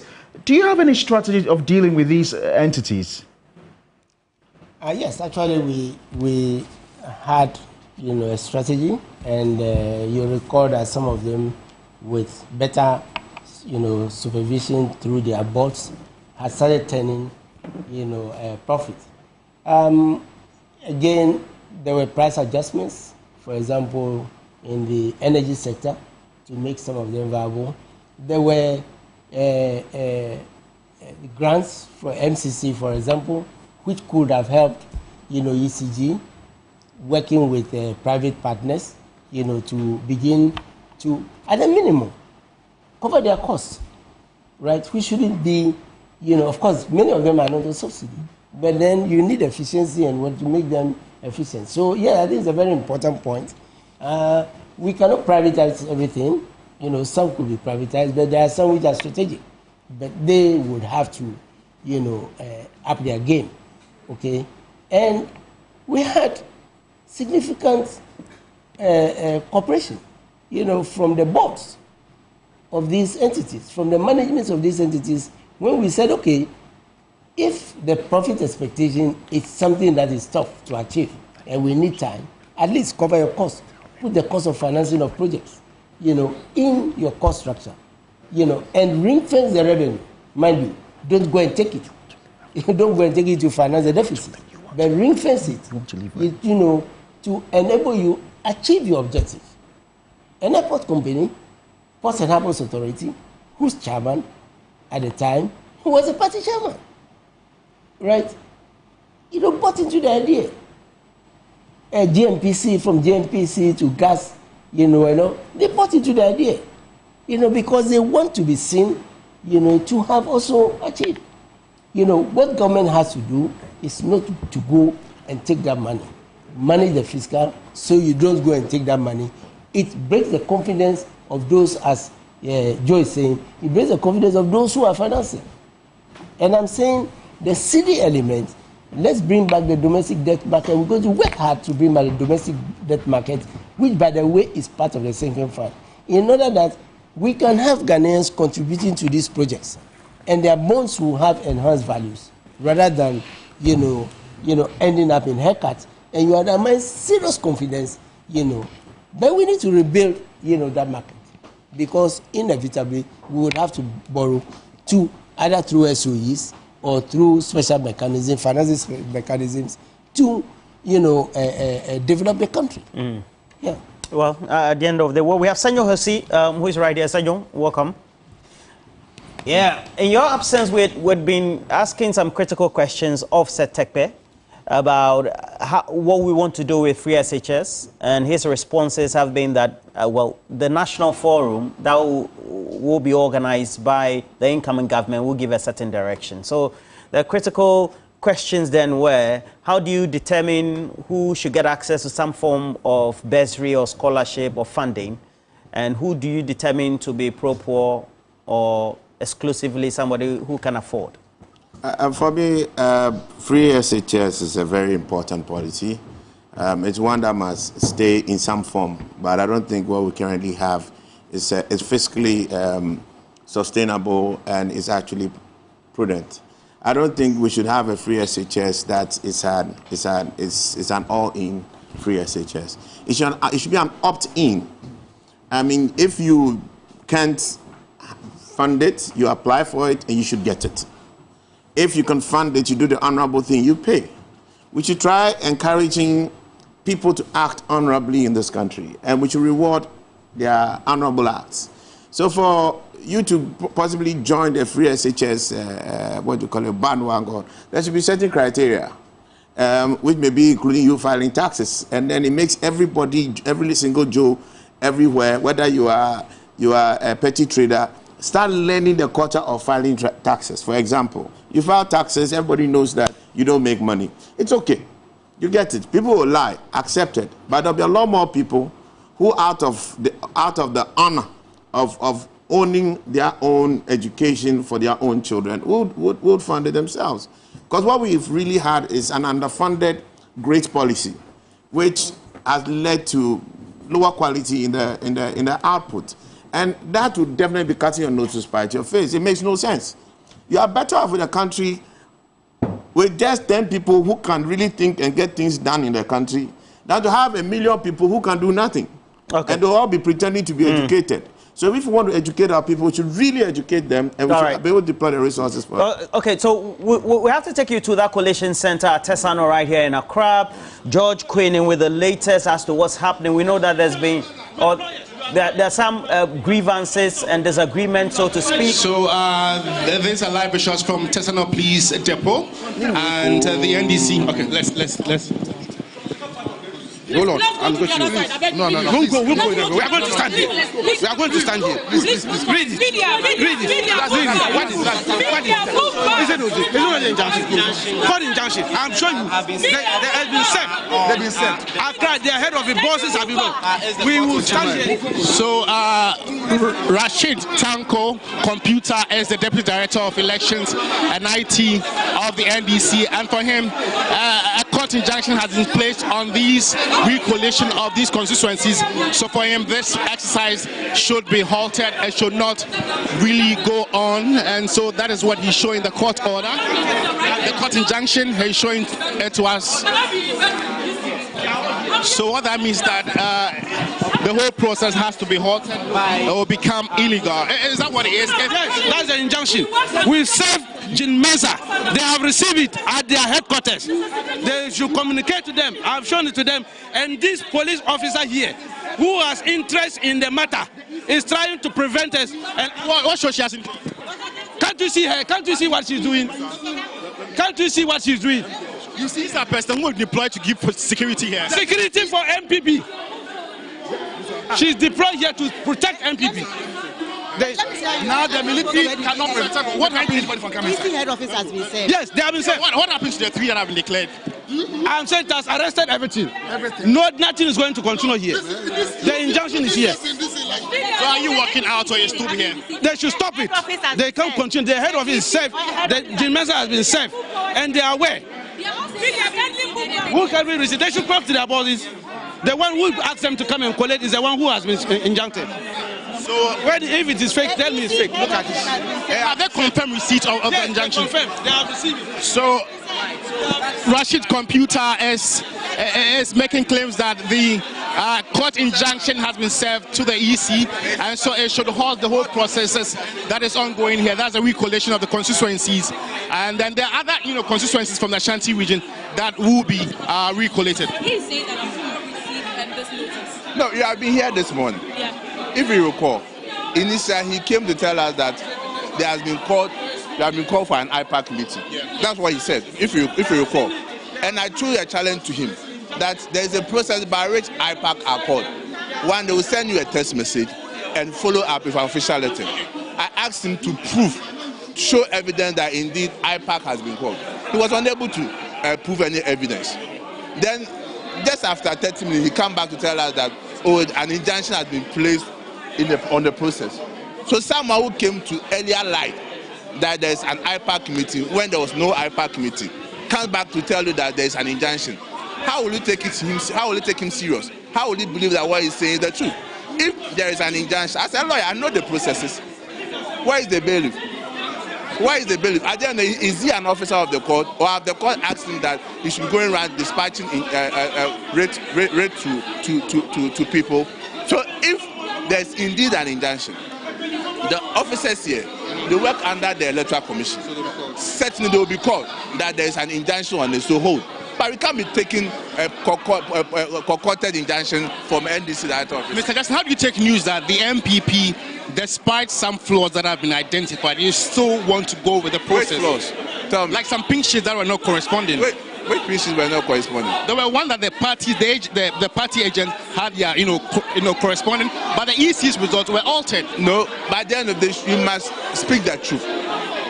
What happened was that, according to the NDC, they said the EC had made changes with respect to the number of ballot papers that were issued. So we asked them, does it affect the votes that the political parties had? They said no. In the absence of the party agents? No, by the end of the day, we are doing collation. So in the collation, there have been certain times that EC don't even have their pin sheet, but rely on political parties. So our argument was very simple. Let's compare the pin sheet of NDC and MPP. If they correspond, what's the issue? Then why do EC give political parties copies of their pin sheet? But it looks like the NDC is working out. No. The NDC is frustrated. And we understand them.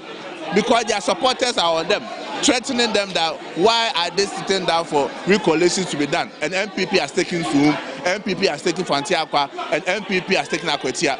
It's the pressure that they are giving to them. That's why they are misbehaving.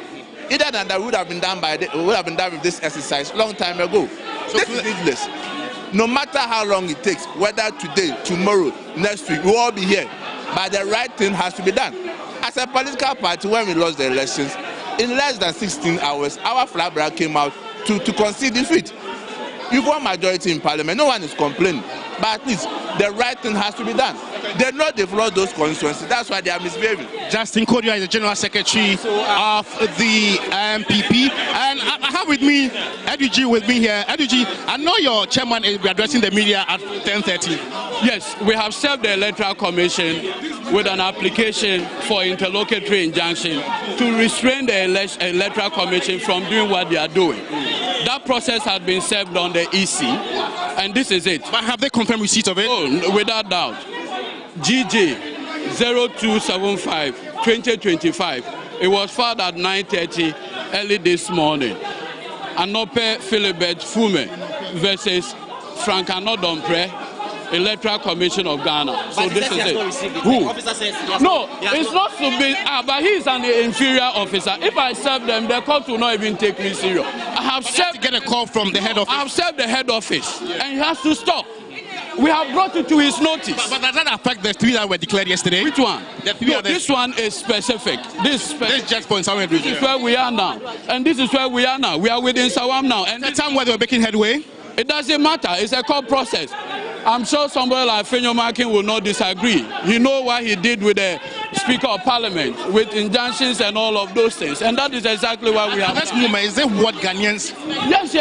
We have served the Electoral Commission. If you recall, somewhere 2023, prior to the NDC going for our primaries to elect presidential and parliamentary, Dr. Kwabena before went to court. The mere filing of an interlocutory injunction, the Electoral Commission issued a statement that the service of the process on them is enough for them to disengage. And that is all that we are saying. With all this, we're going to mar the transition process? Hold on. The court has fixed the 20th of December for the hearing of the interlocutory injunction.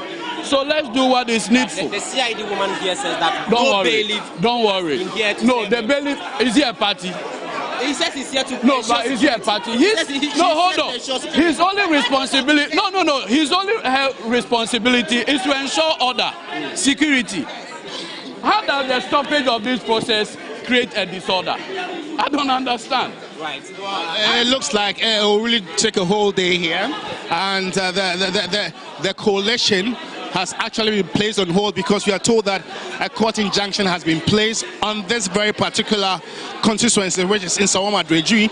And you can see in your shots the incumbent MP Anodompre. He was actually outside before, but he's in now. And some big wigs of the MPP are also here to monitor the whole process. And it looks like it will take a whole day. And this is actually visuals coming to you live from the Tesano Police Depot regarding the recollation of results of the Nsawam Adrejui constituency. But other constituencies have been brought here. Tables have been prepared for these constituencies, and that's Obuasi East constituency, and there's our for North constituency, our for North Southwest, and these other constituencies have been brought here. Tables have been set for them to ensure that they are recollected and the winners declared. And so that's what it is here. Scenes from the Collation Center. And Apenyo Makin also spotted around here. No, I know you are really, this morning, I saw you're really concerned this morning, and you thought you were going to make some headway, but I hear a court injunction has been placed on the very constituency. So what that means is that... Well, I have not heard anything, and I have not been served anything of an injunction. So for me, I believe that what the EC is doing must go on. But my question to you, or to anybody listening to me, is how do you put an injunction on nothing? Because we don't know who is actually going to win. We haven't finished collation. So how do you know this one will win, therefore I am stopping it, or whatever it is that you want to do? I believe that we have to allow the process to go for us to know what is in the figures. That is all. So you're the regional chairman. What is your team? What are you going to plan? What is the next step? My next step is what? My next step is that I have to make sure that I open my eyes and see the numbers. The EC is collating, and that's it. That's my next step. So here's the regional chairman of the MPP, and his made his point clear. No injunction has been served, and for him the process should continue smoothly. This morning he was here. He thought there was going to be a headway after several confrontations and misunderstanding since yesterday. 3 out of the 4 constituencies were declared, And the substantive constituency now is the Nsawam Adrejui, which has been marred with some sort of confusion and misunderstanding. Initially, it was about pink sheets not tallying. Party agents' results were tallying, but that of the ECs was quite different. And it halted the process for a while, and it continued after they all resolved to really flag those disputed pink sheets. But or just until when the notice came out that a court injunction has been placed on this very constituency, which has made progress stifled at the moment. And some NDC bigwigs are also here.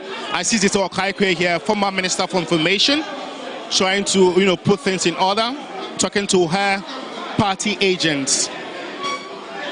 If you just tune in, live visuals from Turnout Police Depot.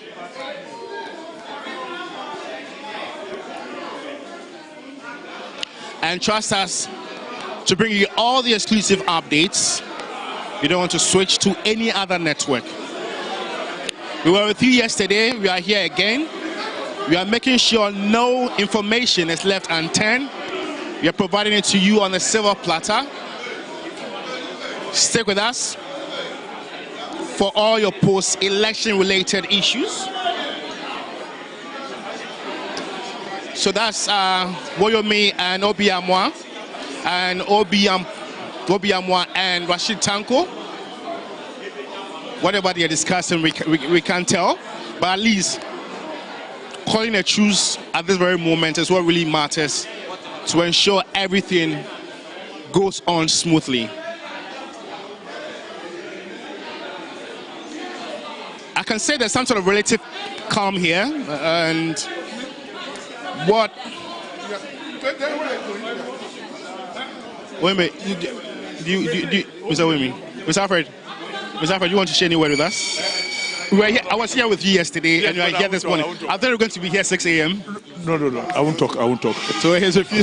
Just talk to me. I was with you yesterday. Okay, you were here. Mr. Obi was here yesterday. He's my brother. He's my brother. That one. Okay, so he's refused. Okay, Mr. Obi. Okay. Mr. Alfred, I saw you yesterday, and you're here today this morning. Yes. What are your concerns? At the end of the day, we want this to be done once and for all, because others have been, declared. You know one thing. I am not from that constituency. Yeah. Everything over there is from the constituency executive and those who witness. And Zita here was at one of the stations. Yeah. The military came, they shot. He escaped. Told me yesterday. She just escaped. And then some people got wounded and everything. So that's why some of the pink sheets were not lost, and that of the EC was lost. So the contention is that the one that the EC is presenting to itself is not authentic. Today, this morning, for instance, one pink sheet that the EC brought is different from what the NDC and MPP has. Ours is the same, but the EC's is different. So what I know is they flagged it and then pursued the process. Let me explain to you. If you, the EC, and the EC... We'll be done shortly. We'll be done shortly, but shortly. Just a minute, boss, a minute. If you and the EC, you are having a pink sheet that is fraudulent, and you didn't bring a box where it is sealed, and you are holding it, like all the pink sheet you were holding, he slept with it and came back this morning and producing... So, come on, no. So, tempers are actually frying up, and so that was the NDC chairman for the constituency. And but this these are the things we don't want to see. These things, if they say that your abroad is not good, it means it's not good. You understand me? So if the NDC have gone for an injunction, so that can we talk to this? I can see your chairman and then that of the NDC trying to, but these are bad scenes. You know that he illegally came there. But don't you think? I don't know. No, for lack of better word. Okay. If a pink sheet from the EC is fraudulent, do you think that? Don't you know that the people of Nsawam are being denied their right, their voices and everything? So what the NDC has done this morning is appropriate. Put an injunction, we talk and we see what to do. Okay? Thank you. So like Edu Tamaklo said, a court injunction has been placed on this very constituency in Nsawam-Adjei. And so what that means is that maybe the processes will be halted. There'll be no recollation. So when exactly, we'll get to know about the final results, we'll just inform me accordingly. But it's not a good scene here at all. Not a good scene at all. And we just hope that some sort of truce will be called, and then law and order will be, maintained here. Looking at the high number of police personnel here, it should be controlled ASAP.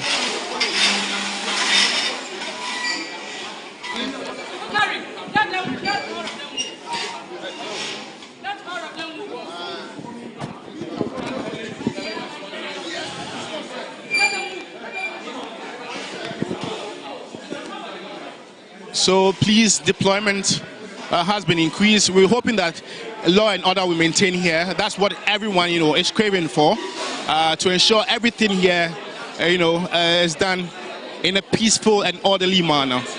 The only person from the NPP side who is a party to the suit is Anodompe, first defendant.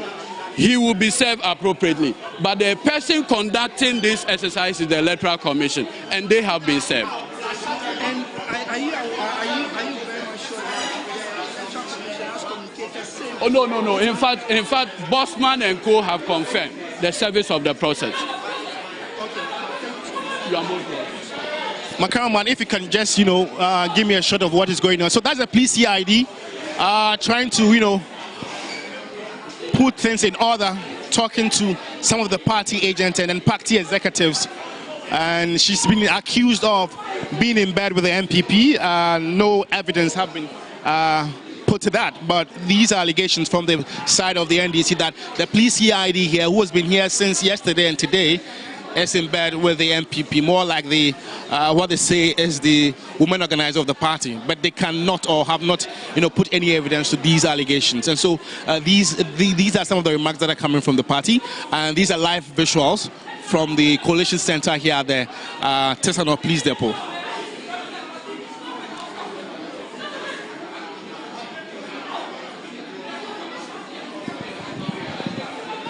And we can confirm that the national chairman of the NDC, Johnson Nkatia, will be addressing the media and the general public regarding some of these discrepancies at 10:30 a.m. We'll be bringing that live for you. And this press briefing has to do with some of the discrepancies and the recollation of some of these outstanding constituencies, Fantiakwa North, which were declared yesterday, Akwetia and Suhum. And the one currently being the substantive matter today is in Nsawam-Adjei. It could not be declared yesterday. We have to come here again 6 a.m. to continue with the process. And it looks like there's no end in sight regarding the declaration of victors of this very constituency. But other constituencies have started their recollation, and in your short is Techiman South constituency, and the process has started. We are hoping at the end of the day all these new constituencies results will be declared as peaceful as possible.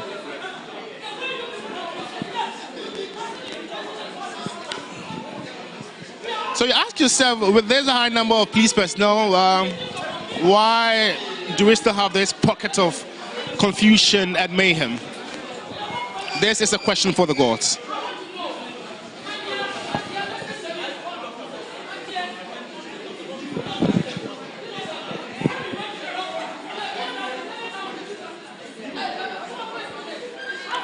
You see, you've been here with us. Do you want to share a few things with us? We're here with you in the morning. You want to talk? No. So that's the Electoral Commissioner representing Jean Mensah here regarding that very constituency. So the reason was that they were going to continue with the process, flag the disputed pink sheets of some polling stations until this whole conjunction came in, which has actually stifled the process. And so what that means is that the process has halted, and when exactly it will commence, we can't tell. But trust us, we are here It's a reason we are here for you. We'll be giving you all that updates that you need to know regarding the declaration of the results of this very constituency.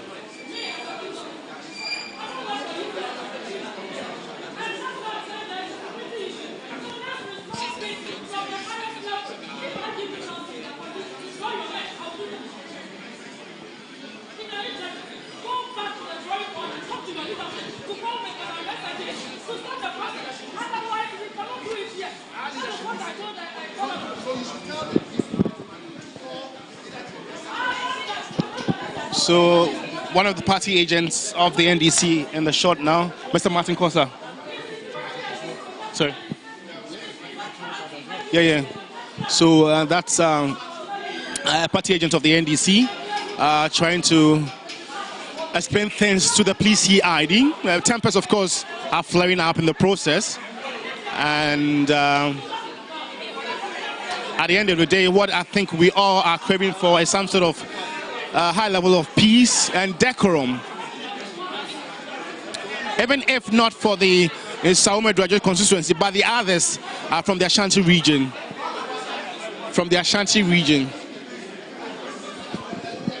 To continue, which of course looks a bit peaceful.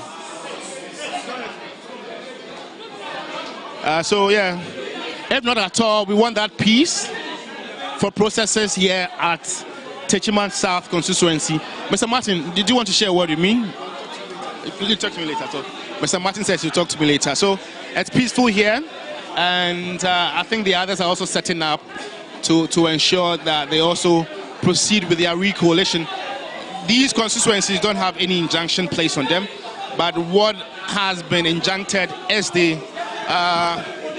Nsawam Aduagye constituency. But truth of the matter is, so there was this friend that told me that, okay, at least you've won unconvincingly at some parliamentary seats. Why would you let this go? No. Hey! People were shot.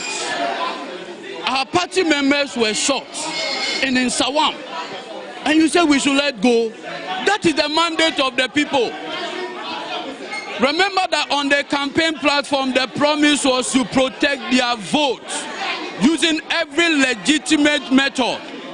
And that is exactly what we have done. Hey, before this day, I know Anodon did a press conference saying that he wants all these outstanding constituencies results declared because in a way it's going to mar the transition process. Are you No. Parliament requires a certain number to form a quorum. Remember that the presidential, in terms of the transition, is governed by law. The Presidential Transition Act so amended. That is what regulates the process. And everything that has been done so far is legal. I was surprised when Anodompre, a lawmaker, made a point that the transition process should be halted because of this. We have not, as we speak, that is what it is. Edudzi Temaklo is member of the NDC legal team, and he actually expatiated on the court injunction that has been placed on the Nsawam Aduagye constituency, which has actually made the process halted. But please, visibility, you can see they're trying to put things in order and ensure there's some relatively calm and peace here for whatever exercise that is supposed to be taken today, apart from the Nsawam Aduagye recoalition to take place.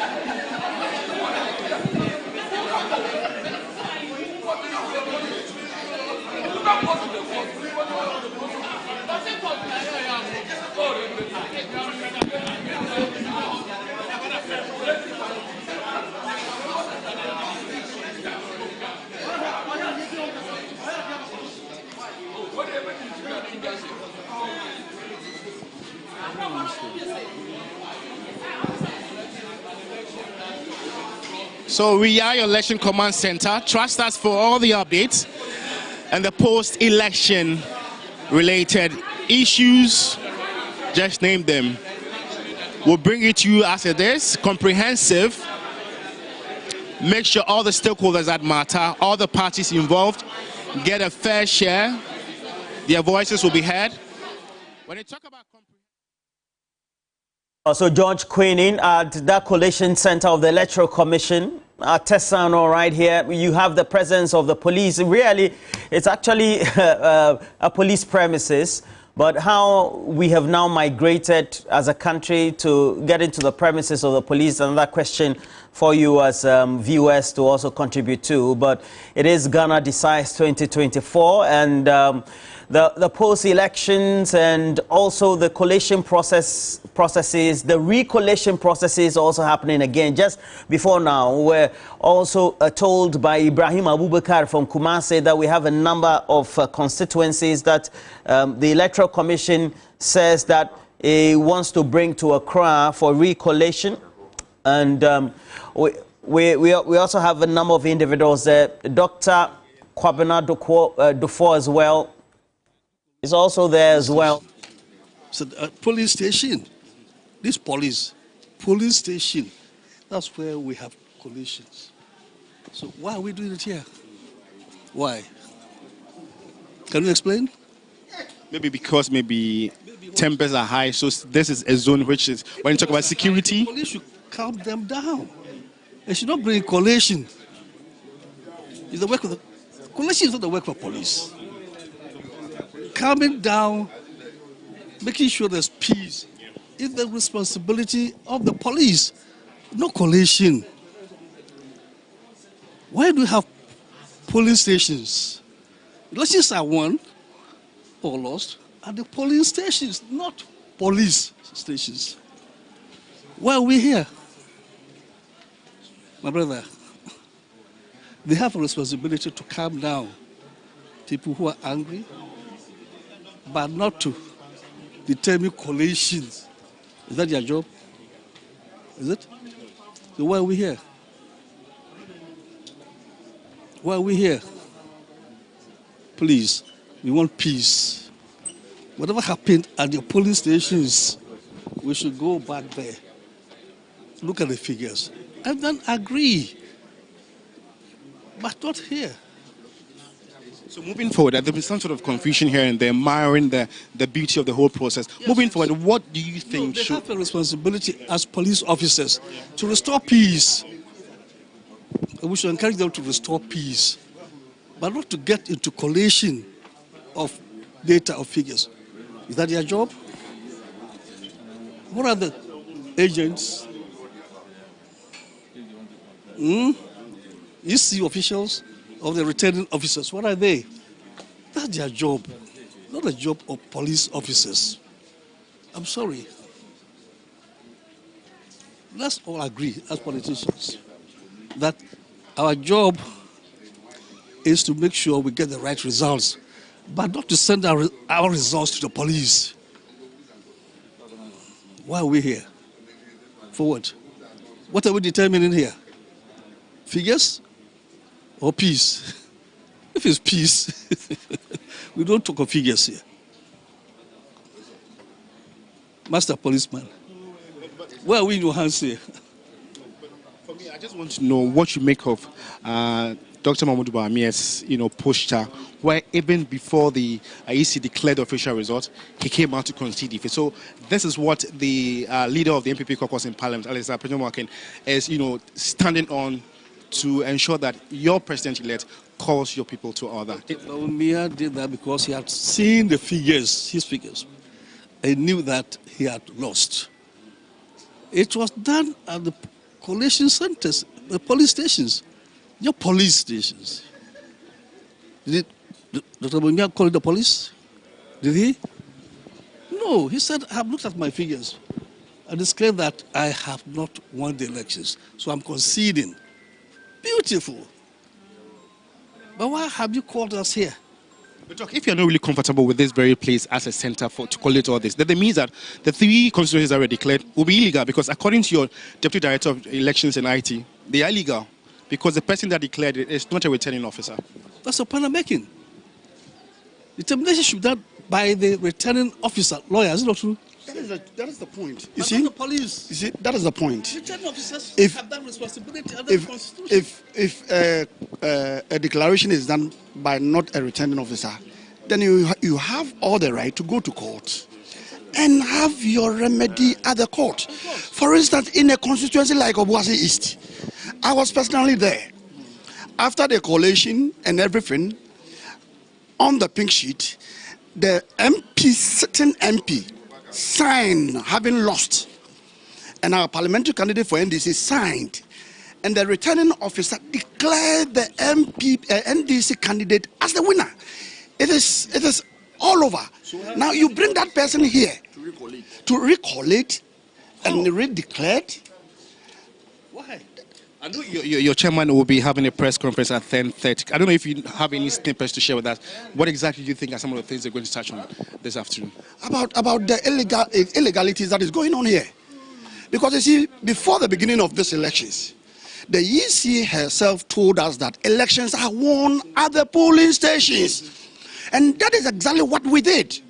We won the elections at the polling stations. So why are elections being declared at the police station? Why? That is double standardness. So before I wrap up, maybe you want to share with us your last case. We are going. We have made our case. We're not happy being here. We don't declare elections results at the police stations, but polling stations. So thank you. Bye-bye. Dr. Komna Dufour is... Okay, so you are actually but he's on the part of the MPP. I know, yeah. Okay. Because I think my revered former finance minister is getting the whole concept wrong when he is claiming that elections are not being declared at the polling stations. I think his concern is more like police intimidation. The truth of the matter is that if you have NDC thugs go into an electoral commission's office in Ayensuano, set the place ablaze, on fire.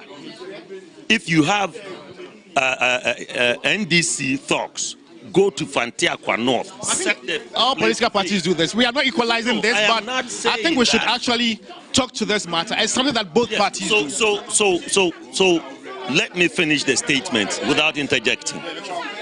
If these things happens and the police realize that security situation in these places are not tenable for declaration or freely collation of the elections, and they want to provide security at appropriate place, then you wrongly say that it is being collected at a police station, which is not correct. But people came with their pink sheets anyways. So in a case where maybe it's quite not convenient to declare the result because of tension and all that, what best can we do that? The best thing that can be done over those constituencies is to go for a run. Because you see, you see what they are doing. For instance, in Mankaso, an NDC supporter was shot and killed in Mankaso. He's my boy. So nobody died. Nobody died. So where is he now? Where's the person? You can't come here and lie to us. So where's the person? Where's the person? The guy is my boy. So where is he? Where is he? Is he in hospital right now? That's what he said. He's dead. NDC member. So he can't tell me he was shot. He's an NDC member. He's what is even the day of the election? Nimo was shot.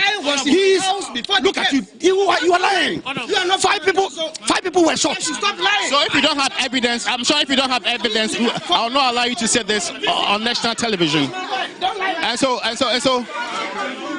earlier we heard from the former Minister of Finance, Dr. Komna Dufour, not really comfortable with the fact that the results are being recollated here, and also talked about some sort of military intimidation, police intimidation here. And these were his thoughts concerning his initial impression of the whole exercise, which started yesterday, and some other constituencies in the Ashanti region will also have their results declared. I'm really concerned about. I'm really concerned about your issue. No, let me talk. No, I'm coming. I'm really concerned about the issue. How sure are you that it's an NDC person that shot him? The guy is with me. He's my boy. I know the father. I know the mother. I know all the siblings. So they can't come and then lie to the whole public that he's an NDC member, of which I know very well. So have you reported the issue? Are you following up on the issue? Of course. So if you ask him what mechanism he put in place to know that the person is NDC. Where does he even come from? Where is from? That guy who spoke, where is he even from in the first place? While some of us, we are from Mankaso, knowing very well the guy was shot by NDC member. Now they are claiming that even the guy is a member of the NDC, of which is emphatically not true. So they can't lie like that.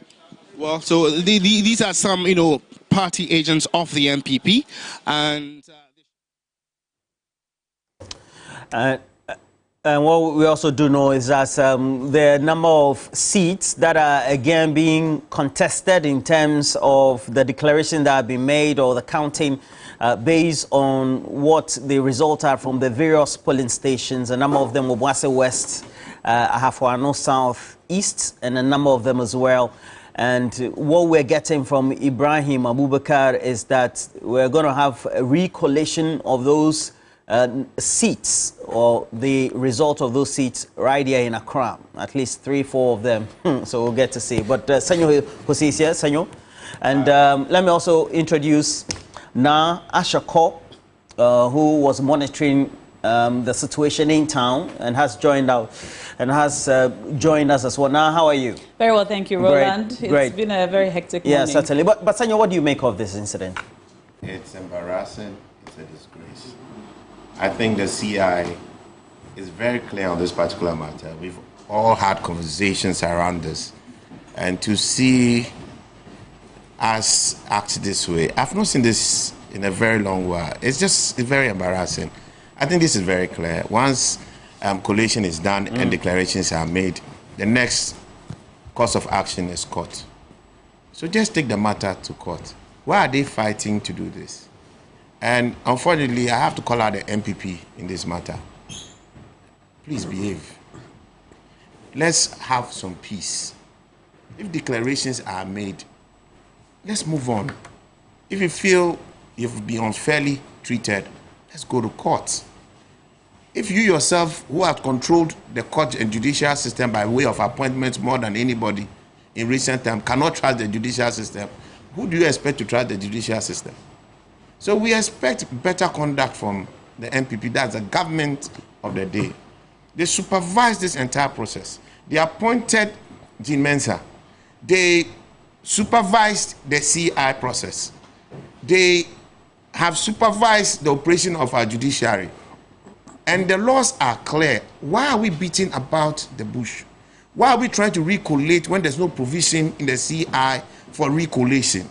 If there's a provision for the CI and recollation, I want one of the MPP people or the Attorney General who have come and read it to the whole country.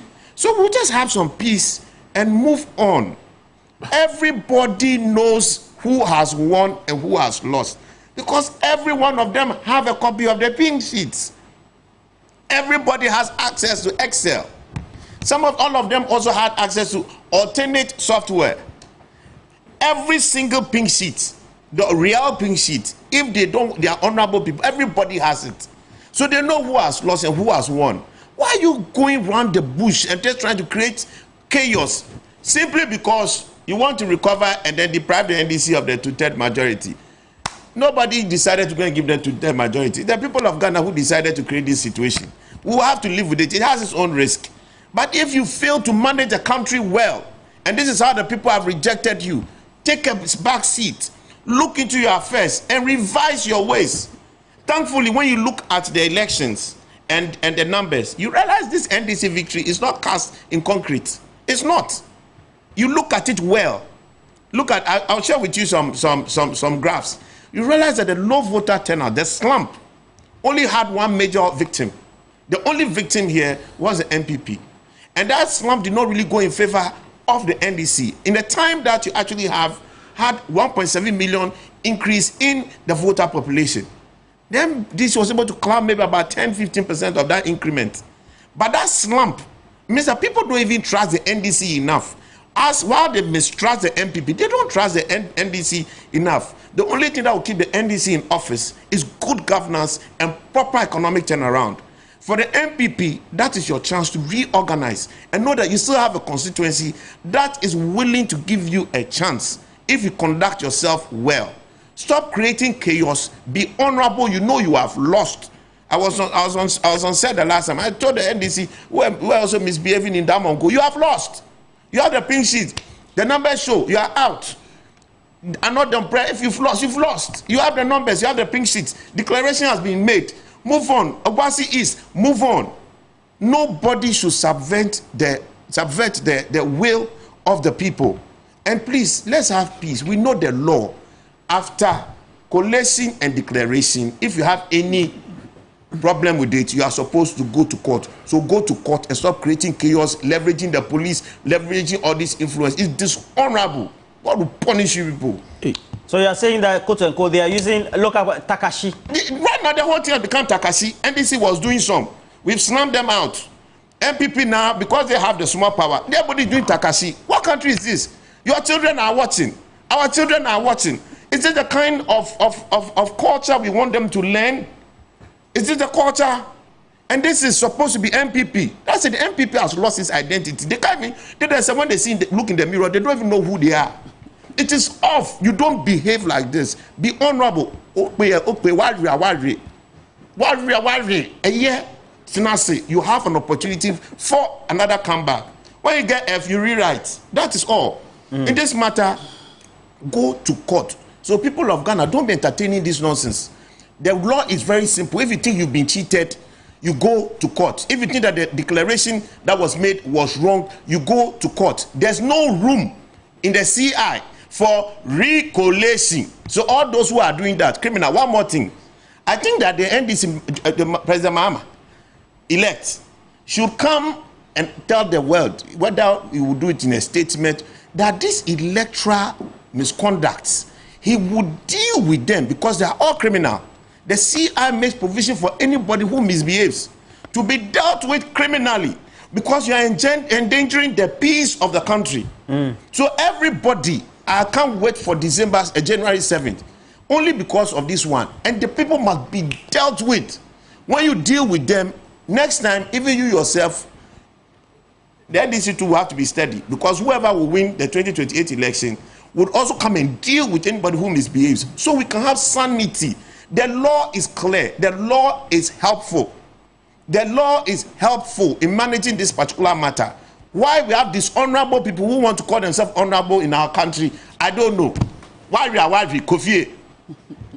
All right, Warrior, Kofi, and Pakwesi as well as Na and Johnny. What do you make of this? And I know now you have the an excerpt of the CI there. That's CI 127. Exactly. In relation to this, is there any room for the recollection as being undertaken by officers or assigns of the Electoral Commissioner? Well, let's go through this together, shall we? All right. So I'm going to start reading from subsection A. To assemble the results from the polling stations without recounting the ballots in the ballot boxes, except where there is a challenge by a candidate or a counting agent in respect of a specific ballot box. Then B, fill the parliamentary election results summary sheet as set out in Form 1 of the Form 1D of the schedule. Then give public notice of the total number of votes cast for each candidate. Then D, publicly declare as elected in a parliamentary election the candidate who had the highest votes. And then E, request the candidates or the representatives or counting agents of the candidates to, together with the returning officer, sign the parliamentary election results collation form as set out in Form 1C of the schedule, and the parliamentary election results summary sheet as set out in Form 1D of the schedule, and post a copy of the at the Constituency Collation Center. Then F, give each candidate or the representative or counting agent of the candidate a completed and signed copy of the parliamentary election results collation form as set out in Form 1C of the schedule, and the parliamentary election results summary sheet as set out in Form 1D of the schedule. Then G, endorse on the writ specified in Form 1B of the schedule the name of the person elected, and forward to the Commission the endorsed writ and a note of the total number of votes for each of the candidates. So this is what the law says, and I'm reading from the Public Elections Regulations Act 2020. And I see nothing like recollation there. Yes. Absolutely nothing like recollation there. And, you know, in the past, what has happened is that, you know, people who have issues with the declaration would normally go to court, you know. So all these confusion we're seeing in Tesano and people, you know, falling over each other is just unnecessary, if you ask me. Johnny? I think that the Electoral Commission is doing us great disservice by setting its own rules and deciding to vary the rules when they come under intense pressure, which they brought upon themselves. The Electoral Commission has given itself 72 hours within which to declare the election results. Yes. Now, if you go into an exam hall and you know the answers to the question, and the exam is for a duration of 3 hours, and you're able to finish after 1 hour, 30 minutes, do you still sit down till the 3 hours, or do you get up and go? You get up and go because you are confident of what you have done. You submit and you go. It's only the fact that you can't get up in the first 30 minutes. But any time after that, you can always get up if you feel confident that the 3 or 4 questions, no matter what it is, you have written the answers that are required of you. You have satisfied all requirements and prerequisites. Then you can get up and go. This whole confusion that the Electoral Commission is putting the whole country through, and the chaotic situation where people are now going to show their faces because they know that their party top hierarchy is watching. People are trying to resurrect their dead political career by showing their faces because they could possibly get appointments, and while lobbying and going, it's needless and uncalled for. Well, because the point is that the Electoral Commission, as Senior says, the Electoral Commission has the pink sheet. In the first place, if you read the CI, it says once the results are collated and authenticated at the polling station, a copy must be pasted at the polling station. Yes. Which of the Electoral Commission's officers that we hired and paid and trained with our monies satisfy that prerequisite? Go around the polling stations and ask which of the polling stations they did that at. So this whole confusion of NDC says, I can't find my pink sheet, NPP says, I can't find my pink sheet. How did they come to the conclusion that they had won the elections if you cannot find your pink sheet? And more worrying is hearing... Slow down for me. How do you then conclude that you have won the election when you can't find your pink sheet? And the Electoral Commission, who is supposed to have a pink sheet, on which they give you a copy, either a duplicate or whatever it is, they cannot find their copy.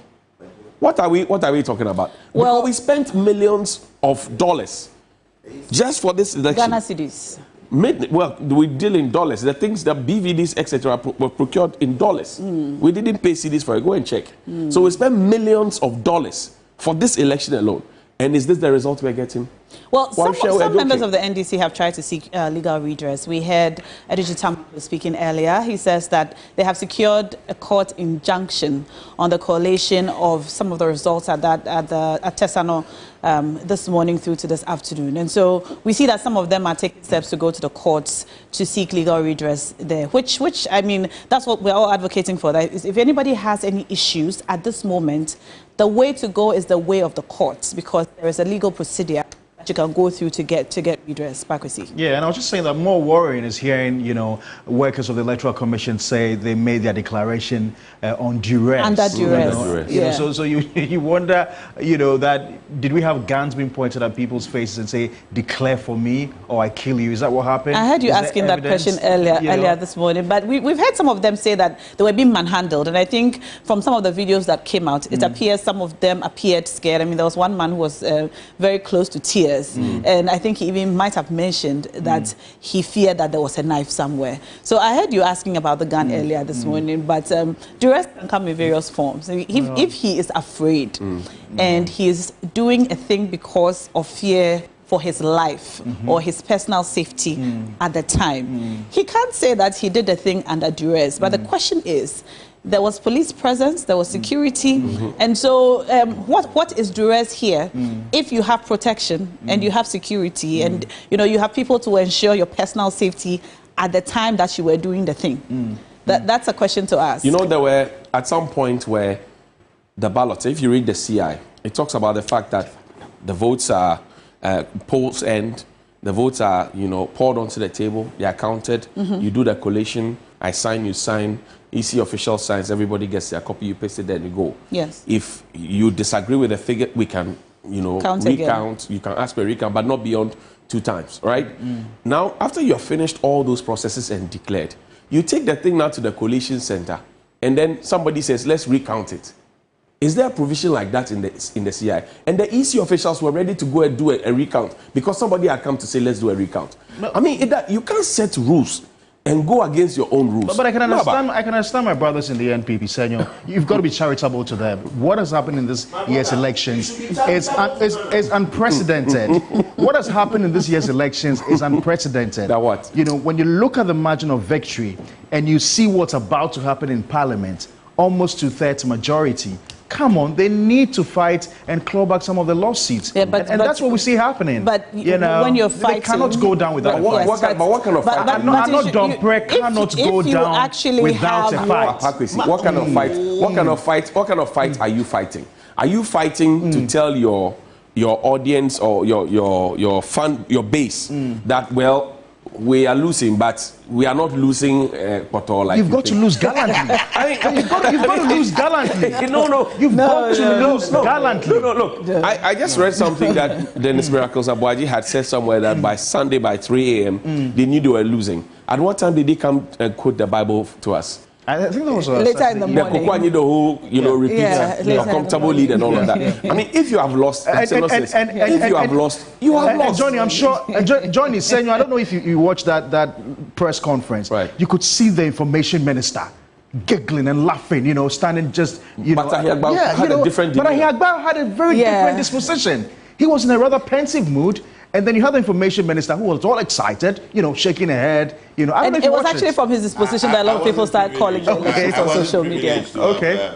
Do you mean Miracles? Miracles, yes. He's not the information minister, is he?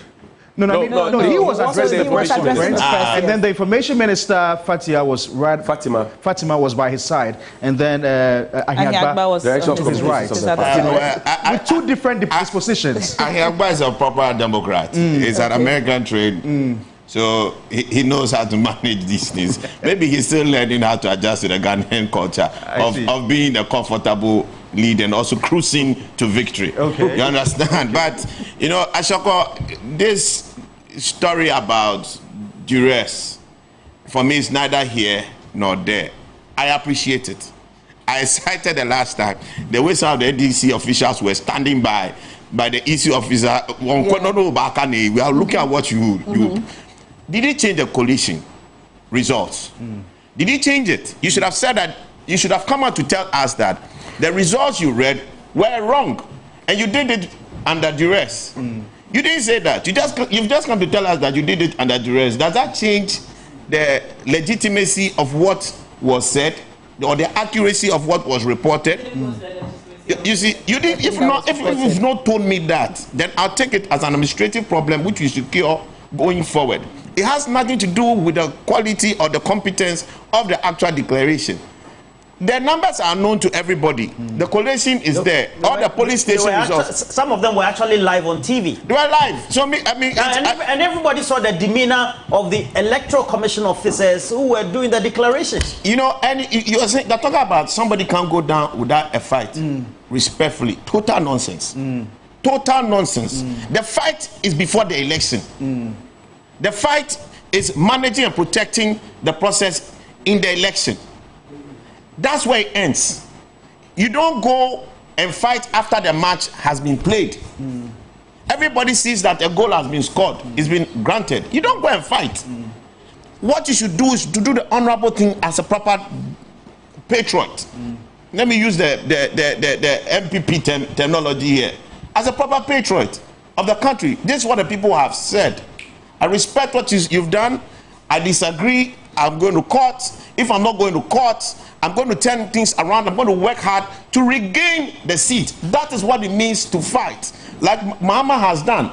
We sacked him in 2016, and I've been on record. I'm saying it clearly. We sacked him legitimately. His government was bad in 2016. The government of Nanado has been worse. Now we are giving Mahama a chance to come and undo the wrongs of all the times.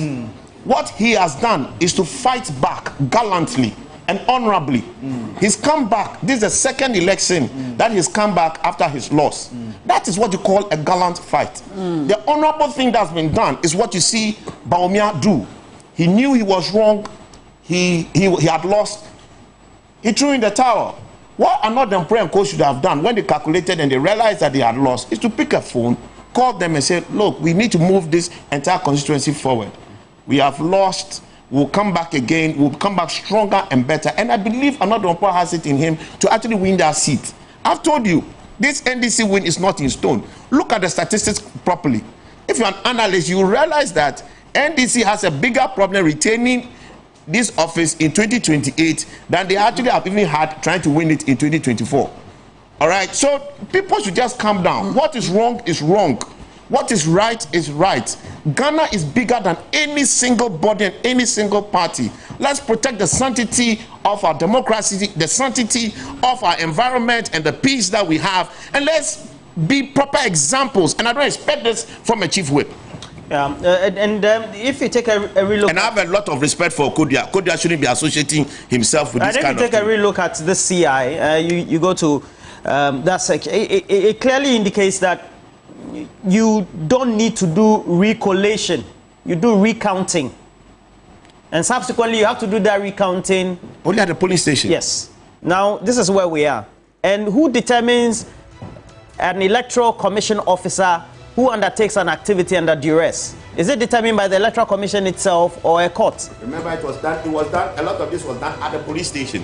As a police station, how can somebody be claiming to be pronouncing something and be bright on at a police station, regional police station? You say you're under duress. Which is the duress? Right. Well, we have to go for our news break and get the latest news roundup. Safwa.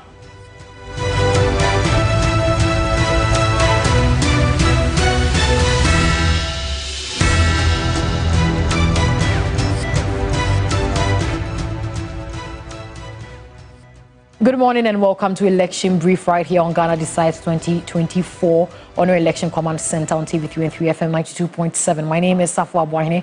We're bringing you news updates and we begin with our first story.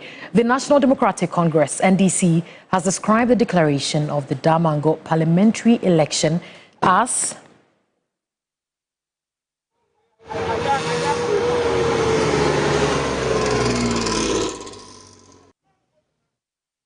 I beg your pardon, let me just pick this again. So, the National Democratic Congress, NDC, has described the declaration of the Damango parliamentary election as fraudulent, illegal, and null and void. According to the party, the declaration lacks legitimacy and violates the electoral process or electoral laws governing Ghana's democratic process and believes such acts must be treated with the utmost contempt they deserve. Its parliamentary candidate, Adam Mutawakilu, wants a reversal of the declaration since there was no representative of the NDC during the purported act of collation and declaration of the parliamentary results of the Damango constituency. Let's cross over to the Damango constituency and engage with my colleague Christopher Mwakon, who is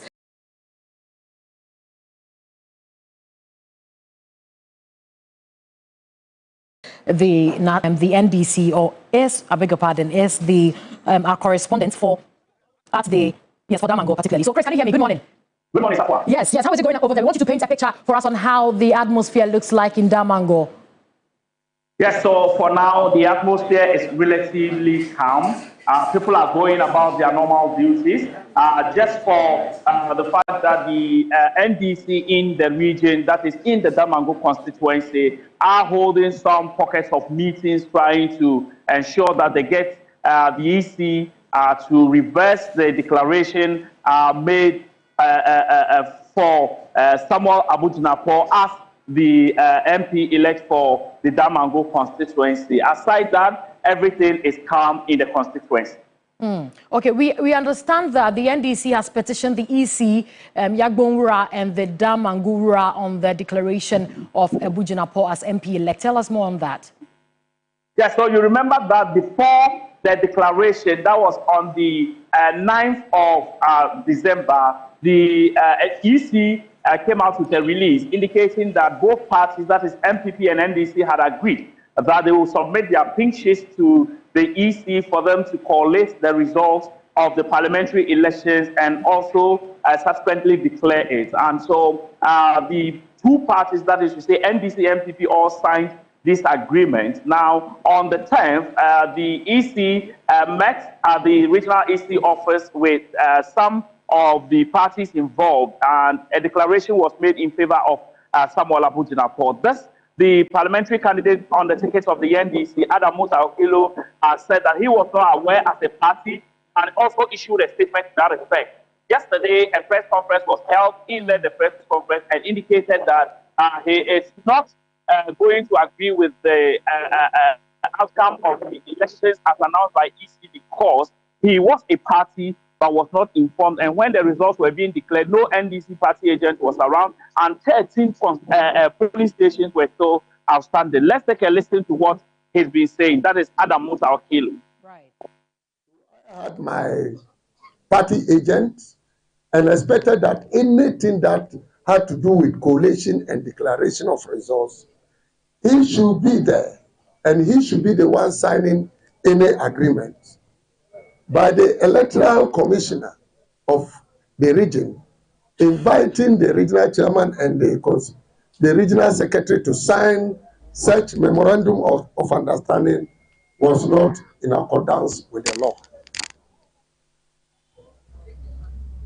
Exclusion of party NDC representative. As I indicated, my party agents were not there during the collation of this charade results that was declared. Lack of transparency. It is expected that when you have any issue to collate, the Electoral Commission is supposed to invite the agents. My agents were not invited, neither that of the president agents were invited.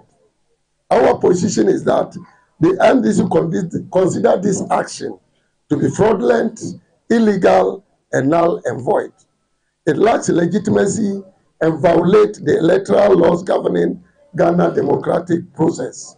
We believe such acts must be treated with the utmost contempt it deserves. So, Chris, we have heard from the NDC and parliamentary candidate, but we want to also know what has the NPP been saying about the NDC presser?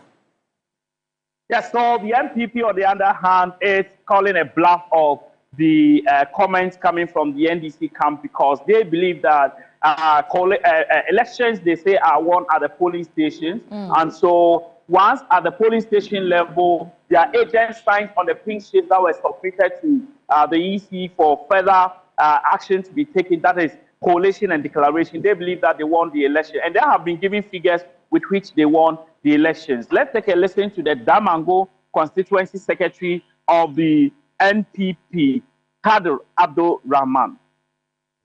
Jinapor for winning with a margin in Damango.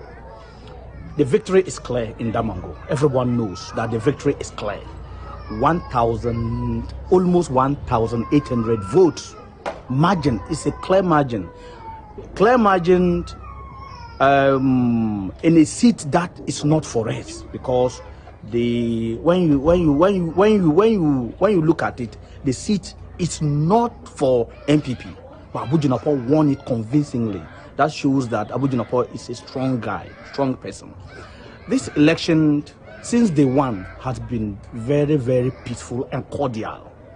The election started with nothing, nothing. Everything was cordial until the results started tripping in. And when our opponent realized that Abu Jinapor was winning, they mop up their gangs to go to Electoral Commission to destroy it, the ballot, destroy pink sheets, and those things. My brother, this is legitimate. Let's ask legitimate questions. All right, many thanks, Chris. So lastly, did any of the paramount chiefs speak, and what did they say if they did? Yes, so the NDC submitted petitions to the Damangora as well as the Yagbonura. At the Damangora's palace, the Damangora indicated on record that he believed that Adam Musa Wakilu won the elections and that the EC should do the needful. He also added that he cannot work with any other person except Adam Mutawakilu of the NDC. Let's take a listen to what he said in Gonja.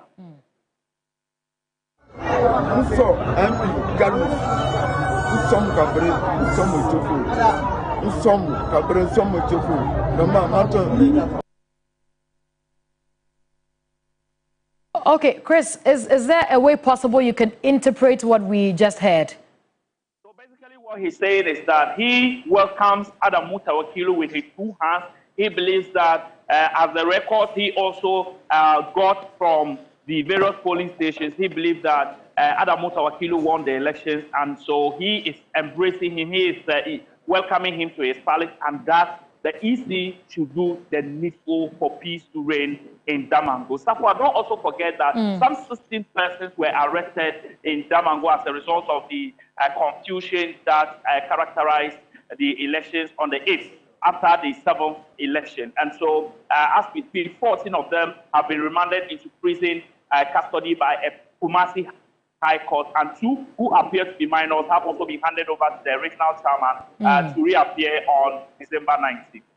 All right, many thanks, Christopher Amwako. Kindly keep an eye on what has been happening for us. We'll come back to you for more updates, but for now, we will end it here. Many thanks, Christopher Amwako is our Northern Regional Correspondent who has been keeping an eye on whatever thing is going on, especially in Damango constituency. We'll go back to him shortly, but for now, we are going for a quick break, and we come back to the able team to take over.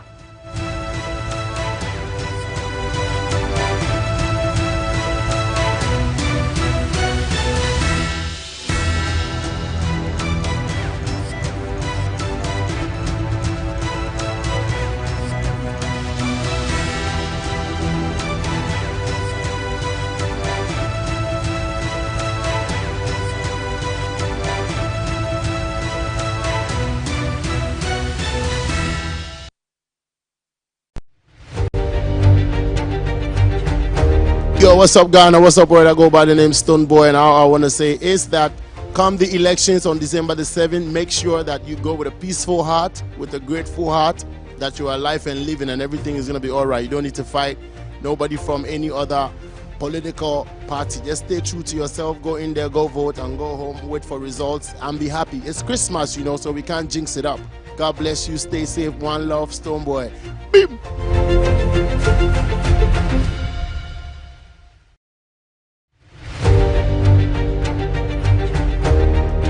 Hello, my name is Roland Walker. This election season, peace begins with you and I. Make sure your utterances, your behavior, your relationship with everybody else, could be your brother, your sister, your neighbor, a friend who is in the other political party or doesn't support your cause, be right. As you do that, go to the polling stations peacefully. After voting, make sure you leave that polling station and vote right. Peace is needed right here this election season. Be a good citizen. Ghana needs peace.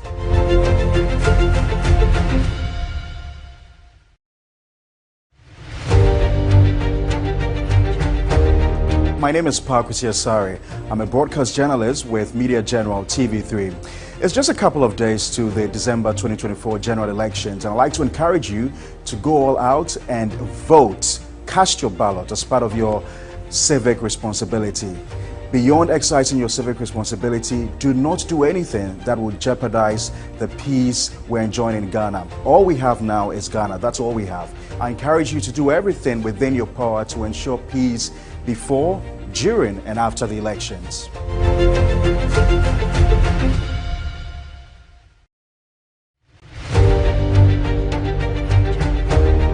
Hi, I am Cookie, co-host of TV3 New Day. In just a few days, Ghana approaches this critical decision moment.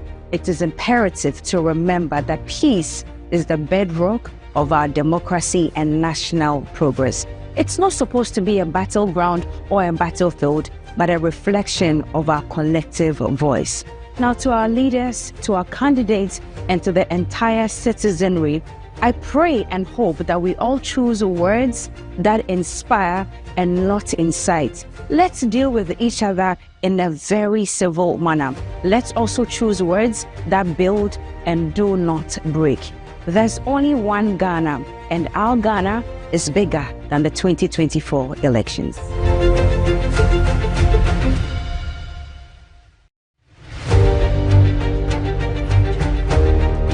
A leader must have followers.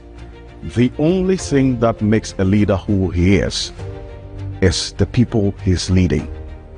A leader without followers is really no leader.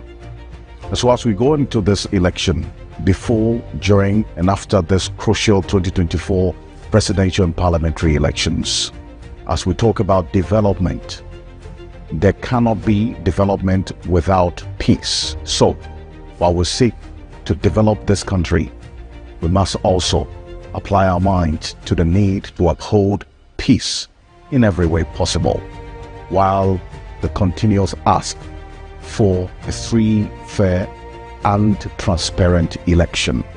My name is Alfred Okanse. I'm the head of the political desk here at Media Journal. Together with my colleagues and everyone here, we commit to peace.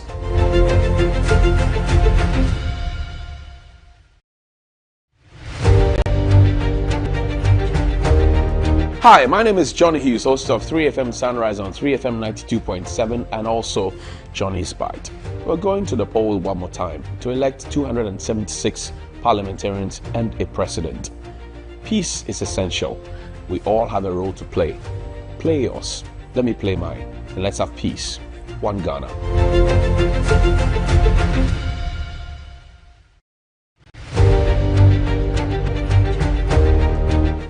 It's another election, and as Ghanaians, we've been called upon again to go out in our numbers and vote.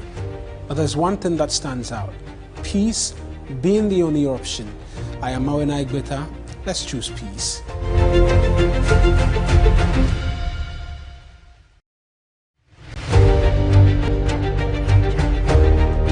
We've waited 4 years for this, and now that time has come once again. 7 December 2024. Another time to elect possibly a new government. Just go to the polling stations, vote, and then leave peacefully. What I would like to advise is no violence so that we maintain the peace here in Ghana and we have a peaceful and successful election.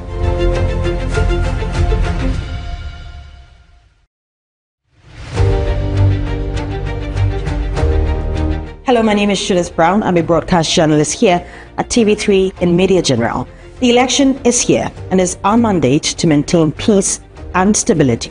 Remember that peace does not only start with our political parties, peace starts with you and me. Let's stay safe because there's life after elections.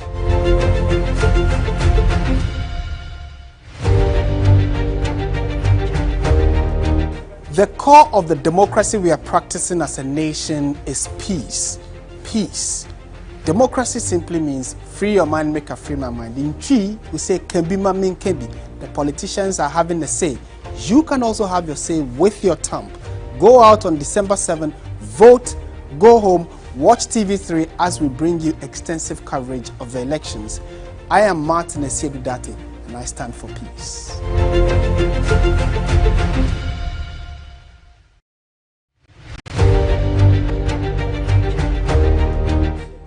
It's important to note that the power of the thumb is mightier than any weapon you can find, and that's why I want to tell you, encourage you to maintain and sustain the peace.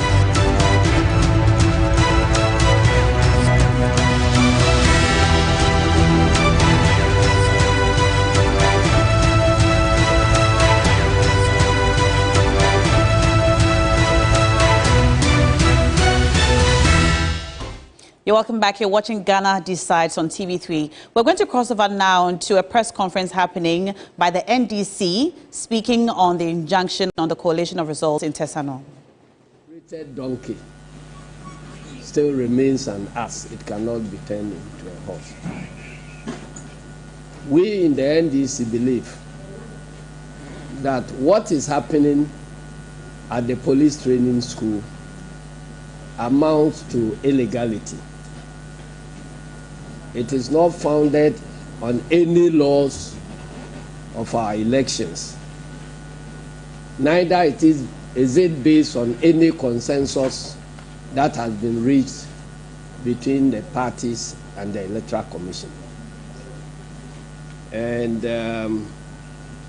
so we want to inform the nation and to give notice to any officials of the Commission and the police who are involved in the perpetration of that illegality, to know that there could be consequences of their actions in future. We know the process of our elections is quite clear.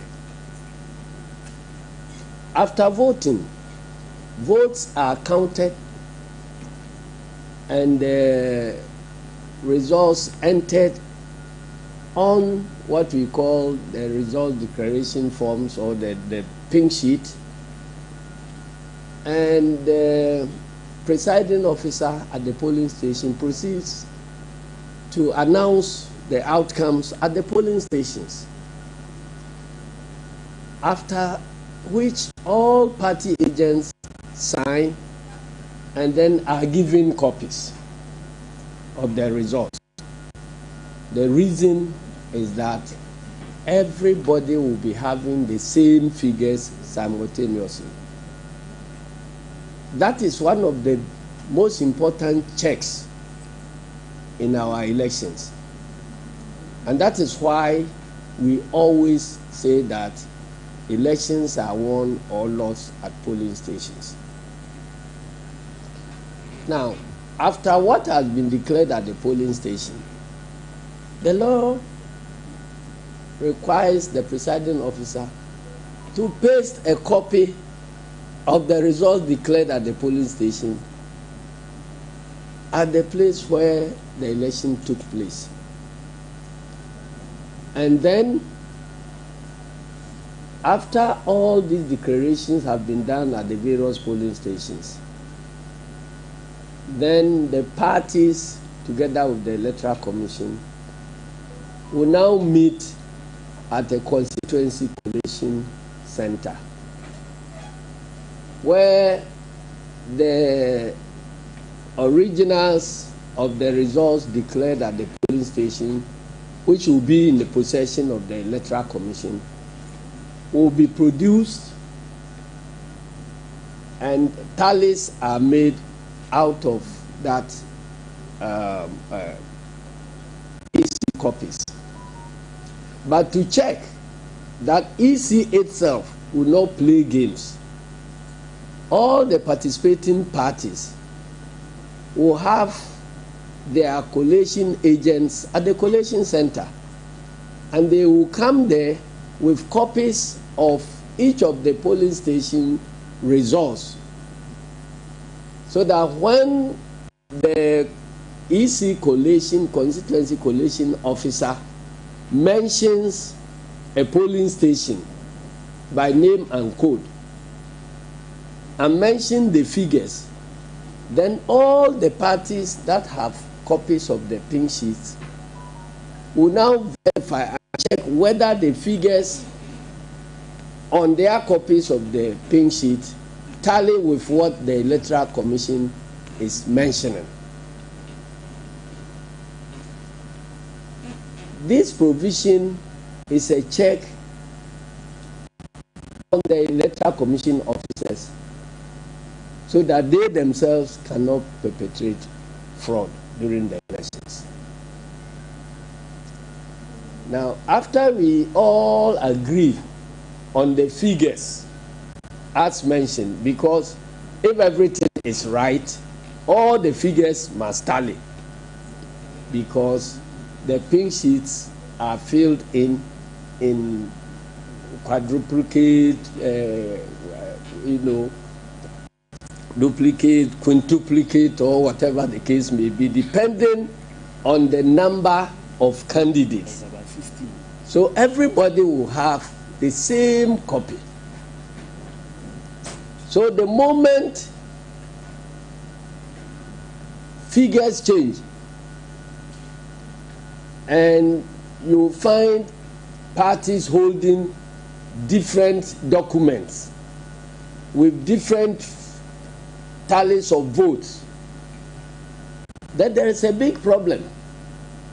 And that problem cannot be pinned on a single political party, because the same way political parties are capable of perpetrating fraud, the Electoral Commission officers also are capable of perpetrating the same fraud.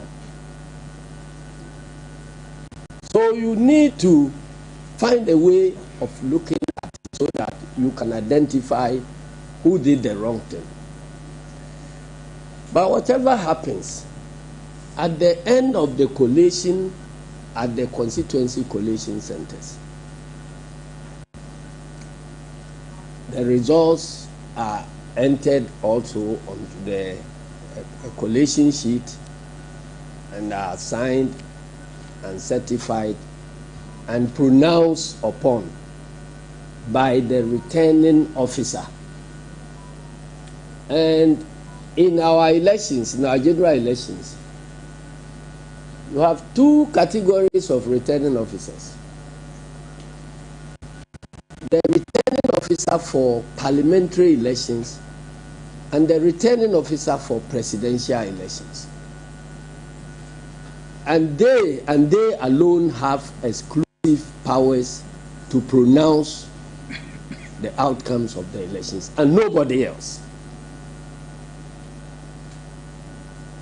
That is why it takes the chairperson of the Electoral Commission, who is the designated returning officer for presidential elections, to pronounce on the presidential elections.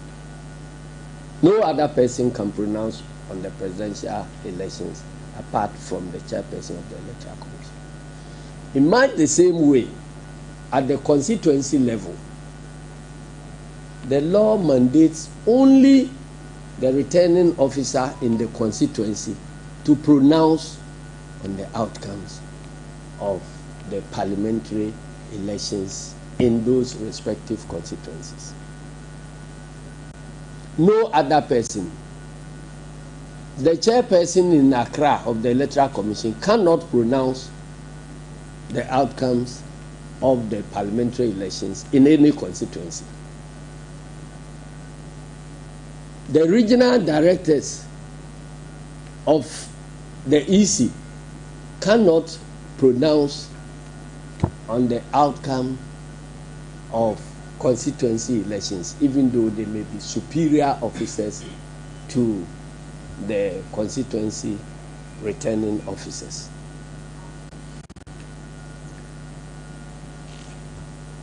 The district officers, if they are not designated as returning officers, cannot announce or declare the results of parliamentary elections. They didn't take their oath. Because returning officers, once they are designated before the election, they are sworn in that they speak the truth and then declare everything. So those returning officers who are being who are claiming that they have declared one set of results in the constituency, and now they are claiming before their bosses that they were, you know, they declared those resources under duress, so they are now going to declare another set of results. They know they may be on the wrong side of the law in future. And so what we are seeing in police training depot, we tried to find out what was happening there, because that meeting was called without any discussions with us as leadership of the National Democratic Congress. We're just here when we heard that our Electoral Commission and the police have decided that the outstanding, what they call outstanding constituencies, or constituencies where there are there appear to be some conflicts. They are inviting all of them to come and do collation and recollation. For some of us, when we were asked by our officials in the constituencies, we told them plainly that we didn't have any notice about it and we are not involved. In fact, I advised some of them not to appear, because what is going to happen there has no basis in any of our electoral laws. Now, checking from the police about what was happening there, we were told that the Electoral Commission had informed or misinformed the police that the political parties have come together through consensus that we must establish this center at the police training school and then bring all the areas under contention for these issues to be addressed. And we said that sorry, because we tried to find out why would the police accept to protect people who are engaged in some illegality to go about their business. And this was what they told us. We have since told them that we are not part of it. We have never discussed any of these things with the Electoral Commission anywhere.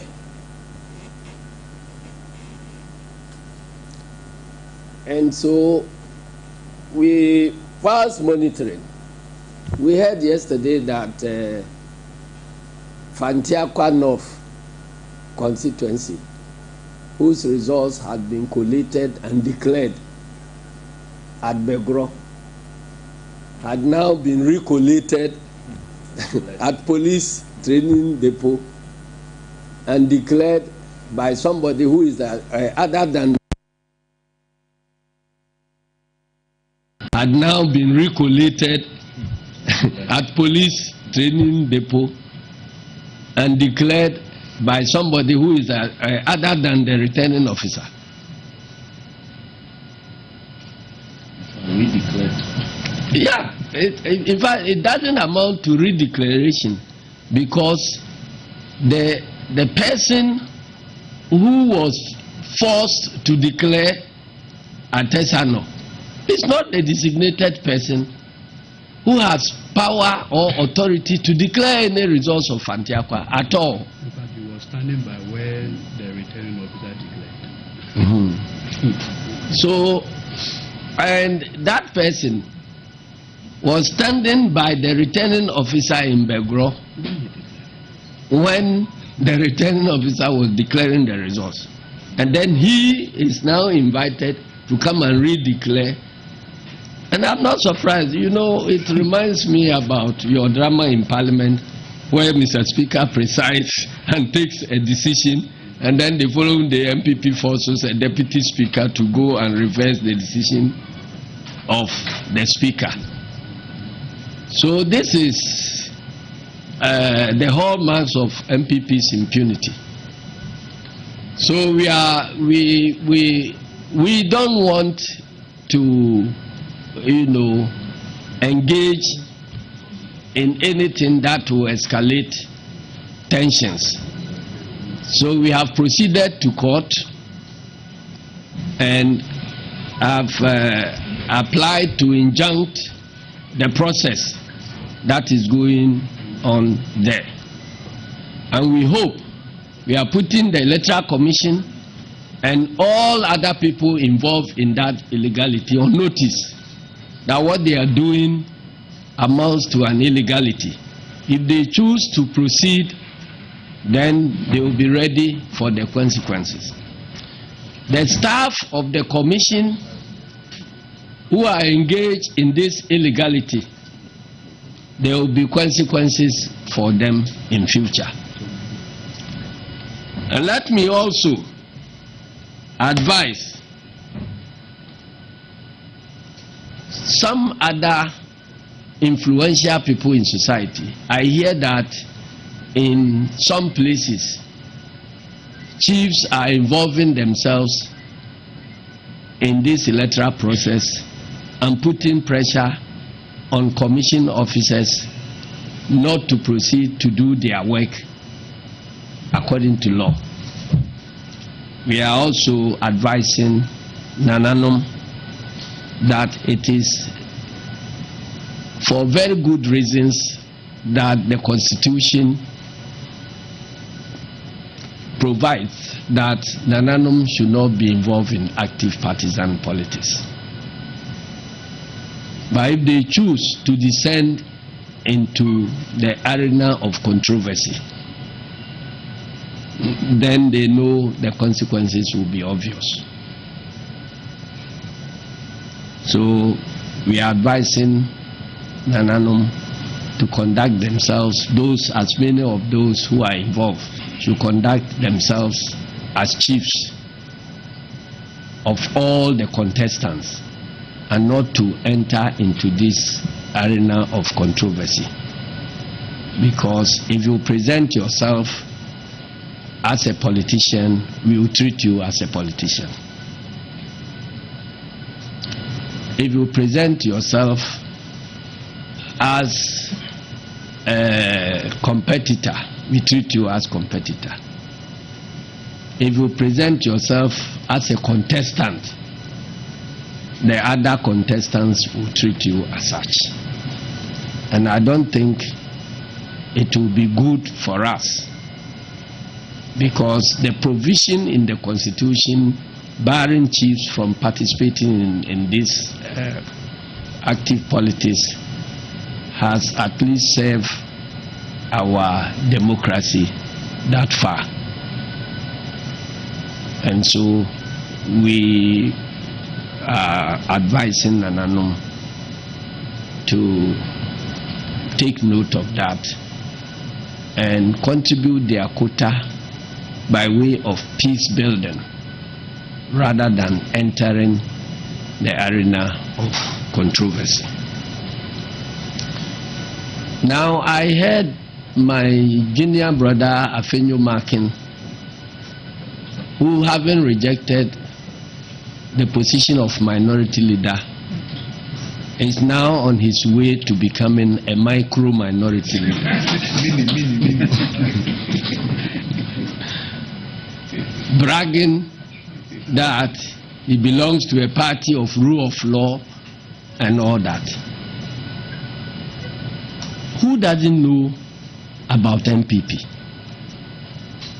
We in the National Democratic Congress don't need lectures from Afenyo Makin about democracy at all.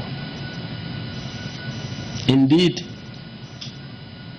if there were any need for lectures in impunity, then we will invite him as our lecturer.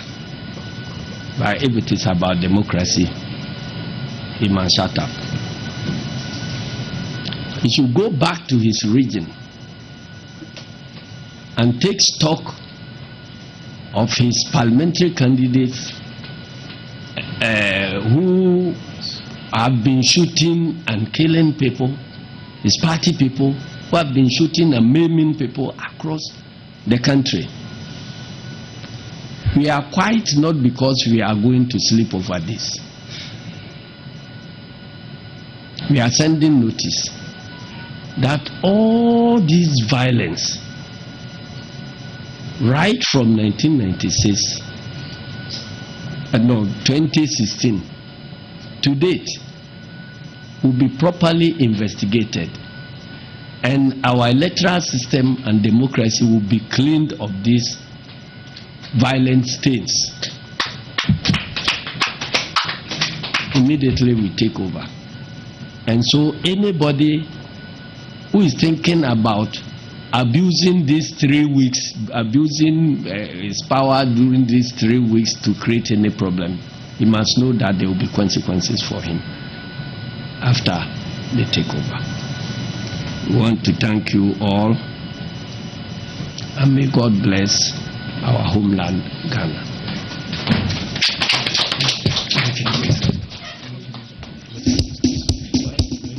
Okay, please. No question.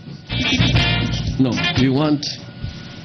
Well, if you want to ask any questions, you are free to do so that our lawyers. CID director is holding the induction restraint. The post is on CTFL. By the assistant computer. CID director is blocking the service of the induction. Okay, thank you. The next question, please. TV3. Yeah, so just to find out from you, if you inform the IGP about what is happening at the police training school was as the head of the police service, he should be okay, yeah, right. So what happens to the constituencies that have been redeclared? Redeclaration of the new constituencies. That's what, yes. General, you just told us that. Oh, don't worry, I'm still General. Go ahead. Just told us that the process ongoing at the police training school, the NDC as a party was not informed. Yes. You've come to the conclusion that you are placing an injunction on the whole process. Did you arrive at this conclusion because at a point the NDC as a party realized that members or your candidates who were declared winners are now turning to be losers? Was that the position? Is that the position of the NDC? Okay. Yes, huge one. Yes, so you're saying that what is happening is an illegality, but we've seen that, and that results must be declared as consequence. But we've seen that other results were declared at the EC regional office here in Accra. Do you still hold the same position on that? All right. All right, so that will be all. Yeah. Blocking the service, the redeclaration. Well, you can run, but you cannot hide. This is notice that we are giving them. We are putting the whole country on notice. So if an individual officer knows that he is conducting himself well according to law, why would you be running away from service? So the fact that they are running away from service means that they intend to become fugitives of the law, and you know what it means when you get arrested. The injunction application has already been served on the Electoral Commission. So the one who received the service is Daniel Nyamiche at the headquarters of the Electoral Commission. So Electoral Commission has been served. Bosman Asare, Dr. Bosman Asare has acknowledged receipt of the application, and the director of CID, Faustina Andokofi, appears to ignore the process and has asked the EC to continue. So if Andokofi is allowing the process to continue, she would bear the consequences of her action. And the rest of the questions, it has been answered. I'm saying that, look, if you all sign a declaration here that we are going to commit crime, does that make the commission of the killing of the person legal? It does not. It's conspiracy to commit crime. And they can deal with all of you. And I'm saying, as leader of this party, that I'm not involved in anything that has, arrived at any consensus to do anything anywhere. And when there is a declaration, nobody can do any other declaration. You resort to court. If Afenyo Markin is listening, you go to court. All these charges about I declared under duress and so on, they will be part of the evidence that you will lead in court, that I did this under duress. And then the elements of duress will be investigated, the particulars of the duress will be investigated. And then it will take the court to make a pronouncement on your claim. So you can't say that an electoral officer has told you that he declared the results, but he was pressurized to declare it. So you are going to call that person to come and recollate and redeclare. It hasn't happened anywhere. If that is the case, the process will go on ad infinitum, because anybody in any of the constituencies can come out and claim that he or she was asked to declare under duress. So what do? You have to go and open up. That is why the law is very, very clear that once the declaration has been made, you can only question that declaration in a court of law. And in the case of parliamentary, it's the High Court. So you proceed. And we have precedences, several precedences of this. Techima itself, only in 2020, it was after the declaration, we brought all the pink sheet down here to the Electoral Commission headquarters in Accra. Our MPs who led the work to present those documents were beaten up by the police. And the Electoral Commission said, you should go to court.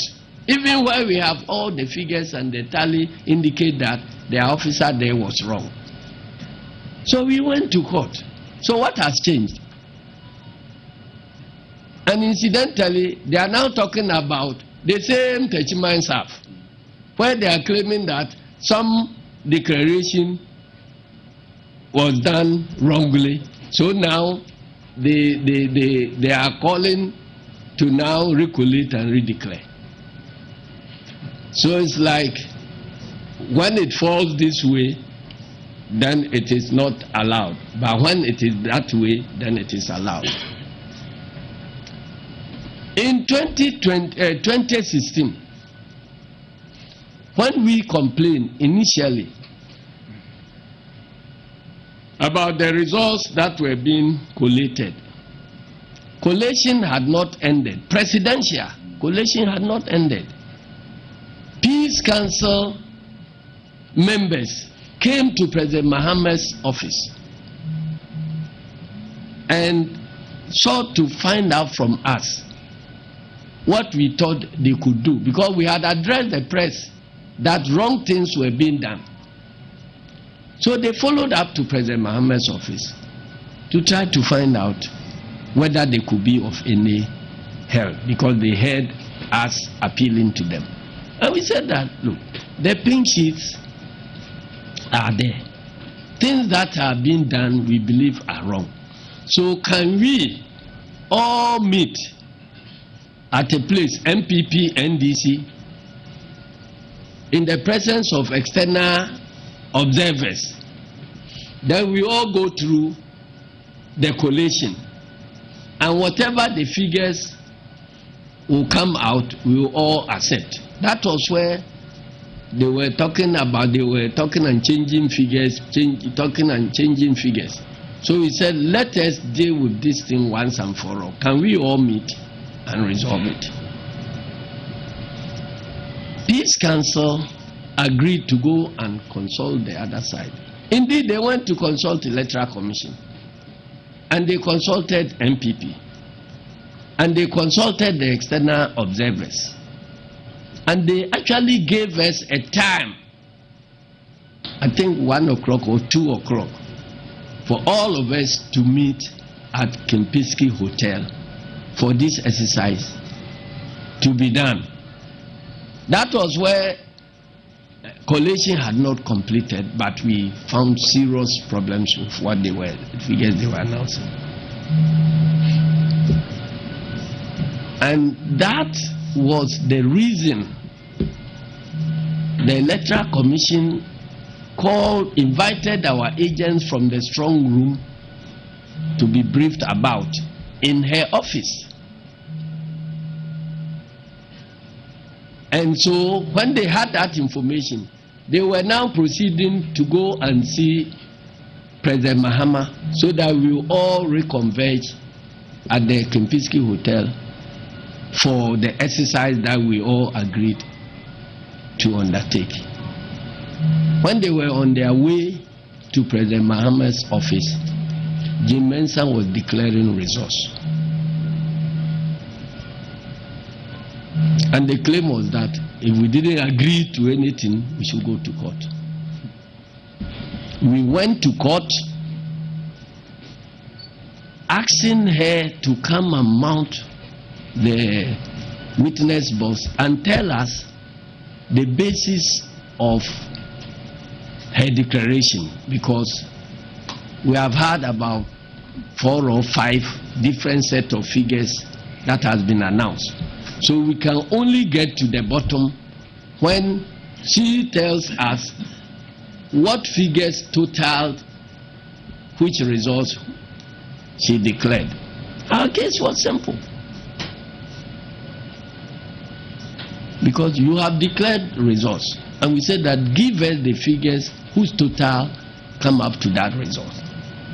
And the court blocked her from accounting to the nation and turned around to say that we who were demanding that she should tell us the total of her work, we should rather bring our pink sheets. What they are doing now, subsequently, when we brought pink sheets in the case of some constituency election results, as we did in Techiman, Electoral Commission managed to produce some figures which were completely different from those they had signed to and given copies to us. So this conduct is undermining a key transparency measure. Where we are going now, and by the ruling of the Wenchi court in the case of the Techiman issue, is that even if you are holding a pink sheet signed by Electoral Commission, is useless. If Electoral Commission is able to get another pink sheet whose figures are different, then you must go according to Electoral Commission's figures. So what check would the political parties have against the Electoral Commission officials themselves engaging in fraud? Nothing. So it's a major issue we will be addressing in the next government to make sure that we restore the credibility of the Electoral Commission and the confidence Ghanaians had in our commission before the advent of Madam Jim Mensah. So I think we have, and then somebody was saying because we did what? It is neither here nor there. If we want to follow it, because me, if I went round and everywhere that we lost, I bring them and say that, okay, the declaration, my claim is that the declarations were done under duress. What will prevent them from recollating? It will be a chaotic situation. So it's not about anybody winning or losing. In fact, all the constituencies they are dealing with there, I don't think any of them is in our tally as at now, but we still have won over 180 something seats. So we are just looking for the right things to be done according to law. It's not about winning the election. They themselves, even before the declaration of the results, they themselves had come to tell us that they have lost. But it is not about winning or losing. It's about making sure that the democratic process is followed. And that is why we are doing what we are doing. So thank you very much. We have already crossed 2/3 majority. And nothing can change that one. But we still want to insist that the right thing is done, because the mandate of the people in those various constituencies also matter. It's very important to have like a ground report and the the process has been some time. Malik on Facebook is organizing 5,000 at the police station. Can you, in a way, for the peace of the nation? You're what? Malik Basantele on his Facebook. I'll give you Malik Basantele's number. I know.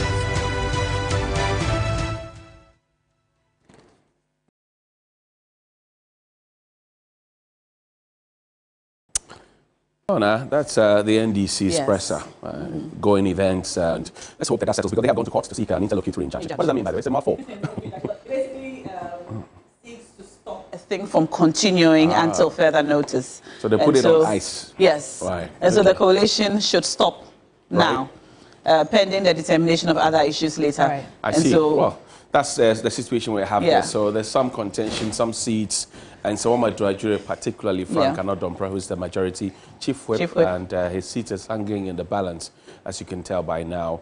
But we're wrapping up the morning shift here on TV3, also on 3FM 92.7, your urban lifestyle radio. I want to say thank you to all our sponsors. It's been a morning shift from 6 a.m. Roland Walker, Pakwisi Asare, Nasha Comensa Doku, also to the rest of the team, our cameraman, Brenda Dugan, our producer, Sixto Olo, Thomas Sadote, Papo, Anita Agbota, Frederick Konzotiani, Oliver Lawson, Oliver Bakavoma, Oliver played the video, and our team will give us very beautiful photos also, you know, Benzilla, Clifford, and the team. Yesterday I saw George Baumukhtari put out some very beautiful pictures, and she said TV3 takes really good pictures. So yes, our photography team, they're amazing.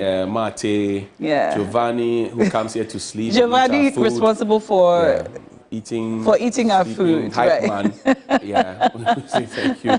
Bella is standing by. All our camera guys, there's quite a tall list. Mr. Boy, Mr. Soa, all of them, John Ninepence, everybody who will work together, Lord, and everybody else. But quickly, though, now, I just got a distress call from around the John Tay area. A distress call? Yeah, John Tay area. You know, there was some heavy construction that was ongoing there towards the Pokwasi end. Yes. I'm told that after the elections, the contractor is not being on site. Oh. And it's so dusty, the school children inhaling all the dust, and you can barely see the car in front of you when you're driving along. That's bad. And the Hamatan has just started too. Exactly. So, I mean, this is an appeal to the roads ministry.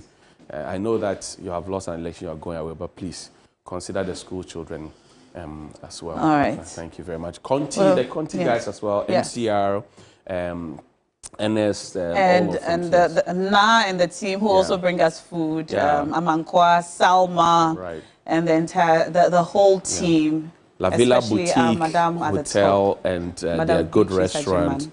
Beatrice Ajimana Group CEO, also Apafa Fojo, General Manager APL, Astusa here, Blair.